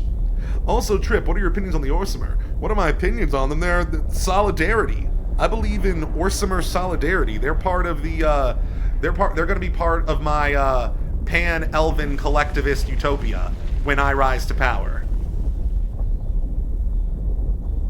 That's what I think of orcs.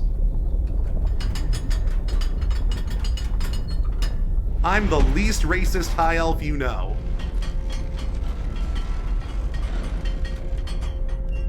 You know, as long as you're not a filthy human. Hammer of Garin. Oh my goodness, this is like the best. This is a repair hammer. That's hilarious. This must be the most powerful repair hammer in the game. Nice. Fascinating. We're not going to take it with us, though, because it's very heavy. But that was useful to use. We're so rich that we don't need to take heavy stuff. We carry jewels and gems, so we can stay quick on our feet. Ebony throwing stars. Each one of these is worth 2,000 gold. Remember when we were throwing these willy-nilly? I know, right?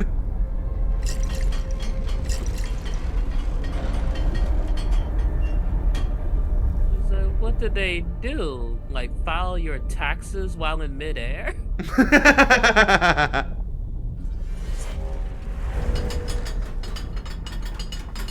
Everybody will love when I rise to power, Saint Just.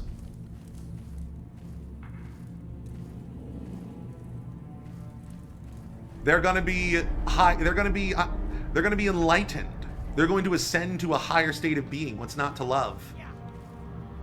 Okay, let's see if I can talk to one of these guys. You're not worth the bother of killing. Run on. Calm. We're gonna use mass calm.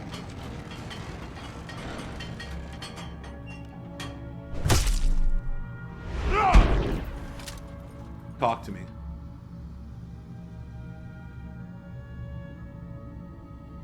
Game. Game! Wow, for some reason the game did not know how to handle that. Oh, he doesn't have anything unique to say. I was hoping I could get him to tell me, like, what clan he's from or whatever.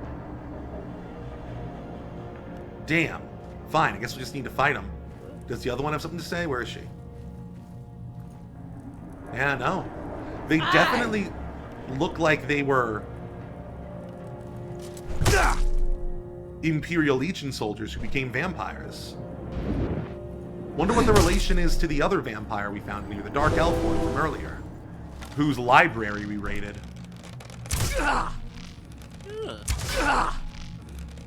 Maybe they're related to the orc.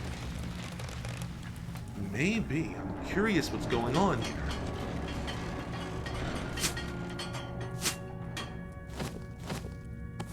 Give me your dust. I want that dust. Exactly, Saint Just. Enlightened whether they want to be or not. But once they're enlightened, they're going to want to be enlightened. It doesn't matter what they want in the moment. I'm thinking about long term here. That's what people don't understand about Dark Lords. We think in the long term. I'm trying to save all y'all in the future. And y'all just can't handle my vision in the short term. God, this must have been what Stalin felt like.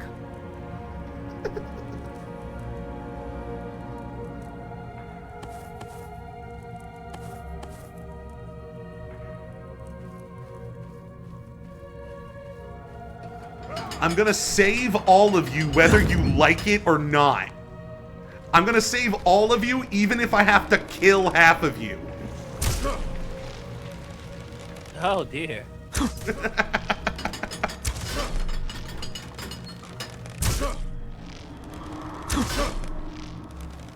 This is so cheap. John, just look at this. What do you do against this? Oh, he's running away to heal now. Oh, there he is. That's an idea. Run away and heal. Maybe call for help. There's no one else to help. Nice. Give me my arrow back. Orluk's Cleaver. Fascinating. Fortify attack 100? This might be like the best axe in the game. Oh, but it drains agility by a lot. So you're barely going to be able to get a hit in. Wait, but no, but the Fortify attack will counteract that. So I guess what's really going to happen is you're going to be stumbling over way easier, because that's the other thing agility affects. How much you stagger and stumble. So you're going to be hitting a lot. Super slow. No, that's speed. Speed and agility are two different things in the Elder Scrolls. Yeah, right? It's kind of weird. But yeah. Because that's how you can explain like a barbarian, you know, being fast but not agile. Just like a big, fast, like linebacker coming at you without any precision. Fair enough. That is in fact a problem. Man, if I was playing a battle mage, I'm definitely going to make a battle mage next. Because there's so many weapons I want to be able to use. But you know I always got to be a wizard of some description. When Numidium comes knocking on the door, you'll wish you were enlightened beforehand. Exactly, Saint Just. See, Saint Just understands this. You should be my minister of propaganda.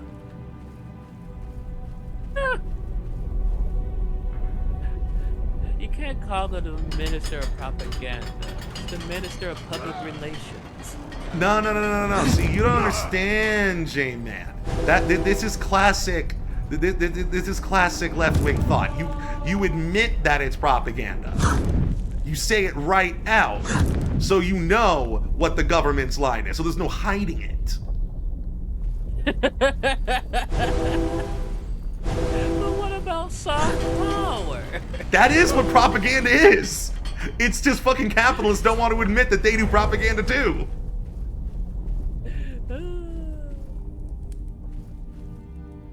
It's like that joke I told you. There's a Soviet guy during the Cold War. There's a Soviet guy at a bar next to an American spy, and they're talking about each other's propaganda. And the American spy's like, "Boy, you Soviets, you're great at propaganda. I really wish we did it the way you did." And then the Soviets guy like, "Nah, I like American propaganda more. It's really more effective." And then the American spy goes, "What propaganda?" End of joke.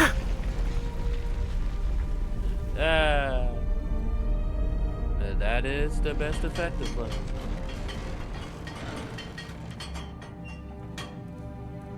Wasn't that YouTube video by Schnee about, I think, a Chinese movie called Hero? Yeah. What about it? Oh, it was just a video about, like, this is a great movie. It's also secretly propaganda. See, I hate those criticisms, not because they're not true, but because it's almost a little racist to me, because what do you think any American war movie is, if not propaganda? What do you think a Michael Bay film is? It's just when it's the scary Asian socialists doing it, then it becomes a problem. That is fair. Although, I guess in their defense, I think it was less about the fact of, like, whose propaganda it was. Much of their point is, this is actually really sneaky, and you should be able to recognize this one, because it's very effective.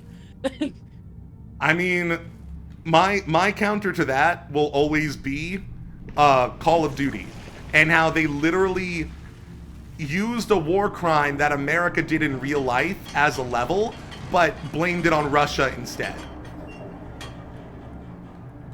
That is also crazy. Just straight up lying. And we just take that at face value and don't look at this stuff like it's war propaganda for our children. But no, that's okay, because it's preaching freedom, John. What's going on here? Vampire slaves? I'm not the person who's here to defend Call of Duty. Apologies, Sarah. Am I in your way? Yeah, these guys are all in a daze.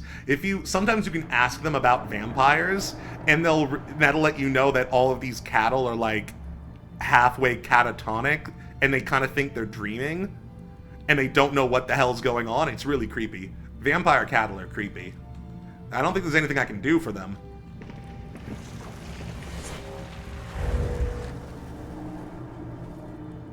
Oh goodness, I guess this is what's gonna happen to some of them.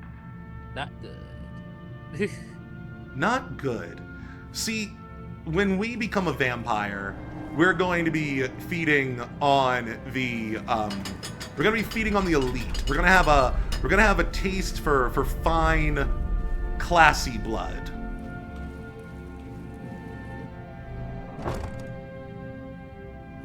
Yes. This is the blood of someone who sampled adrenochrome. Yeah, I only want the blood of people who have drank the blood of children before. I don't want the blood of children. Don't get it twisted. I only want the blood of people who have drank the blood of children. Yes, this is I think 2012. Pseudo Chardonnay. Yep. You can taste the sin. Taste the sin. I feel like that would be a much better use of your life as a vampire, as opposed to what most vampires do in the Elder Scrolls. Vampires in the Elder Scrolls, not these kinds of vampires, because these vampires are the ones who live, like, outside the Empire. These vampires all have their own agenda. Some of them are the manipulative type, some of them aren't, they do their own thing. But, like, the core vampire society that's implied to live in the Imperial core of Tamriel, they're basically, like... They're basically attack dogs for the rich and the bureaucracy, and, like, they would be on the side of the adrenochromers. Unfortunate. Yeah, conspiracy theories Although at least abound. an interesting inversion of vampire lore, but still unfortunate. Yeah. The conspiracy theories abound about vampires in Cyrodiil and, like, High Rock and places like that. They say that unlike the vampires who live in other parts of the world, they can actually hide their appearance and blend in among the populace.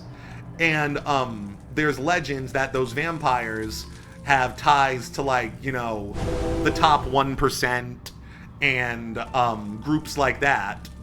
And they, you know, do the wet work behind the scenes that the super rich can't do to maintain the status quo.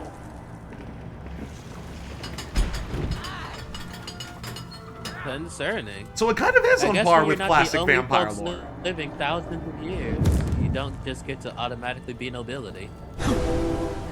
That is true. You gotta weasel your way in there somehow.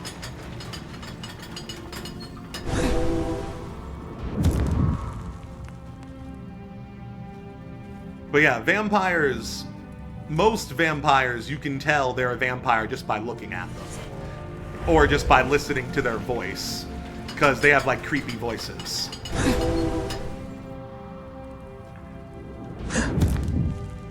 But the Cyrodiil vampires, supposedly they're not as strong as most other vampires. But their upside is that they're undetectable. And get to live, you know, lives of luxury as long as they do the bidding of the Epstein class.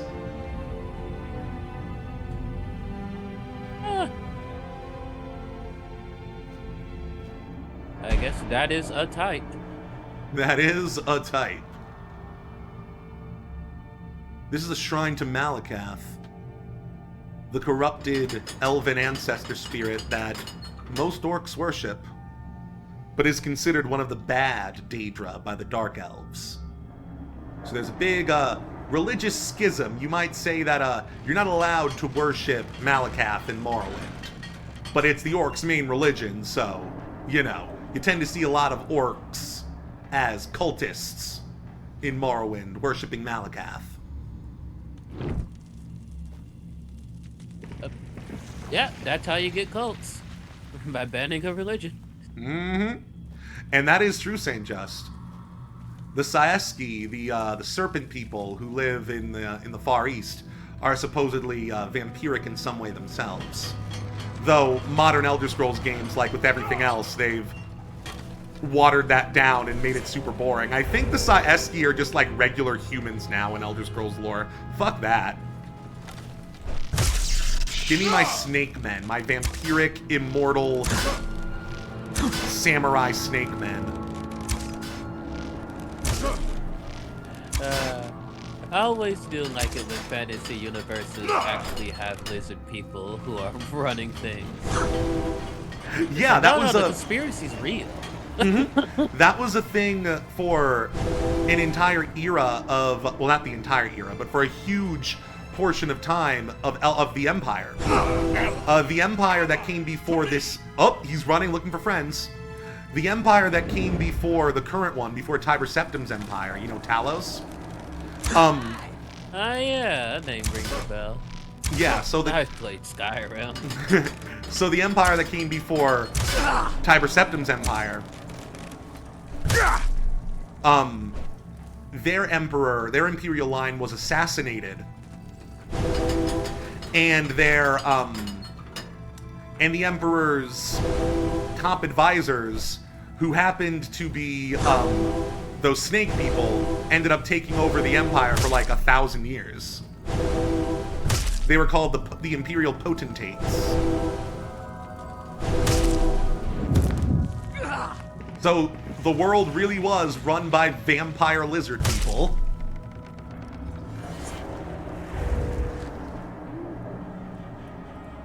Wild. And obviously, they were the ones who had the emperor assassinated.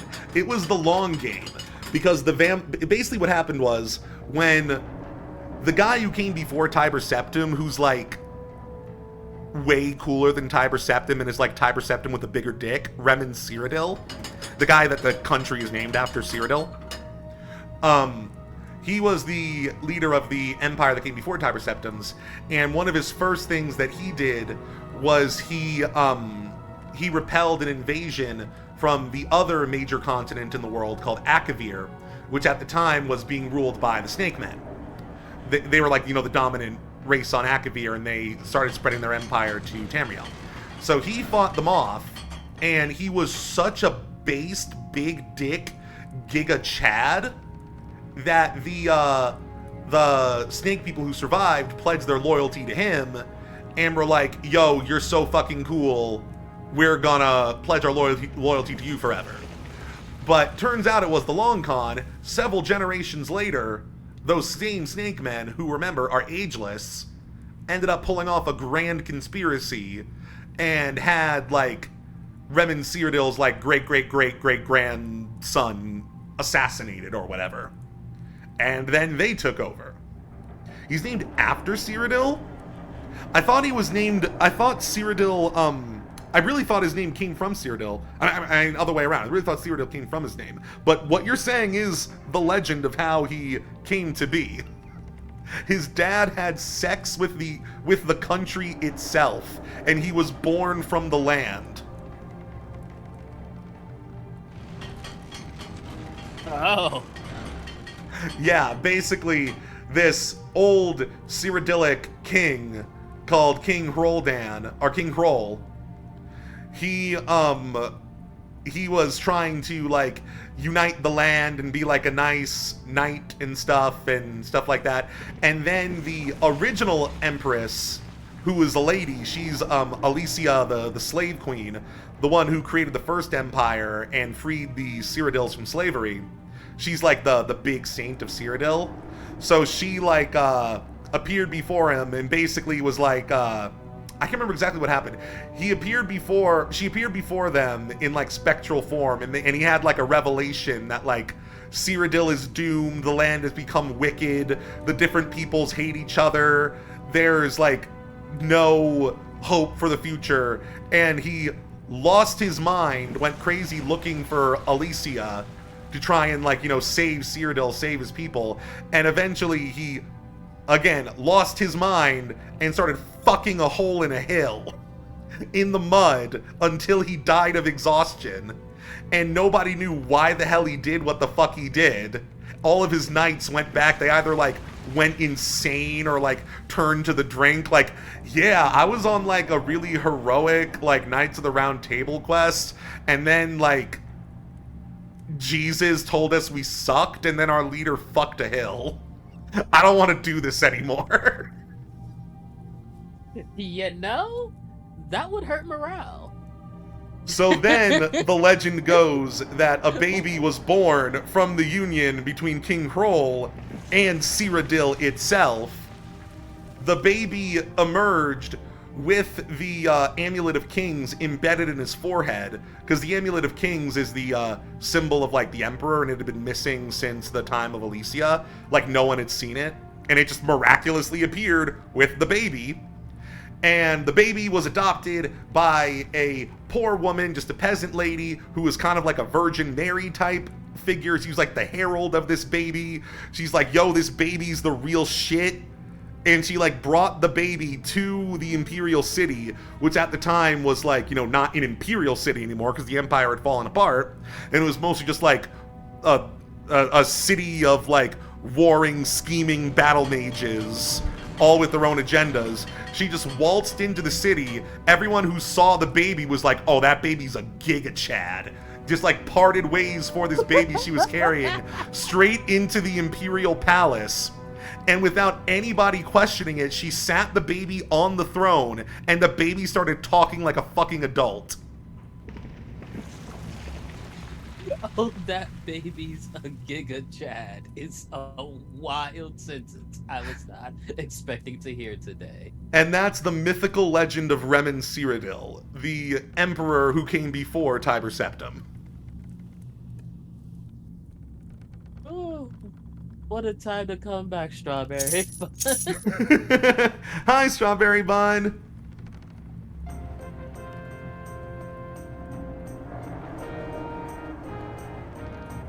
Yeah, this is all part of the book, which is like the Gospel of Remen, because all of the founding emperors are kind of seen as like pseudo-demigods to the Imperials.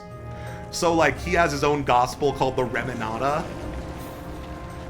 And it's all about that. Other than I basically never know what's going on, and then I start hearing the wildest things. Isn't it great, Strawberry? We've been investigating an underground stronghold filled with orc vampires. Is there anything left to explore down here?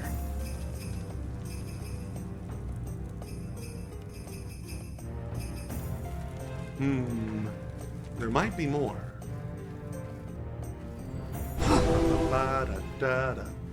Yeah, see, this is why I don't fuck with, like, the newer Elder Scrolls stuff. It's so boring compared to this insanity. This shit's that's simultaneously so high fantasy, yet so grounded and, like, political in, like, real feeling. It's like, I see why there was a popular rumor that, like, one of the writers was incredibly intoxicated for writing this. Yep. The rumor is that Michael Kirkbride got insanely drunk before writing some of this stuff, and he got insanely drunk and read a bunch of like a Judeo-Christian theology and Hindu stuff and like Mesopotamian myths. And that's where this stuff came from. What was at the end of this? Shaft.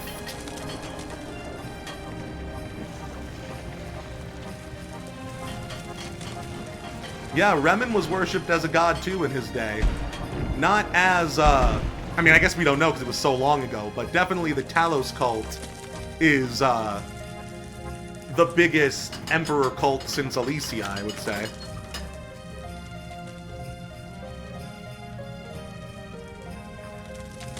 It kind of makes sense for Alesia to become a saint because she's also the founder of the Cyrodiilic religion.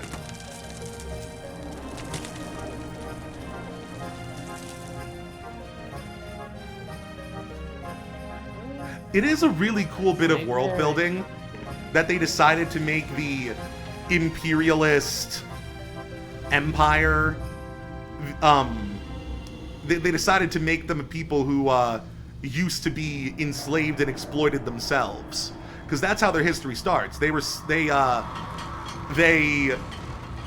migrated to Tamriel from the northern human continent, which had frozen over.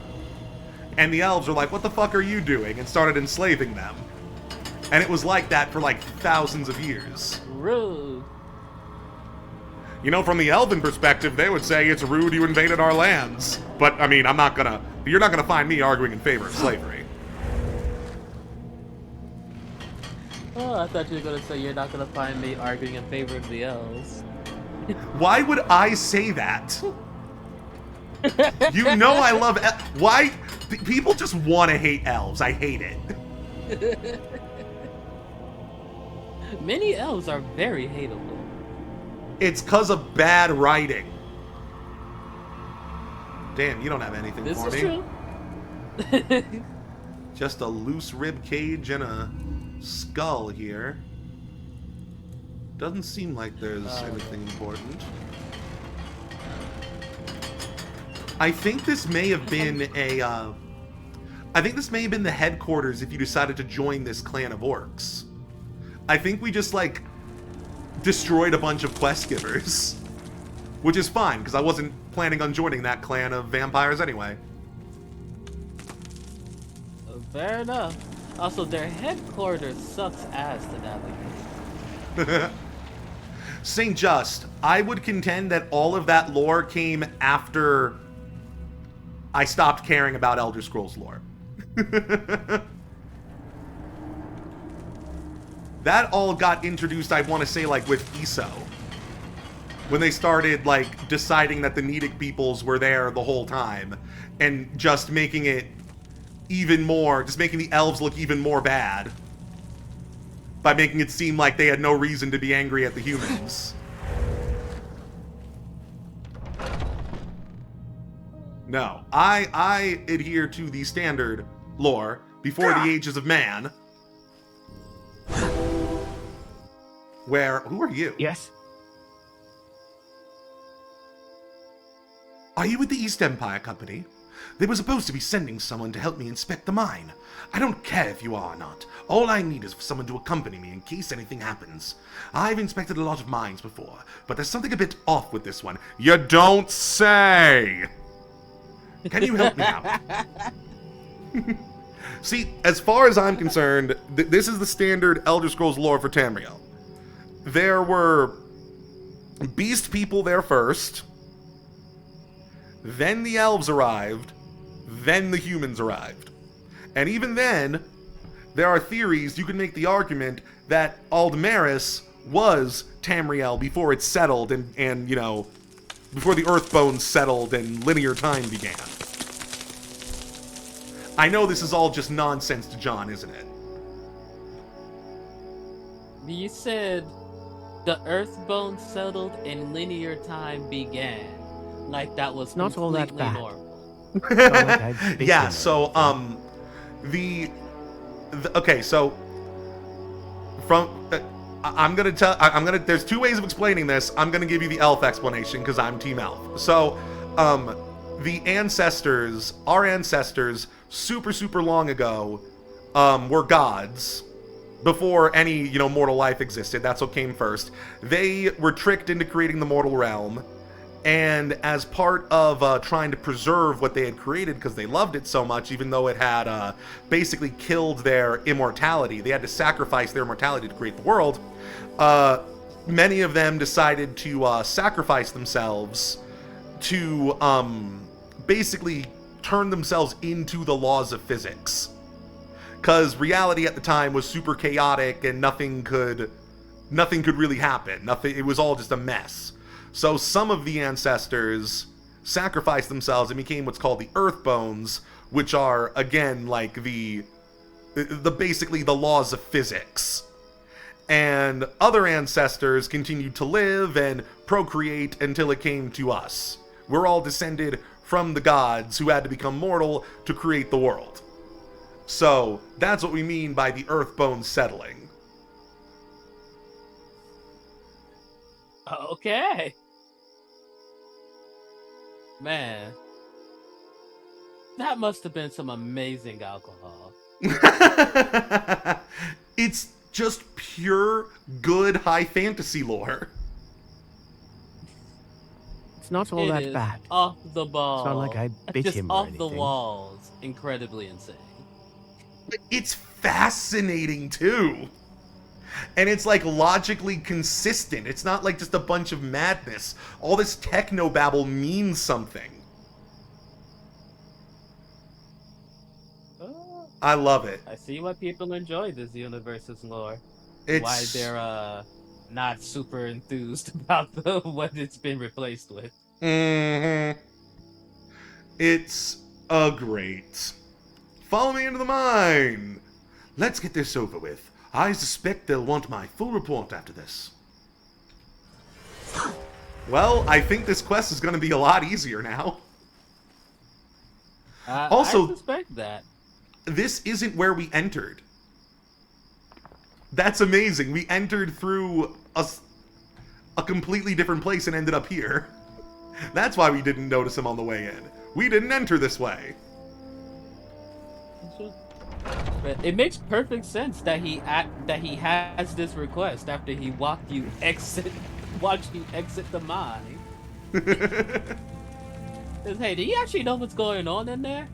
Like, you do, right? You came from in there. You show me around so I can do my job, please. Without dying, preferably. The door is barred. How Would dare like to not be murdered. It would be nice to not be murdered. Beginning of a good day, I say. Not being murdered. But one thing I will say, Saint Just, is that you are right in your first clause of that sentence. Because it's not settled that all humans are from Atmora, because we know the Red Guards exist, and they came from Yokuda. The question is, did the Red Guards also originally come from Atmora? Or are they a completely separate branch of humanity? Which would kind of be weird to say that the black people are a completely different species. So let's say they all came from Atmora originally. But you're right. It is in dispute. That would be such a powerful day. To literally say that black people aren't part of the same lineage of humanity as everyone else. God just loved the idea so much they did it twice.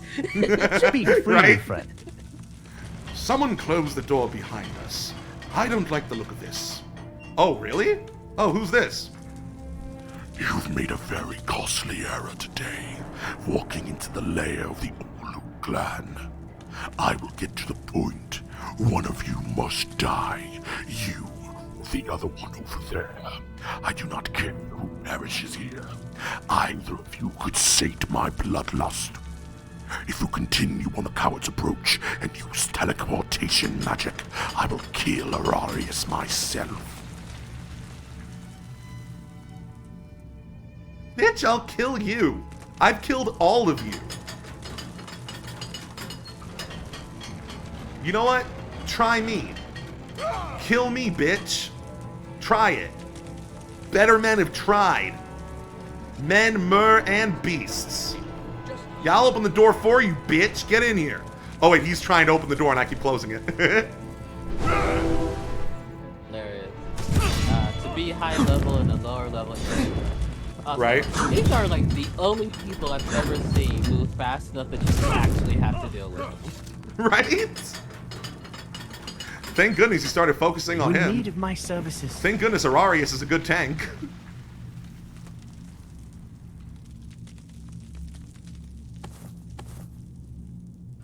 Turn on the lights.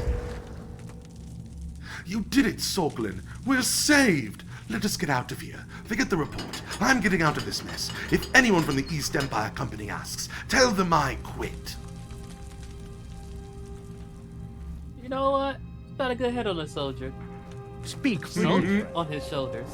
I was gonna let that slide and just act like it was a new phrase. There's a good head on that soldier. I'll never tell you which head it is. Be gone with it.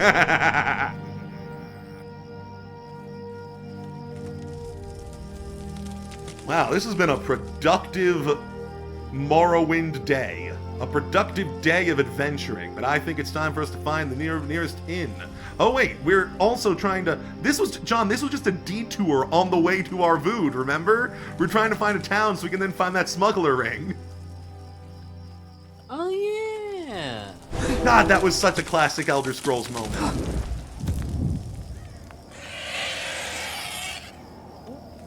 There's some weird nonsense going on. Just stumble into something, and all of a sudden all your plans change, and now you're in a weird dungeon fighting orc, Imperial Legion vampires. God, I love the classics. The classics. But yeah, I really do love this early Elder Scrolls stuff. Just the way that they blend, like, the highest of high fantasy with the most grounded of, like, societal things is such good fodder for fantasy.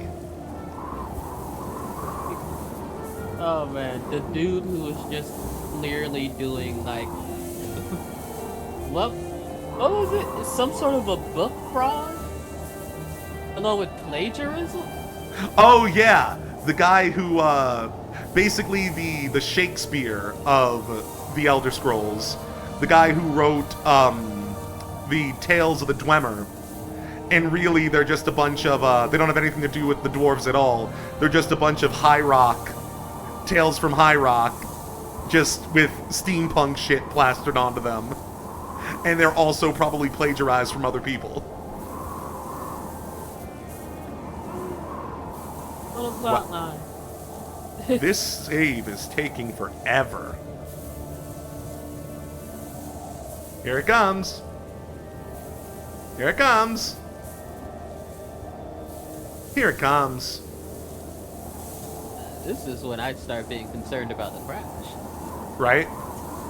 As long as you don't touch anything, we should be okay.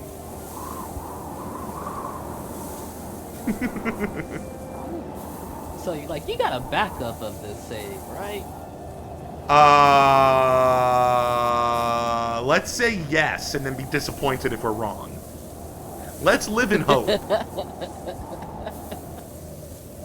Oh, that's probably the only thing you can do.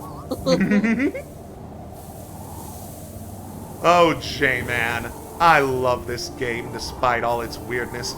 It's interesting because I didn't grow up with this game. I grew up with Oblivion. So anybody who wants to tell me that this is just nostalgia can literally suck my left testicle, but only the left one. How specific? There we go, we did the it! Middle one for the future. The middle one? That has a lot of implications. It's my third ball. I got a 3T scrote. God, I have a Tim and Eric reference for everything. For every occasion. Seems like they were really out there hitting the wildest times. They were out there being pioneers of comedy. John, I don't know if you heard this. You know what InfoWars was, right? Yeah. The crazy Alex Jones guy? Oh, man. I'm so happy that that's past tense now. You know, who's running InfoWars now, right? Who took it from Alex Jones and is now taking it over and making it into a parody? Yeah. Tim Heidecker. I love it. I love Tim Heidecker so much. One of my favorite comedians. Oh no! Wait, I thought it was the Onion that got that smell. Yeah, it's the Onion, but they put Tim in charge as the host of the show. Uh-oh. So wow. good to see you. Yep. Hilarious. Uh-huh. Someone has a good, sense of humor over there. Mm-hmm. It's great. It's great. I love it. And now Alex Jones is freaking out, going through Tim Heidecker's, old Tim and Eric skits, and trying to convince people that he's secretly a devil worshiper and a child molester, and that all the symbols are in his work. We greet you warmly. Wow. Okay. Or whatever. It's pretty great. It's pretty great. Man, this ash storm is making the game slow down a little bit. Like I said, we're testing exactly how far we can push the game in terms of draw distance without it doing exactly that. So, if there's an intense weather situation going on, then it might be too much. Here's what we're going to do. We're going to crank it down from 5 cells to 3.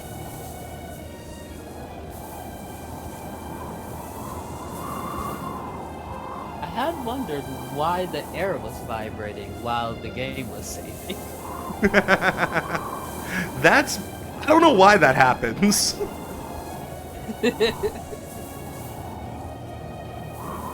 Come on, go down to 3. It's like, I'm rejiggering everything. Give me a moment. I wasn't made for this. Okay, down a little further. It probably legitimately is. I mean, because at first, the fog never was meant to go this far. It was never meant to go past, like, half a cell. Wow. Okay, So you can 3. see much more of the world than the game is expected. Yep, a lot more.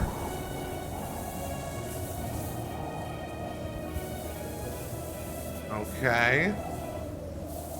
Cool. Let's go indoors.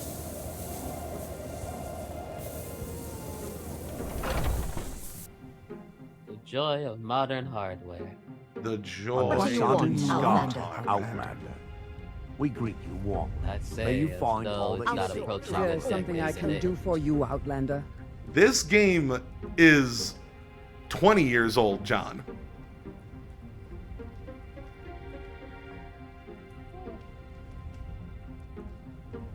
You've piqued my interest. This game Please share your came out right before a second plane hit the towers.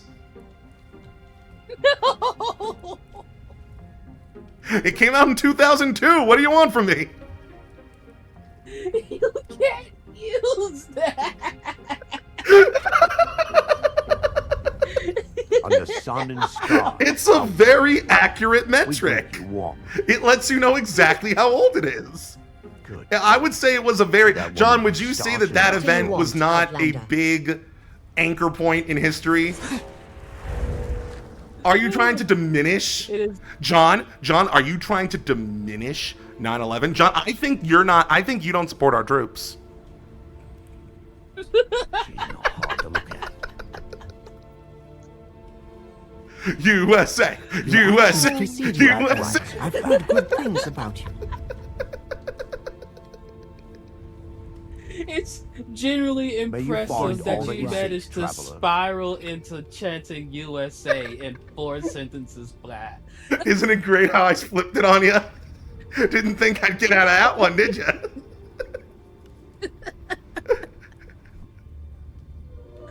Wow. Give me a bed, lady. I want a bed for Is there the something I night. can do for you, Outlander?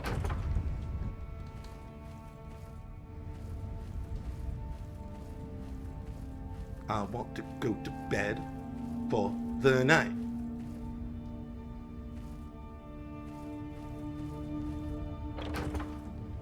If I were her and she were him, we would go and fuck ourselves again and again.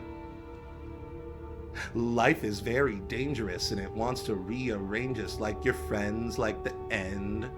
Do do do do do do, show me to the target and I'll show you how I bought it with my mind and my mind. Boop boop boop boop. Catch me out in the parking lot. Fuck me while the whole world watch us waste our time. Ah, such a classic song. What do you want, Outlander? It's the kind of thing you would. Say, It's the kind of lullabies that your grandmother would sing you to sleep. You know, it's those ones that stick with you the longest. Yeah. What freaky song are you talking about? About Strawberry Blonde? Are you talking about my my family ballads that go back generations? I fuck you out and I dip, drop you like asses and you trip. You can't stop me when I drip. You can't stop me when you drip.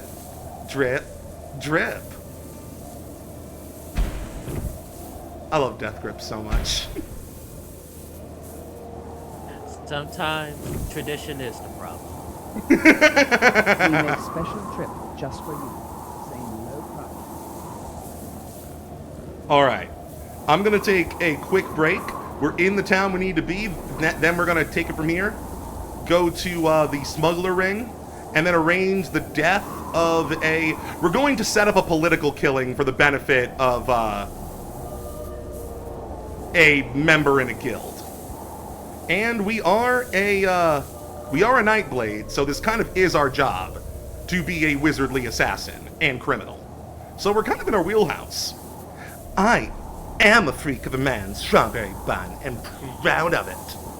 But I will see you all in just a few moments. Please enjoy these totally real public service announcements and PSAs.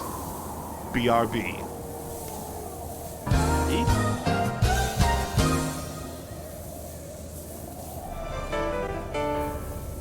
Good morning. This is a Channel 5 news break. I'm Terry Broge-Hiplo. Somebody keeps vandalizing the back wall at Myers Superfoods. Please, if you have any information on the criminal, call Sheriff Ram with the details. And a personal message to the assailant. My children can see the wall from my yard, and you are making large penises, and I am sick of explaining it's a whale throwing up.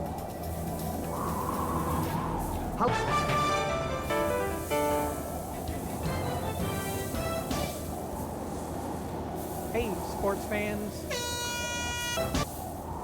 Hi, sports fans. I'm Doug Frischfried. Left-hander Spruce Mouth Man has announced that he'll be competing in the annual Deuces Dairy Outdoor Decathlon. There will be 7 other dopes involved.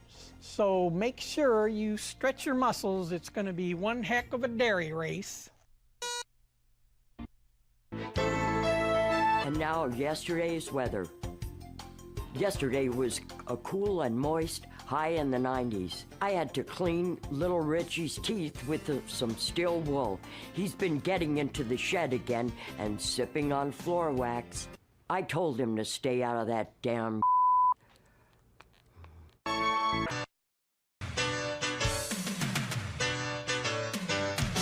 And now for tonight's movie review. Let's start again.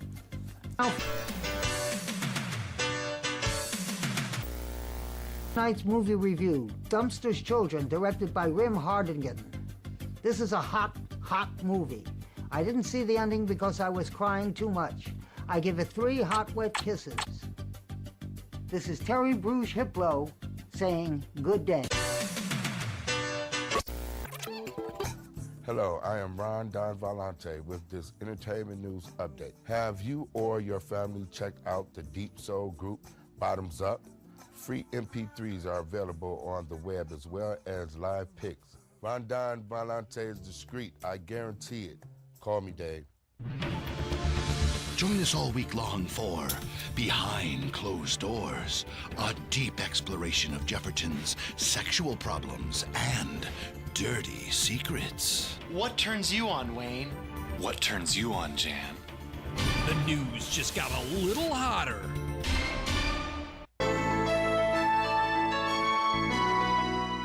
And now, Your Fortune with Carol Kravitz. Expect to feel several bone tremors and be perceived by all around you to be a disgrace. You will be in an accident involving a screen door and a ranting man. Good night. Today's Your Fortune is provided by Toad's Horse Yogurt. We milk the finest horses and make yogurt out of it. It's not just for horses, it's for people too. It's good for your tum-tum. Let them eat the can. They're horses that you can eat whatever they want, like a goat for your horse.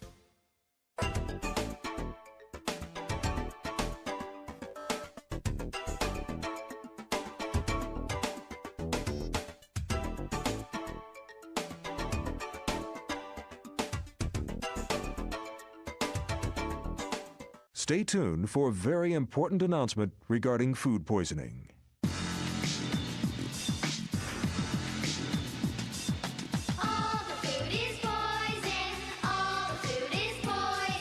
carrots, the peas, the celery sticks, the meat and the fish will make you sick.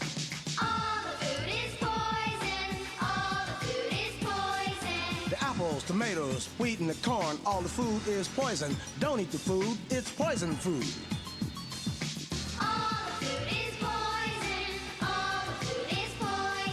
The onions, pickles, and the melons too. Even the pasta and the turkey are contaminated food. Don't eat the food. All the food is poison. All the food is poison. Chicken, Poison! barley, right. Baked beans, duck orange. Poison! Sunflower seeds. Poison! Radicchio, hummus, oranges. Poison! Pasta avocado. Poison! Your dad's barbecue brisket. Poison! Horse meat. Poison! Snout, little babies. Poison! Fingernails, cigarette burn. Poison! Scabs. Poison! Napple. Poison! Try to figure out something else to eat. I'm out of here.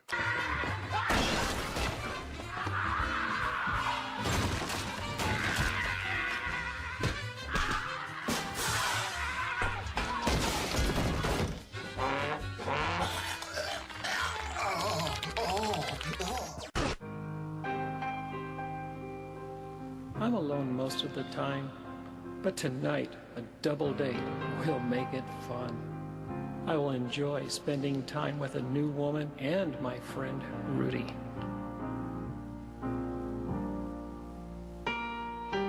Oh look, Rudy's here. He's even early. I will make love tonight. I'm a joke. Hey, Kent, you ready for a double date? Yes, very excited, buddy.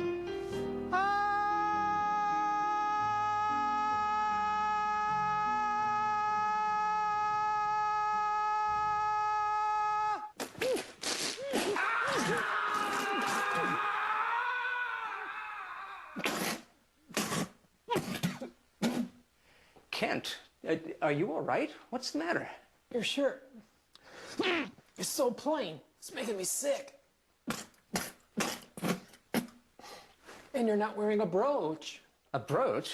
But aren't they for women? No, a brooch from Cinco Men. Jazz up any plain shirt with the man brooch from Cinco Men. Here's how it works. First, your skin is lubed with a relaxing, cooling gel.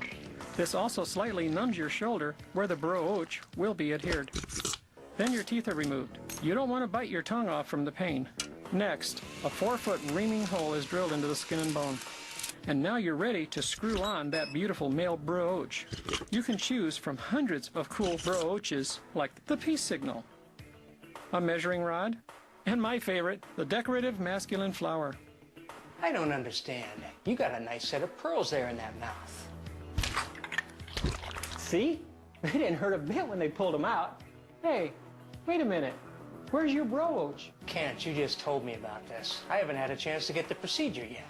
Mimi, I'm a handsome man and a broochman. Mimi wants a brooch. You should get the brooch system. That sounds like the plan for me.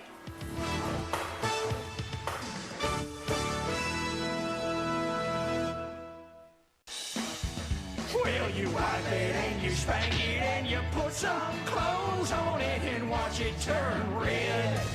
The Paynes brothers may have their father, former country music star Bob Paynes, to thank for their early success. Bob Paynes, now a minister at his own private church, thinks he may have inspired the spanking trend that rocketed his hot sons to the top of the charts. You should spank your wife, you should spank your children, you should spank your aunts and uncles and cousins, and Jesus knows that. I taught my boys the value of a good spanking early. And I suppose that might have influenced their music. And if you think the kids are the only fans of the Paynes brothers, check out this exclusive interview with my friend's mom and dad.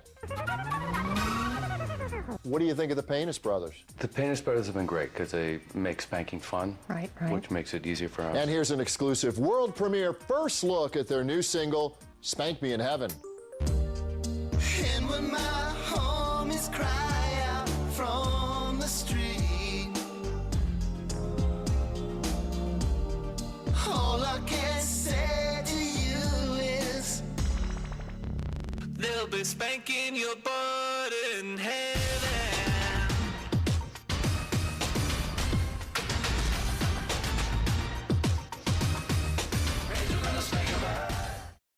It's Jaxie and Fruit Pound. Yes, we got the back seat. Awesome!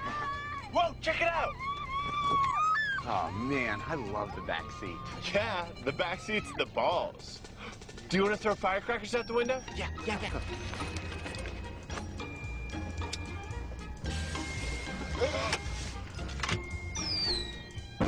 Awesome! kids doing back there?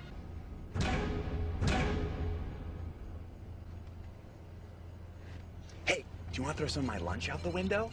Absolutely. Whatever. Come on.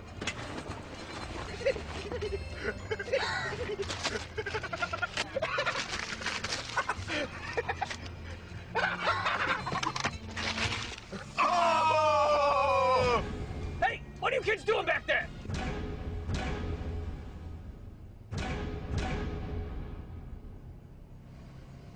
Oh man, that was awesome. Now I don't have any lunch though. It's okay, buddy. You can have some of mine. I'll share. Thanks, dude. My food is your food. You sound like a communist. Well, not really communism, more like socialism. If you think about it, socialism's not really that bad. Yeah, I guess you're right. It's kind of like just being really nice and fair. If you think about it, socialism's like everybody helping everybody else out, and capitalism's like greed. Hey, what are you kids doing back there? It's weird. It's like the only reason capitalism works is because it plays on man's biggest flaw. Hey, what the hell are you doing back there? It's almost like if you're really working on developing your soul and being a good person, capitalism is constantly throwing obstacles in your way. Hey! Hey! Yeah. It's like the principles that every single religion teaches are directly opposed to the principles of capitalism. I'm gonna turn this bus around! I'll turn it right around! I guess that's where the whole Great Satan thing comes from. That's it! You kids are getting pink slips! Hey, look, the girl's back. The back seat's awesome. Speak to the people, Nerevar. Let me speak. No one's stopping you. They need to hear this.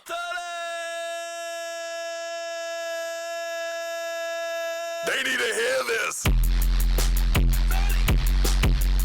One take.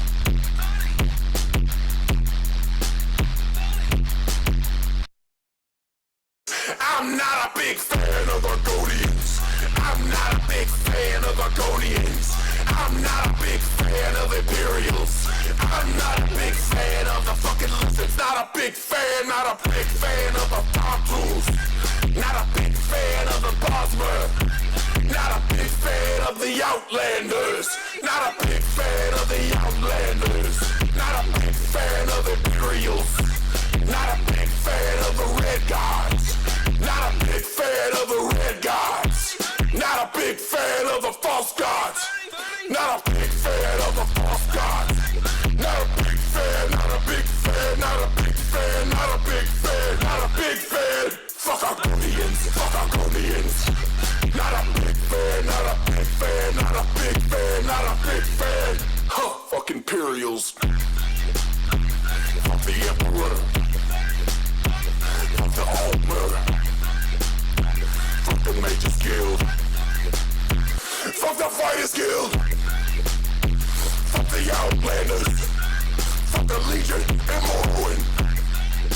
I have no time for you, Argonians. Get the fuck out of Morrowind, you smoking sweet. Sedaline, distractors, more. Remove yourself from every entry. Call me the NY exporter. I hospital and supporter. I want you to the pop from a land to the name of City, foreign quarter.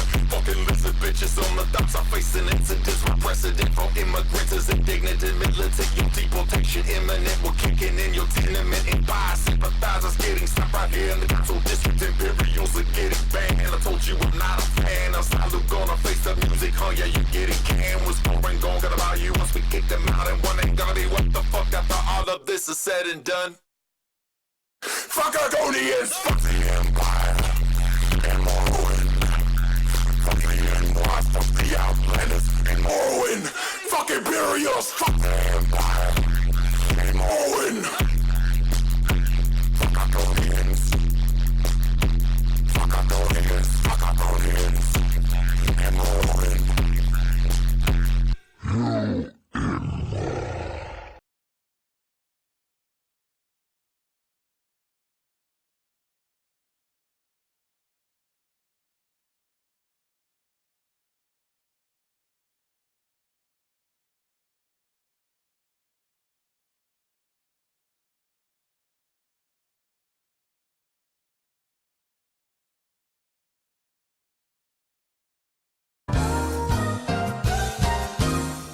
This episode of the Psycho Trip Stream is brought to you by Jaxie and Fruit Pound.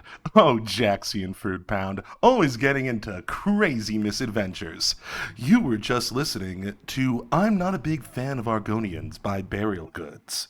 Now, this is the part where the game is supposed to boot, and we're back in the game after I decided to exit and go back into it, but it's being a bitch and taking forever to boot up again because it's a Bethesda game, an old Bethesda game. So, yeah, that's the reason for the silence. I wanted to fill in, there we go. I wanted to fill in the silence. Because silence, I'm afraid of silence. Silence is death. Anyway, hi!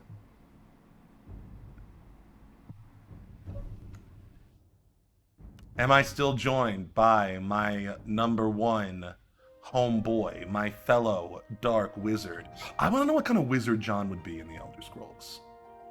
Like, if he had to pick a class, obviously you can go beyond your starting point, because it's an Elder Scrolls game, but, like, in terms of, like, your combination, like the type of wizard archetype you are, which one he would be. I'm curious.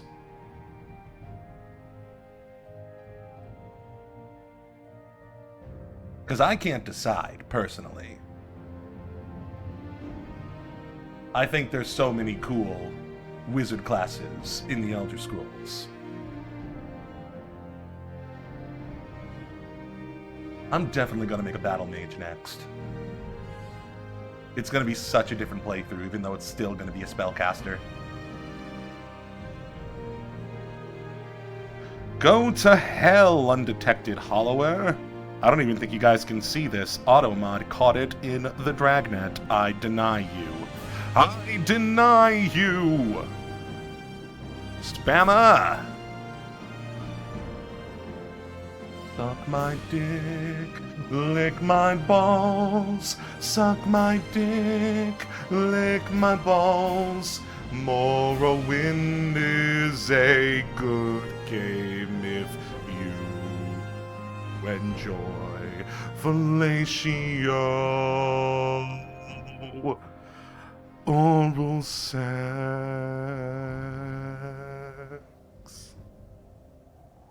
See, sometimes you just gotta sing to the game. You gotta serenade it.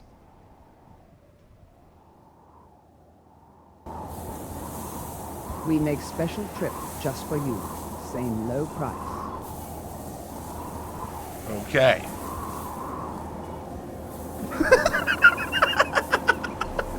Strawberry bun.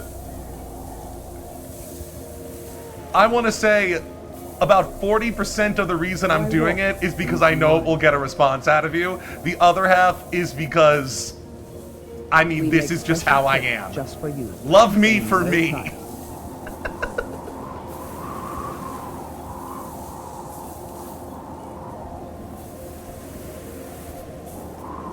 I'm nothing if not consistent.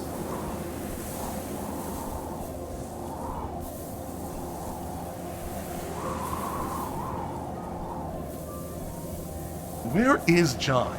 See, John's the one who reins me in. John is my anchor point. Without him, I'm all up in the clouds, floating around. Flying through the sky like a gay little wizard.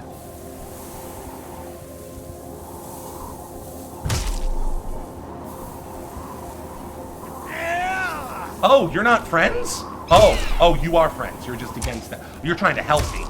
Okay. For a second, I thought you were mean. I'm like, I could have sworn I've met you, I've talked to you, I've buttered you up, we've become friends, you told me your deepest, darkest secrets. See, look, you're at 86 disposition with me.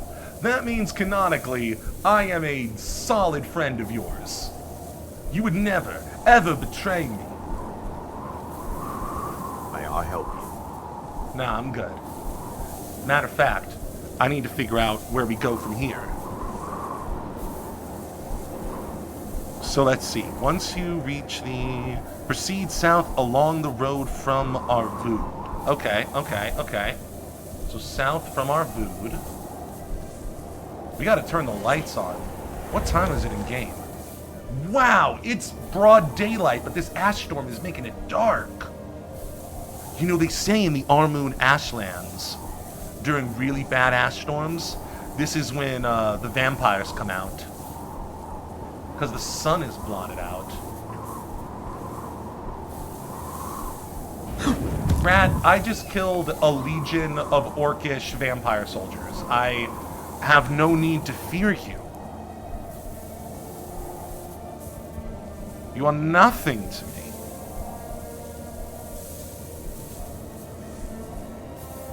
Alright, let's see. I'm checking the walkthrough, so if you guys are saying things, I cannot see it right now. In case you're wondering, if you want some context for what's going on,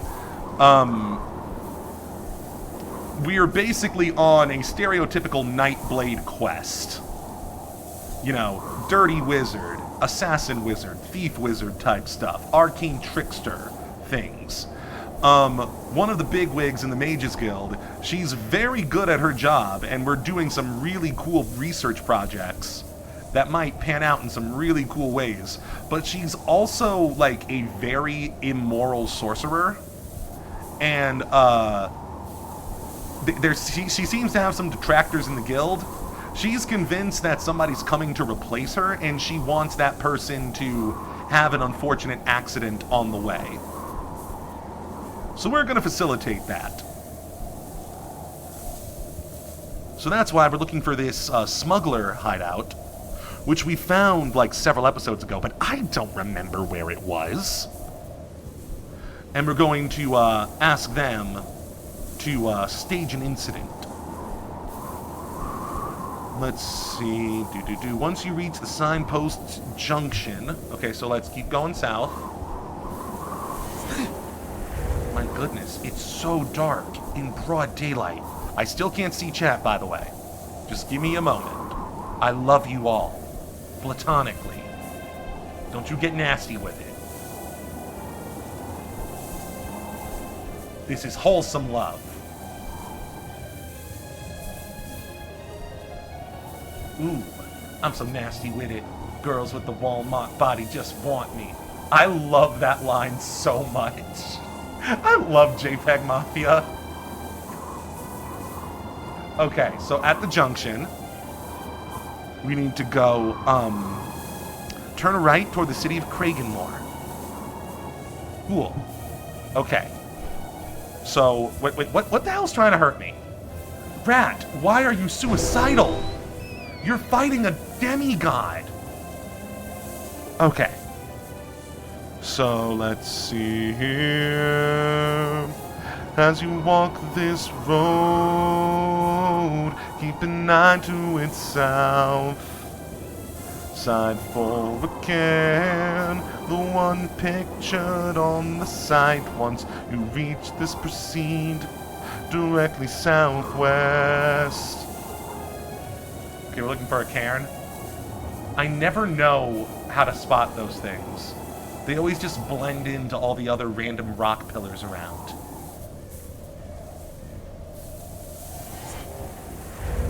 And it's so dark.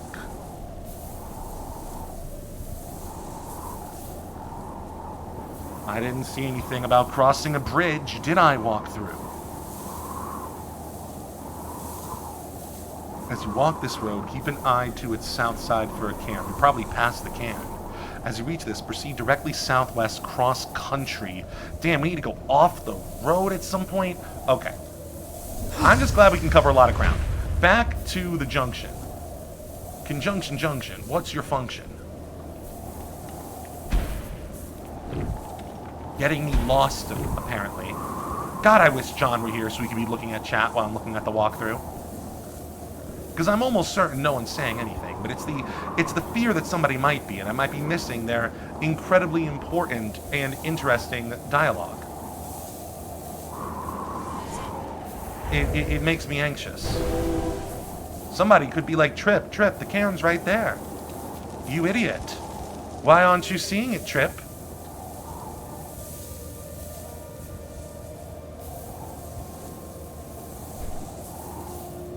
I do remember a place called Sha'ahi being nearby. So I think we might be on the right track, but I still don't see a stone can anywhere.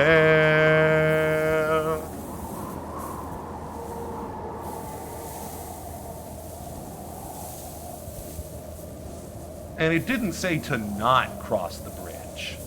So maybe we didn't go far enough? You know what, let me switch back to chat now, because we're just looking for a stone cairn now. Okay. I can see chat. Almost. It says connecting to chat. Please reconnect to chat. Stop being a bitch. Connect to chat. Okay, now I can see again. Oh, I feel terrible being away from you. It's not right.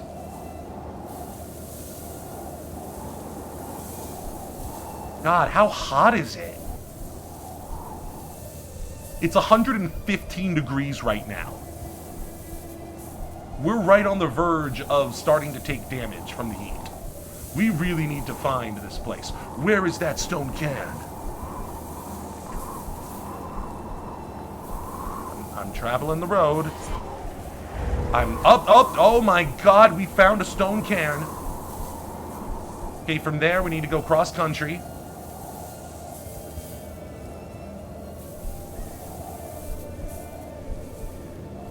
Until we find cross country southwest, the guide says.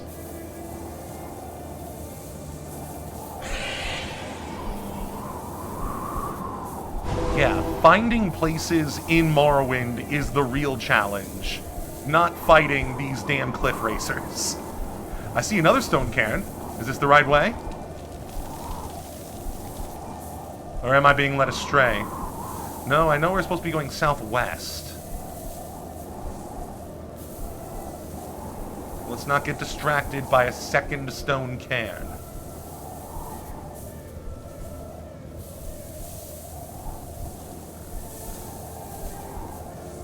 Damn it. The thing is, I don't know how far I'm supposed to go.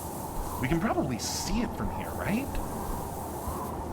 Then again, I do remember it being kind of hidden away. It is like a smuggler's den, after all.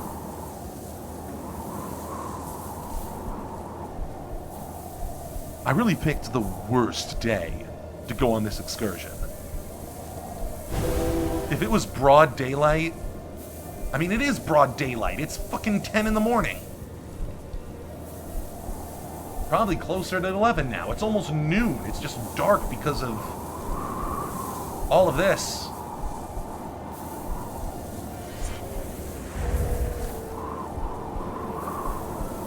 Is that something? I see fire in the distance. Are you a friend? No, you're not a friend. You've chosen death. Don't call me an N-word. I do not appreciate that.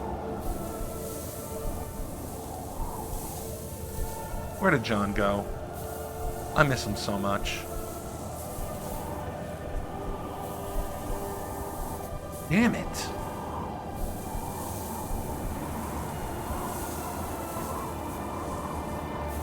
Oh my goodness, we're starving out here.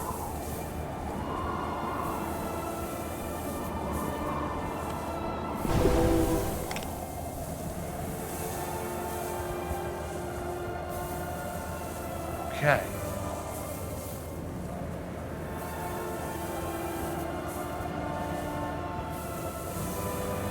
Gosh damn, we're getting so dirty out here too. We're filthy. Oh, you nasty boy.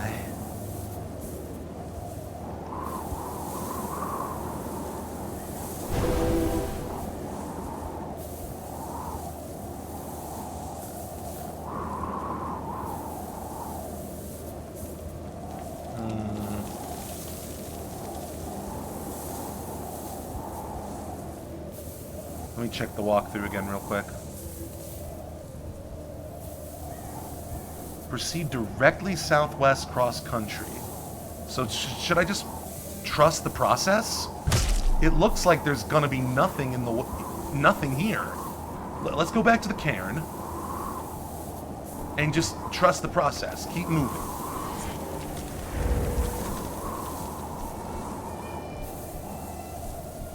Remember, the cairn was along the road after the bridge.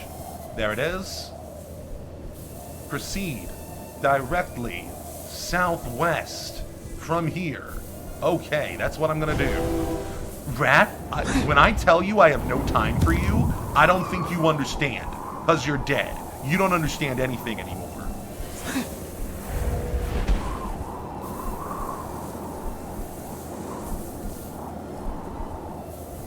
Okay, it's gotta be in this mountain range somewhere.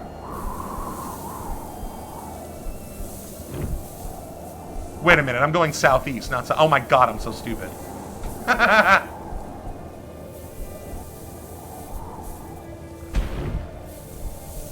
Okay. We know what to do. Right there. Right there. Ah! Is this it? Oh, suck the fattest part of my penis. We're going directly southwest. How southwest do you want?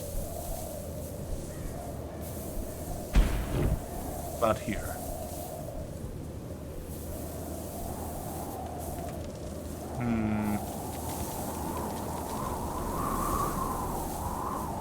Herhu! We found it!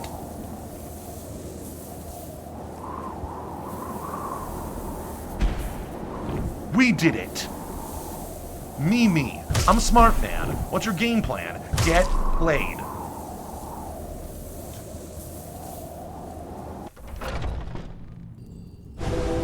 Goodness. And now we're filthy and we're gonna need to talk to people. God. My high elf dignity does not like this. I mean, I still have literal supernatural personalities, so I think we'll be fine. Still, it's not great. You know what? Let me put some musk on me. Sorry, some musk.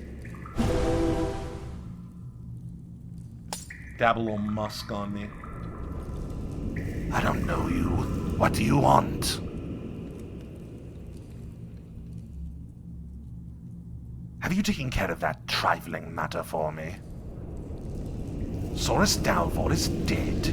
How very sad, and how very fortunate for you. Oh yeah, I did do a murder as a favor to this guy. Man, we've just been clearing some stuff off our journal. I've just been like killing some random people that are like I'm supposed to kill without remembering why. We've been solving this quest without even realizing it. As always, we will bumble our way into success. Okay, so now that Saurus Dalvor's dead, now that trifling matter's over, I'm here about Adric Geronisa. I got the message. Did you bring the money? I have the money, 1,000 drakes, and you make sure Adric Geronisa never makes it to Balfoyen. That's convenient, because I've got Adric Geronisi here in Kurhu. I snatched him up as soon as I got word from the boss, but I don't trust you, Nightblade. You say you took care of my trifling matter, but a close friend of mine saw someone looking like Saurus Dalvor alive in Narcissus. I don't like untrustworthy folks knowing about Kurhu, so if you want to walk out of here alive, you need to prove that I can trust you. That you can do what needs doing. You need to kill Adric Geronisa. Okay, sure, I don't care about that. I mean, as I recall, I didn't kill that other guy. I remember, because, like, you know, I'm not a sociopath. If I can get away with not killing somebody, it's no skin off my bones. If he gets out of town, whatever. But I was not expecting the game to, for once, call me on that. Wow, I was following gameplay logic. Okay. But I mean, like, I was kind of I kind of wanted to kill this guy myself, honestly. Like, you know, it's gonna be, no one's gonna see me do it. It's just gonna be the pure, like, I guess I am a bit of a psychopath, but not that much. This is gonna be the pure pleasure of getting a good kill in. I'll do it. We're holding Adric Terenisa below. Go through the door, and then down the stairs and right, under the deck. Alright. Gotta prove I'm not just a gentleman. Remember, we're a gentleman Nightblade. It's very important to our persona, but every now and again we need to remind people we are still a Nightblade. Got a little too merciful back there. Gotta prove people I can do what needs to be done. Greetings, Outlander. Because at the end of the day, all these people are just like, you know, statistics in our character's like supercharged intelligent brain. Yes, sir? These individuals' lives don't matter. It's all about how they affect our long-term goals of becoming the Dark Lord and a, you know, tyrannical, benevolent tyrant over Tamriel. So, I mean, if this furthers our goals, then sure, I'll kill someone. Doesn't matter to me. You talk too much, Where is he? Outlander. Shut the fuck up. Sorry, gentlemen. I'll take that as a compliment. Where is this person? May you find all that you seek. He said exactly where he was, and I was not listening. I was just voice acting. On waiting. That's the thing. You can perform I've heard of you. while you're streaming, but you're not gonna pick up everything somebody says.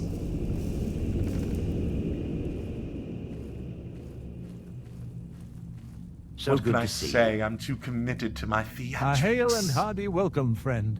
Oh, you. This is not gonna be a hail and hearty welcome, dog. Who are you? What do you want with me? I'm here to kill you. But why? Why me?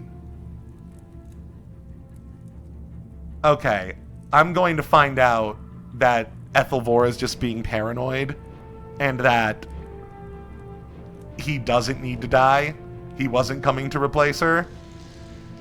But I kind of don't want to know that, because we're going to kill this guy anyway. We're in a bind right now. There's nothing we can do. It's not personal. Please, just make it quick. Well, since you're a Breton, I probably shouldn't use spells against you. That won't make it quick. Sorry. Gotta prove I'm cool for the gang. You'll be dead soon.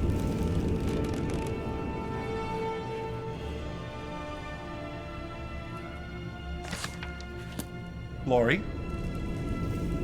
Glory.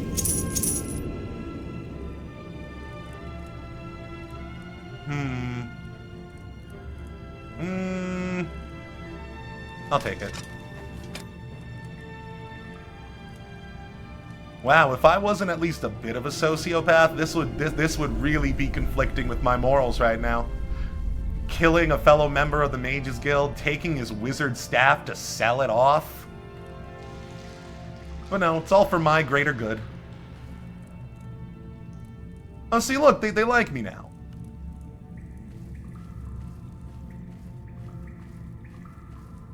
If anything, this cancels out, because I did save the other guy. It's your nightly YouTube time now, so you must sign off. Good night, Strawberry Bun. I hope I see you in the future. I hope you enjoyed your time here. You may speak. You have a wonderful Quickly, night. Outlander. I haven't much time. Ah, Strawberry Bun, you know we love you too over here. Have a wonderful night. The dark deed you've requested is complete.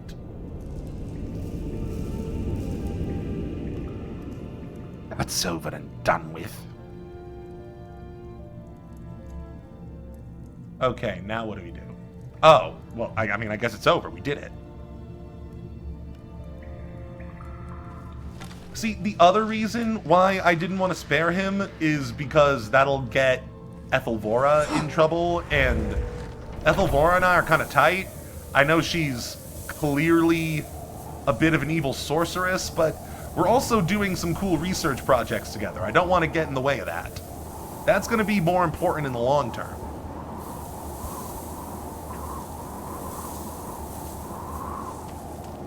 We think in terms of centuries, millennia.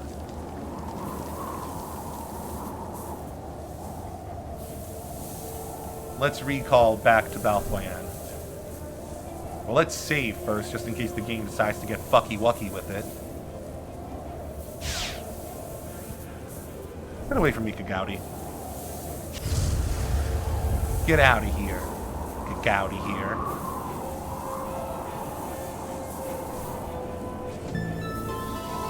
You blew it. Yeah, I know.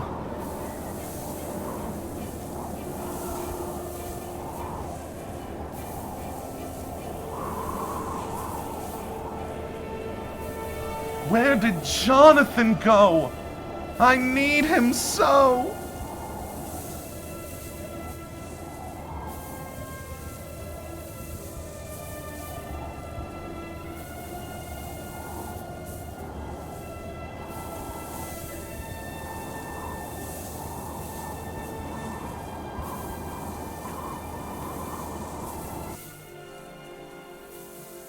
Wow. Complete and total vibe switch. Oh, wondrous. It's so much better.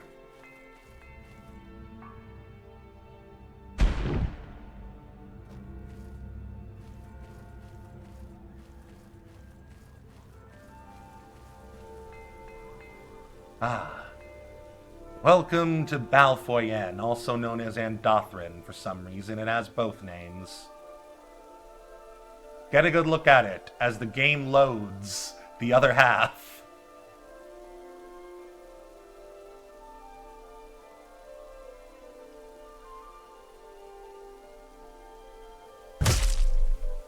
This is basically our character's home. We became the crime lord here a little while ago. Oh my goodness. Game. 3 blessings. Come to your senses.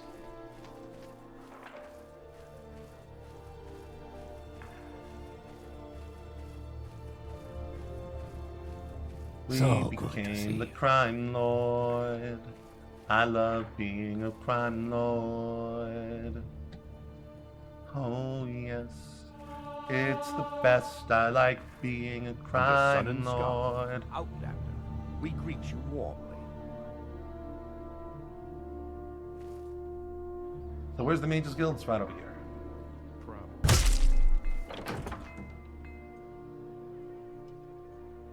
We really need to take a bath.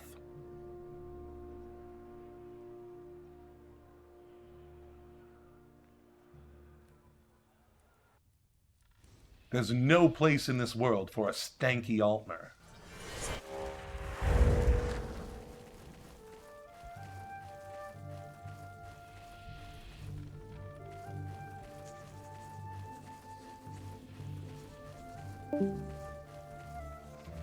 Yeah, I think I just heard John disconnect. Is he back? Is he back? Oh. John. Yeah, howdy. John, I miss you so much. I have the finest spells in town. No worries.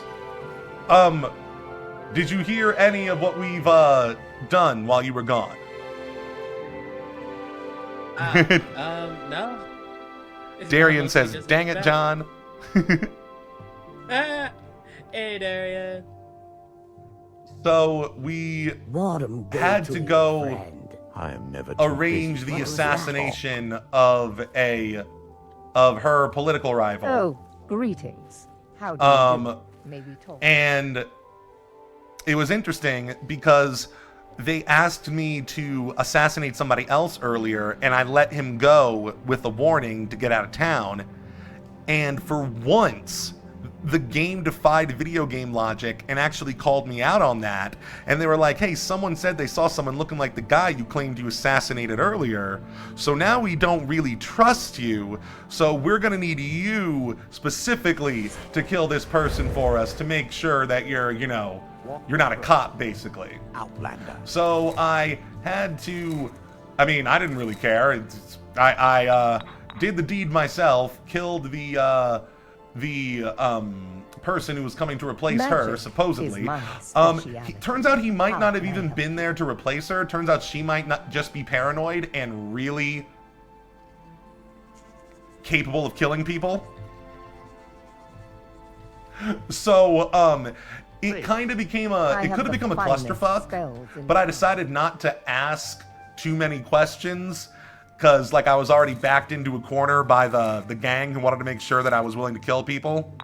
So, I killed the guy, you know, had to reassert myself as not just a gentleman, but also a Nightblade. And, then everything went honky-dory, so now we're back here to with the sorceress. greetings. Now, I know what you're How do you wondering. do? Trip, May we talk? why would you go through all of this? Why would you kill another member of the guild for this for this colleague of yours? Why wouldn't you just report this to the Mages Guild or do something else? Well, you see, we actually have a good working relationship, John. We have some research going on, and I really can't have that being disrupted. So I just felt like this was the morally appropriate thing to do, because I feel like this research is really going to go somewhere in the future. Okay. We're needs of the many versus needs of the few kind of thing. Ethelvora and I have, like, spent an entire quest line, you know, doing research on stuff, finding rare books, and she's cooking up something interesting. And I don't want to jeopardize that, you know? Like, I feel like knowledge and power kind of trump morality. What'd I say? I didn't say that. Yes. Definitely not the teachings of a Sith. Definitely not the teachings of a Dark Lord. Okay. He's dead. Weight of power, some would consider Clearly he was wrong, yet I do think he meant well. This is Jeremy's staff, is it? Well done taking care of that meddler. Here, I have a reward for you. Ooh. That's a power. I think that's a powerful summon scroll. That's a powerful shield scroll. And I'll always take a sapphire. So what else we got going on? Oh, also, can you advance me to the next rank? Ah, still not powerful enough to be... Still haven't done enough for the guild to be considered a wizard yet. I want to be a wizard, John. I want to be officially Clearly considered he a was wizard. wrong, yet I do think he meant well. Aren't you like a decent Dark Lord? Why do you Yes. care about that? Because this stuff matters to me. I'm a high elf, okay? Go easy on me. Okay. I want to accrue titles. And be known for things. And be respected for my intellect. And wizard is a title that officially shows that you are a powerful spellcaster. It's John. It's like, John. You know what it's like. You know what it's like, John. It would be like me asking, "Why did you want to get a doctorate?" Oh man, I don't regret that process.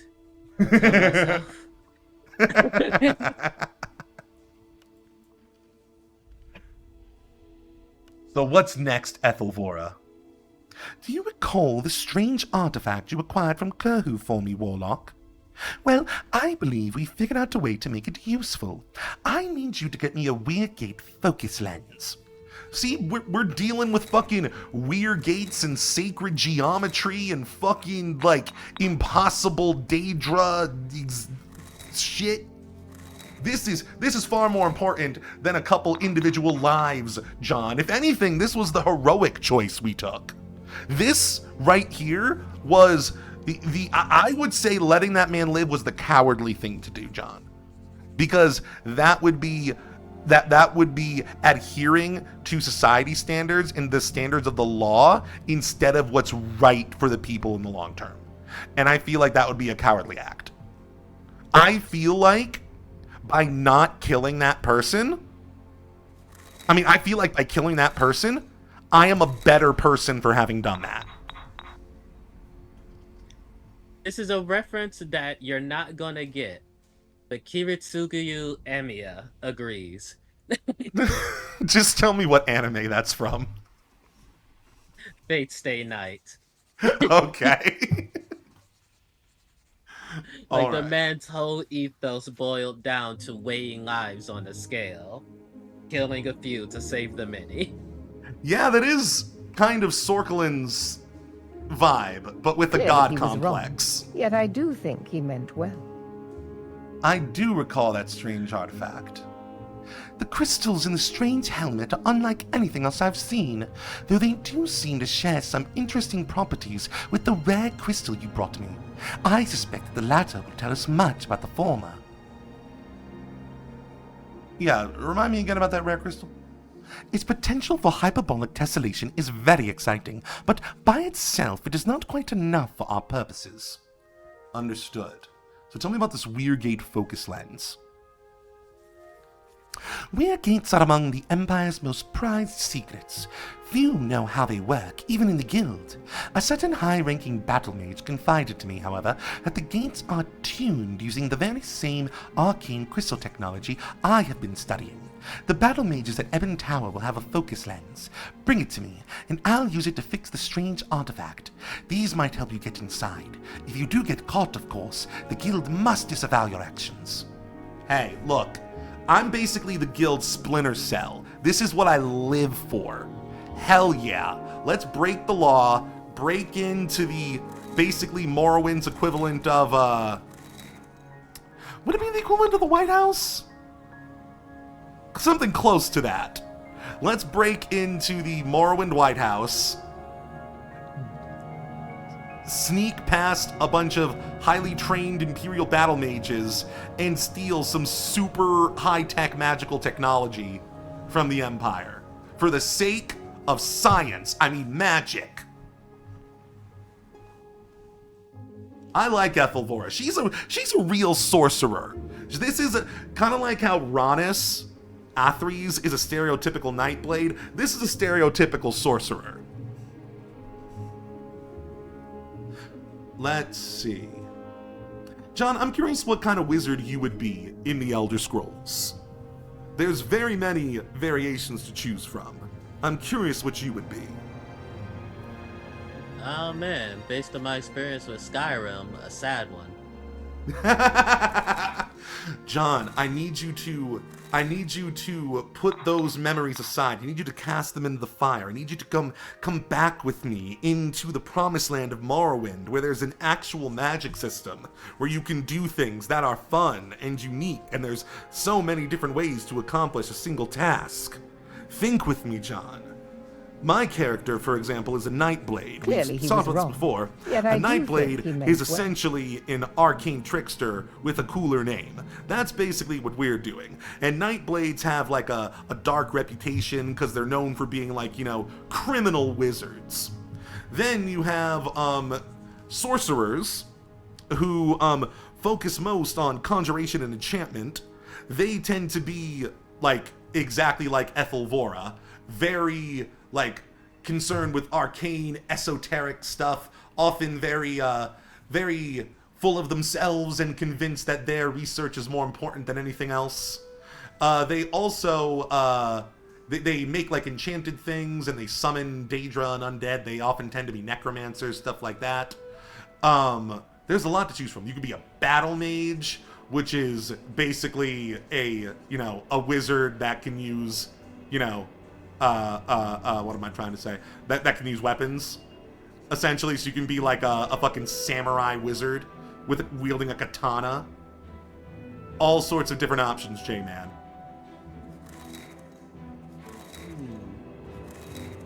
I suppose in a world where I would presumably want to make sure I could defend myself from everything, I'd probably head towards the conjuration and enchantment trees.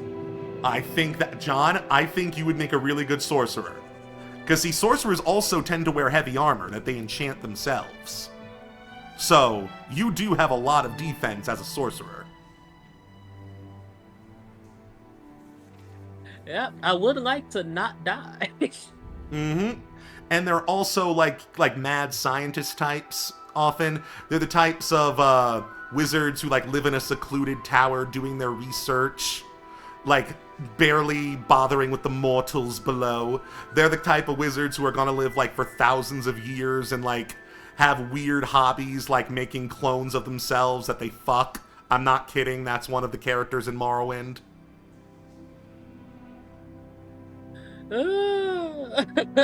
He has a whole harem of female clones of himself.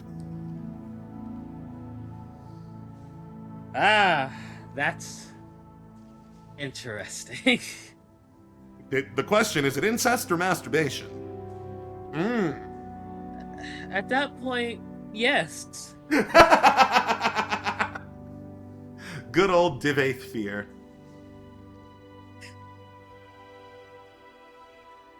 Okay, so let's see.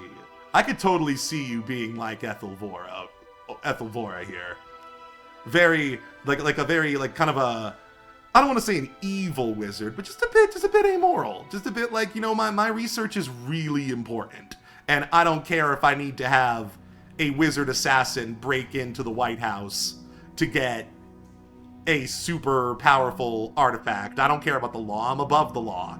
What's that matter to my research?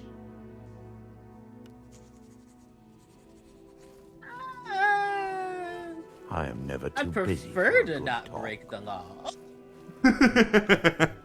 See, John, I never know with you because you're the same person who would tell me that if you were a Dark Eldar in Warhammer 40k, you would be a homunculus.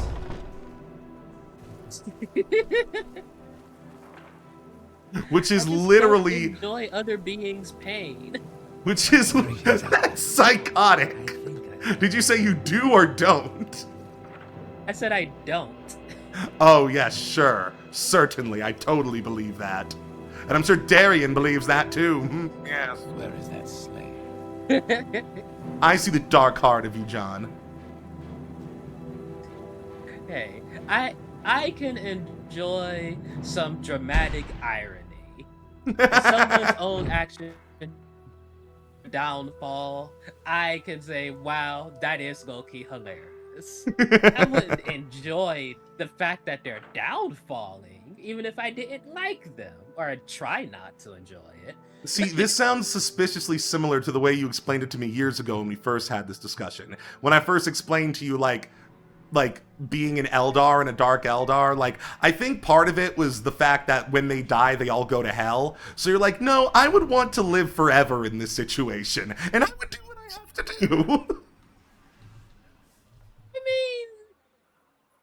mean, like, when you know what's waiting for you at eternity, you do what you gotta do.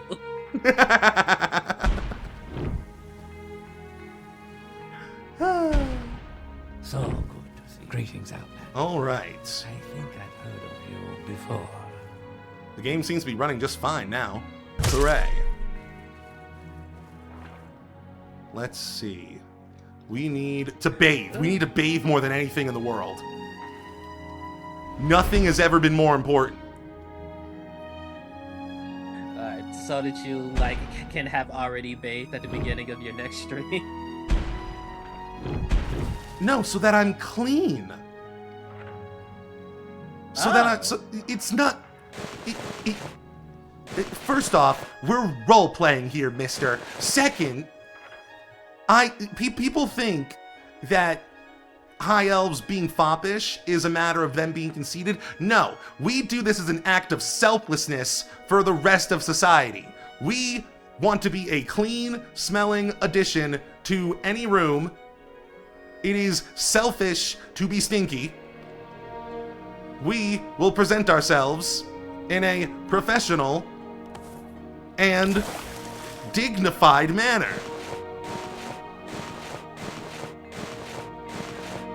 Goodness. So it's not because you plan to do some shopping that you want the discounts. John, I am such a nerd that was the furthest thing from my mind.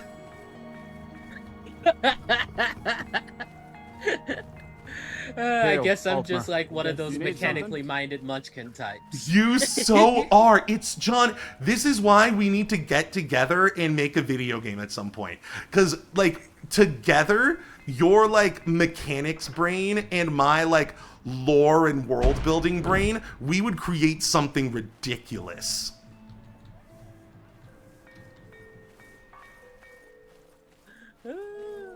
I could see it. I could see it. All right, we are getting close to the end of the stream, which is sad because so many people are still here to watch me. Oh, I hate it. Let's see. Let's at least figure out where we need to go next. Yes, we need to get to the Ebon Tower. We can do that at least, together. La la la. It's right across the river. I will show you where we must raid.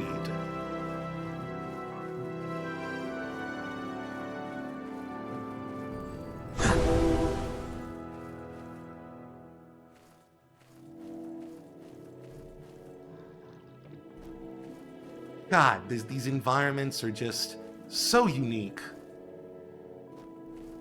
Even if they are so brown and gray. But then again, like, I feel like I feel like we've gone so far in the other direction that it's almost refreshing.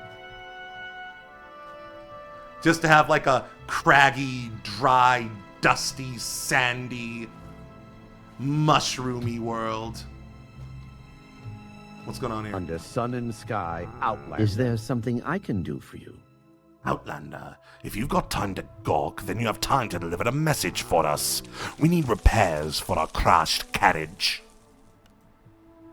Our Nix hound ran us off the road. Now the carriage frame is bent and the wheels are out of alignment.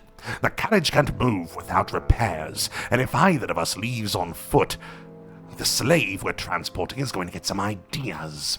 So, if you could do us a favor and get someone to come fix the carriage, we'll make it worth your while. Not my problem. Keep walking, then. Too important for their petty problems.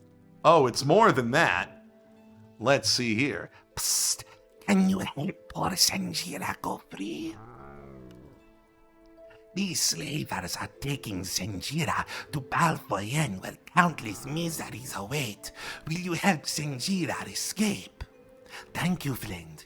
You will need to find the key to this cage or pick its lock.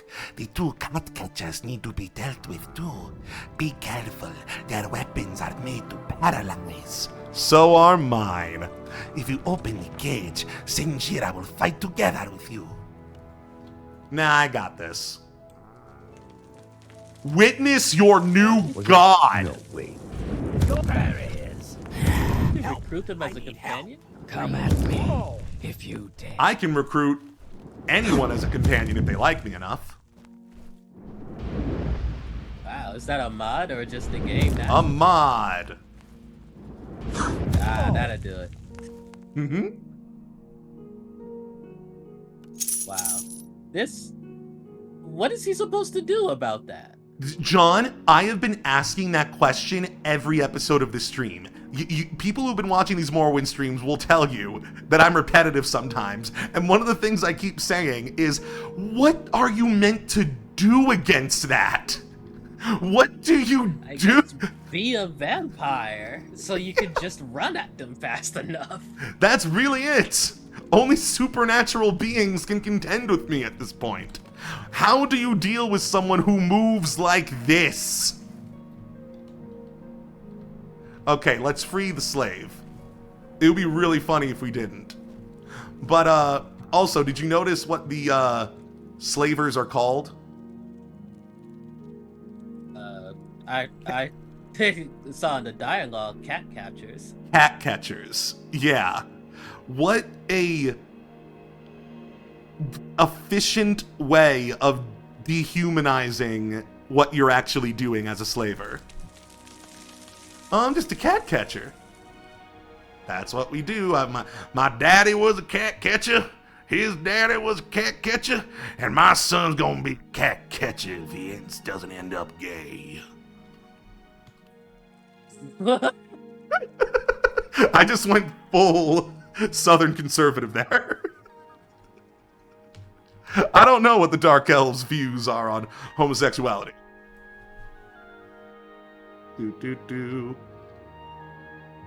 I'm gonna say probably pretty permissive, considering some of the shit Vivek gets up to. Vivek literally engaged in sexual combat with the god of rape. So, I think that the Dark Elves might have some open-ended views on sexuality.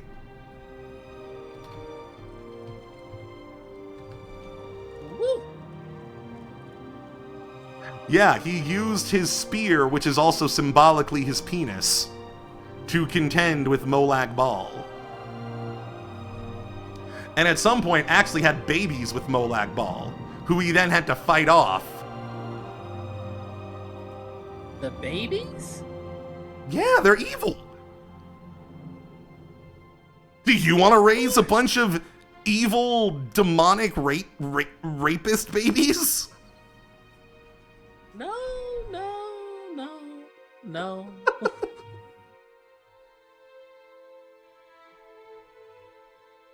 I think that might be Parenthood Impossible difficulty. You bring danger. You should leave. You must have Shenjira go free. Where is the key to Shenjira's braces? One of them must have it. Search their bodies thoroughly. Oh yeah, I didn't take the key. Probably should have done that. Here it is. Not to be afraid of this one. Shenjira is ready can't to just cast remove the unlock shackles. spell on his braces. Yeah, that's one of the weird things about this game. It's never explained why. You can't use unlock spells on the bracers. You can only use the key. And you can't lockpick them either. Yes, Shenjira will not waste this opportunity again. Here, Shenjira used this key for her first escape. That's right, John. There you go. You've been assuming people's genders. You've been racist throughout this entire stream. I think you need to look inward and grow. I can't even pretend to be mad at you. I love you so much. I'm sorry, what did I miss? What did I get wrong? Oh, because you were calling Shenjira he this whole time. Oh. And there was the orc earlier. I'm just busting your balls. That's fair. I did not even realize that this creature referred to themselves as feminine. But it will do the same for her friend still in the Andes state. Use it well. Cool. Ah, her. I see it now. Mm-hmm. In my defense, I basically can't see them on my screen. It's John, I'm just messing with you. John, you're such a perfect human being that in order for me to bust your balls, I literally have to make things up. Consider that a good mark on your character. Thank you kindly. You're welcome. Let's get to Ebonheart and end this stream. But don't you worry, my friends. I will be streaming tomorrow. We'll be playing more Earthbound, followed by more Morrowind. Where, I think we actually will go to Skyrim this time. And explore a bit of that. I like this area where it gets all orange and green. Is a pretty. From an oddly brown winter to more fall colors. Mm-hmm.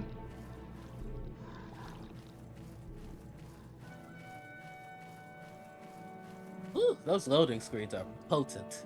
I know, right?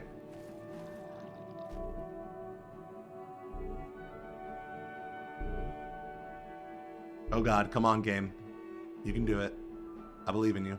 Yeah, this is a real potent one, John. I think you're moving too fast. I mean, that's definitely part of it, but if I were to turn the draw distance down to like one cell, it would probably like not be doing this at all, which is why, again, I'm trying to find where the sweet spot is between what I can tolerate in terms of performance and how much I can see. And see, sometimes it's like, oh my goodness, it's working great. I think we found the perfect point. And then we go through an area like this, and I keep seeing that fucking hourglass over and over again. Clearly, many new assets are being loaded. Clearly. Let's see, I'm opening my map now. North. We going north. Thank you all for watching, by the way. This has been a very fun stream. I think we did a great job, John. I think we had a lot of great hits and bits. I had a good time. It has been very fun as we've played Earthbound and Morrowind together. And now we're crossing the Antheran River. One of the most important rivers in Morrowind. I think the most important river in Morrowind. Actually sized like a river, and not like in modern Elder Scrolls games where they make a stream and call it a river. Yeah. This is a river. Yeah, the scale of Morrowind is feels so much more authentic than later games where they really downsize everything. It really feels like a... Oh, there's the city. Really feels like a world. Me, I'm a levitation boy. I find it wild that you run faster than you fly. Flying takes a lot of energy. This and is if you biologically true. If you flew faster than you ran, then there'd be no reason to run. Wow, that's good mechanics. Uh-huh. Let's save.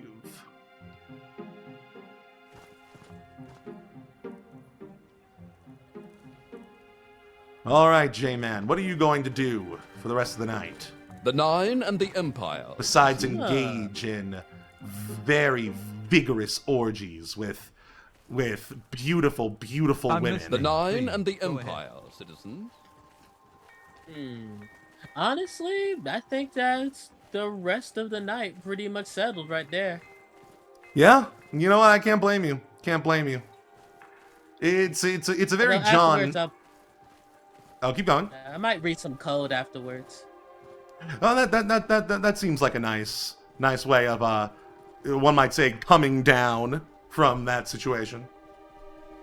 Yeah, work on my projects, make some progress, that kind of stuff. Maybe get something to eat and some water. Yeah, you're gonna really need to rehydrate after that. Yeah, hydration is important. It's very important, especially when you're losing a lot of electrolytes. I can't believe how far you let me take that. With pleasure, please. Go ahead. I'm all ears. Yeah, it's the end of the stream. All right, that tower out there is our next caper. Let's set aside you will our see differences tomorrow. and talk, shall we? But for now, so long. I believe it is time for your bedtime story. Good night, everybody. Follow me if you're not already following me. I love you all. Oh, I think I pressed the wrong button. Oh no. Oh no. Oh wait, no, I didn't. Okay. You're not gonna get a creepy cult recruitment ad as your outro. That's for another thing. Don't worry about what that's for. Good night.